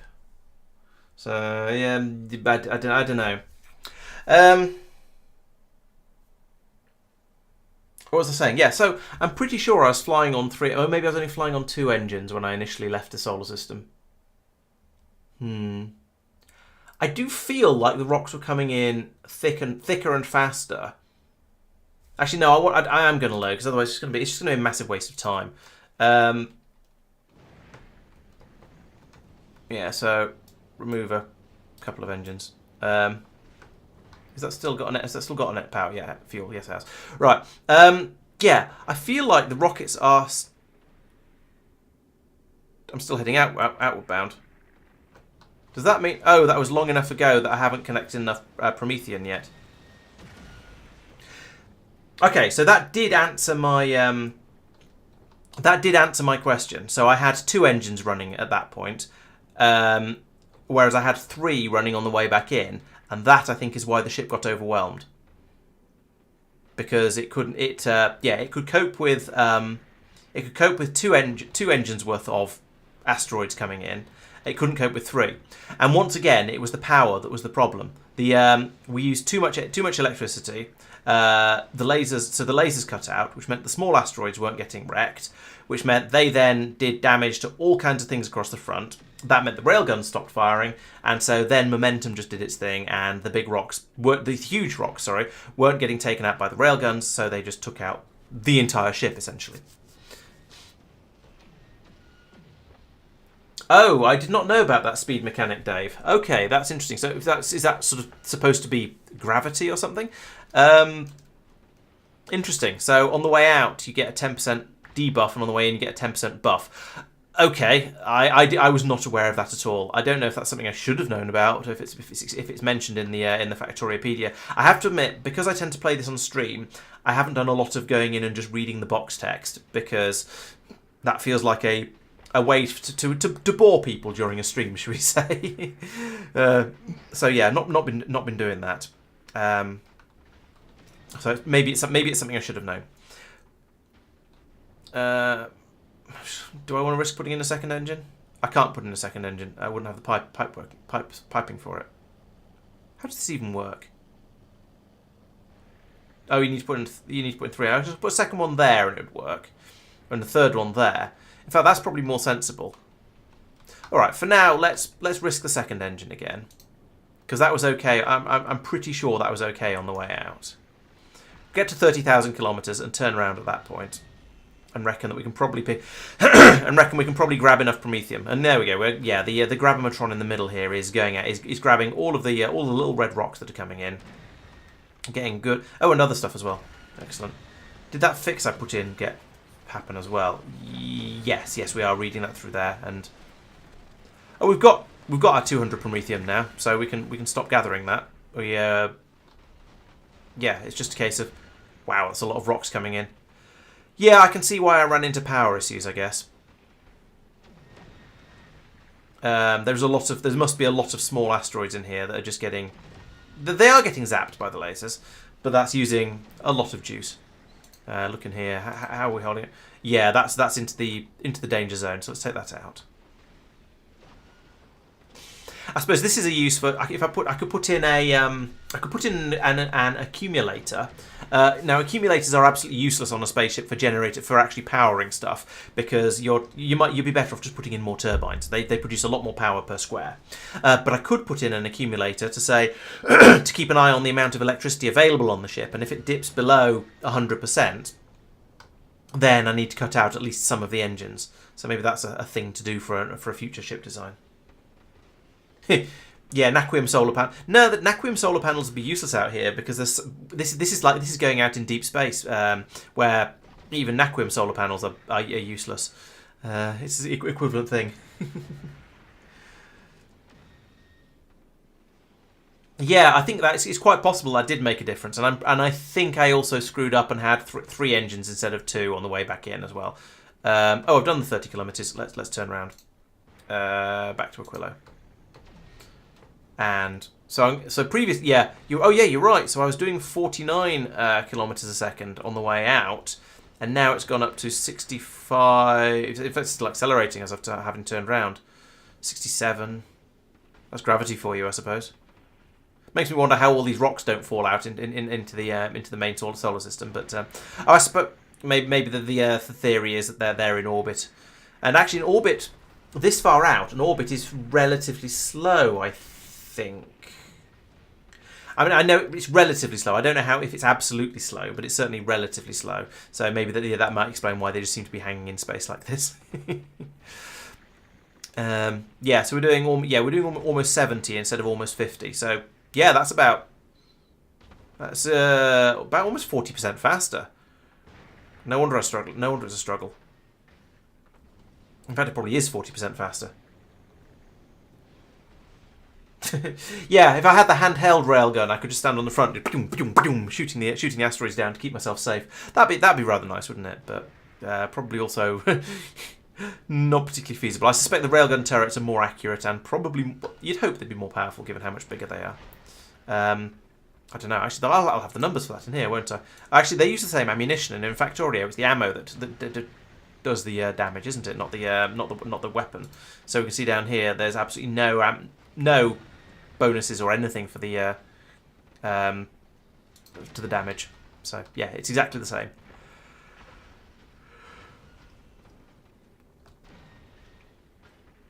It does feel weird that these massive railgun turrets and these fairly significant rocket launchers use exactly the same ammunition as the handheld varieties, but yeah, that's Factorio for you, I guess. And I suppose it'd be a bit annoying if they use different ones, because then you'd have to make another different type of ammunition and so on and so on. Although, given that this is all made on the spaceship, maybe it wouldn't matter so much.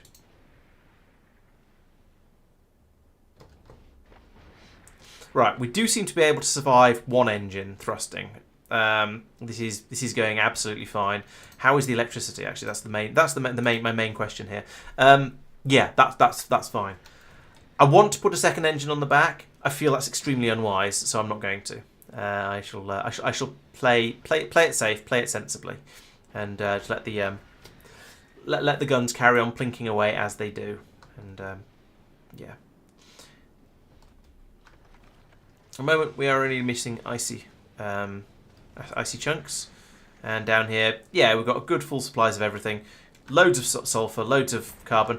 In a way, being out here, I'm not going to say it's easier than flying around inside the solar system, but the resources are a lot easier to harvest. Normally when I'm flying around inside the solar system, it's sort of, oh, come on, scrape together a bit more of whichever resource it is I'm particularly short of at this moment. It's a struggle. It feels like a struggle. But here, I mean, the grabbers are turning off some of the time because they've got this one has now got everything it could possibly want. Make a full factory on a space platform.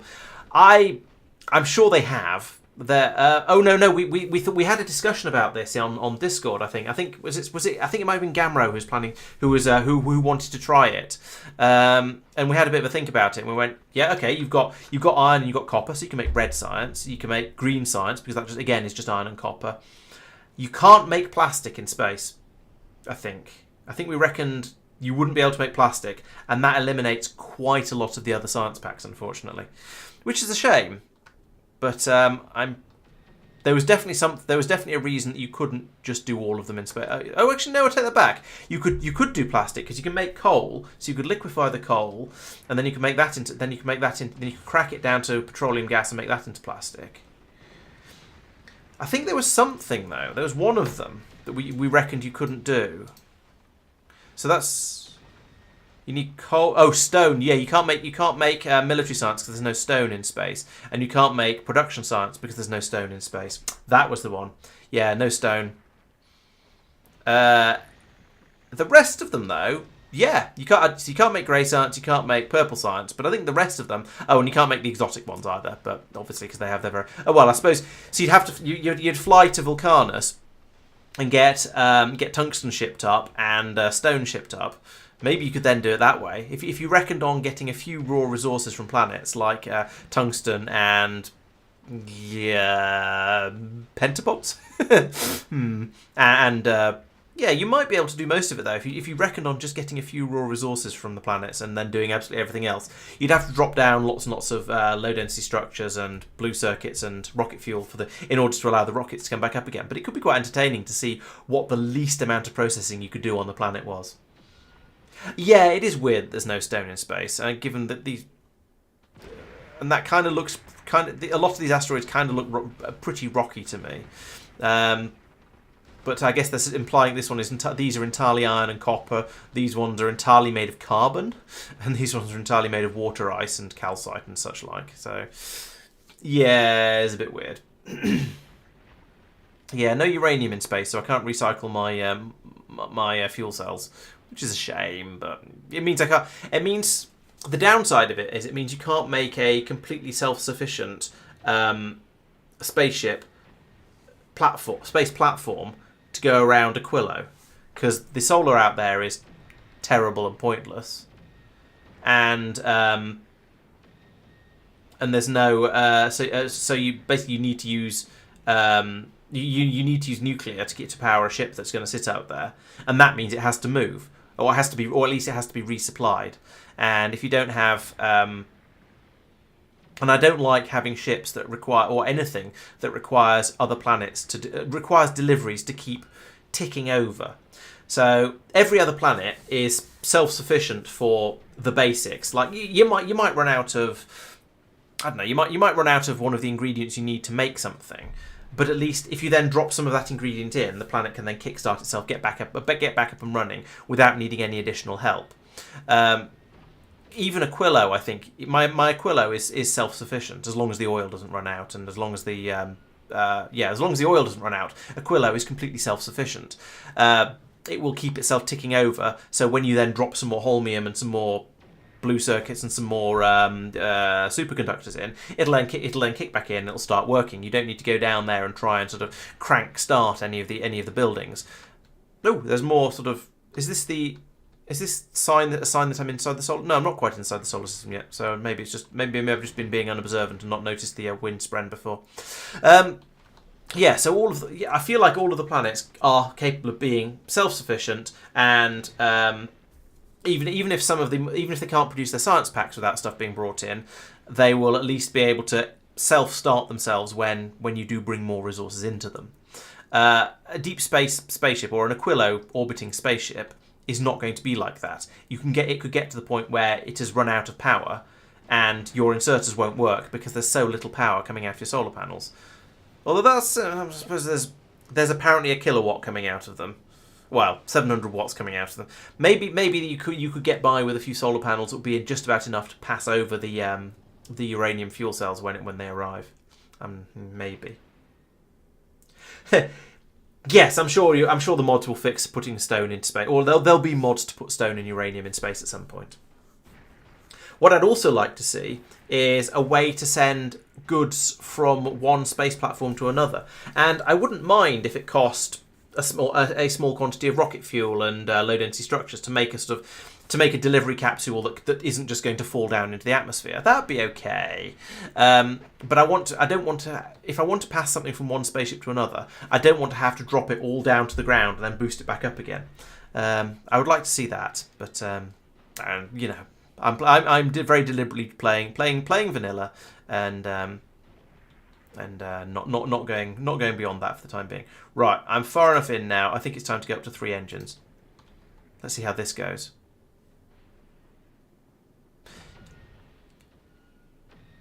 Yeah, there's a much smaller number of rocks now, which means there's going to be a lot fewer small rocks, which means there's a lot less for the lasers to deal with, and that's what matters. It was always the lasers that were the problem. I didn't have enough power to keep the lasers running when there was large quantities of small rocks coming in. He says, looking at the power consumption. Oh, no, 3 engines seems to be too much. Let's get rid of one of them. Slow down a little bit. There we go.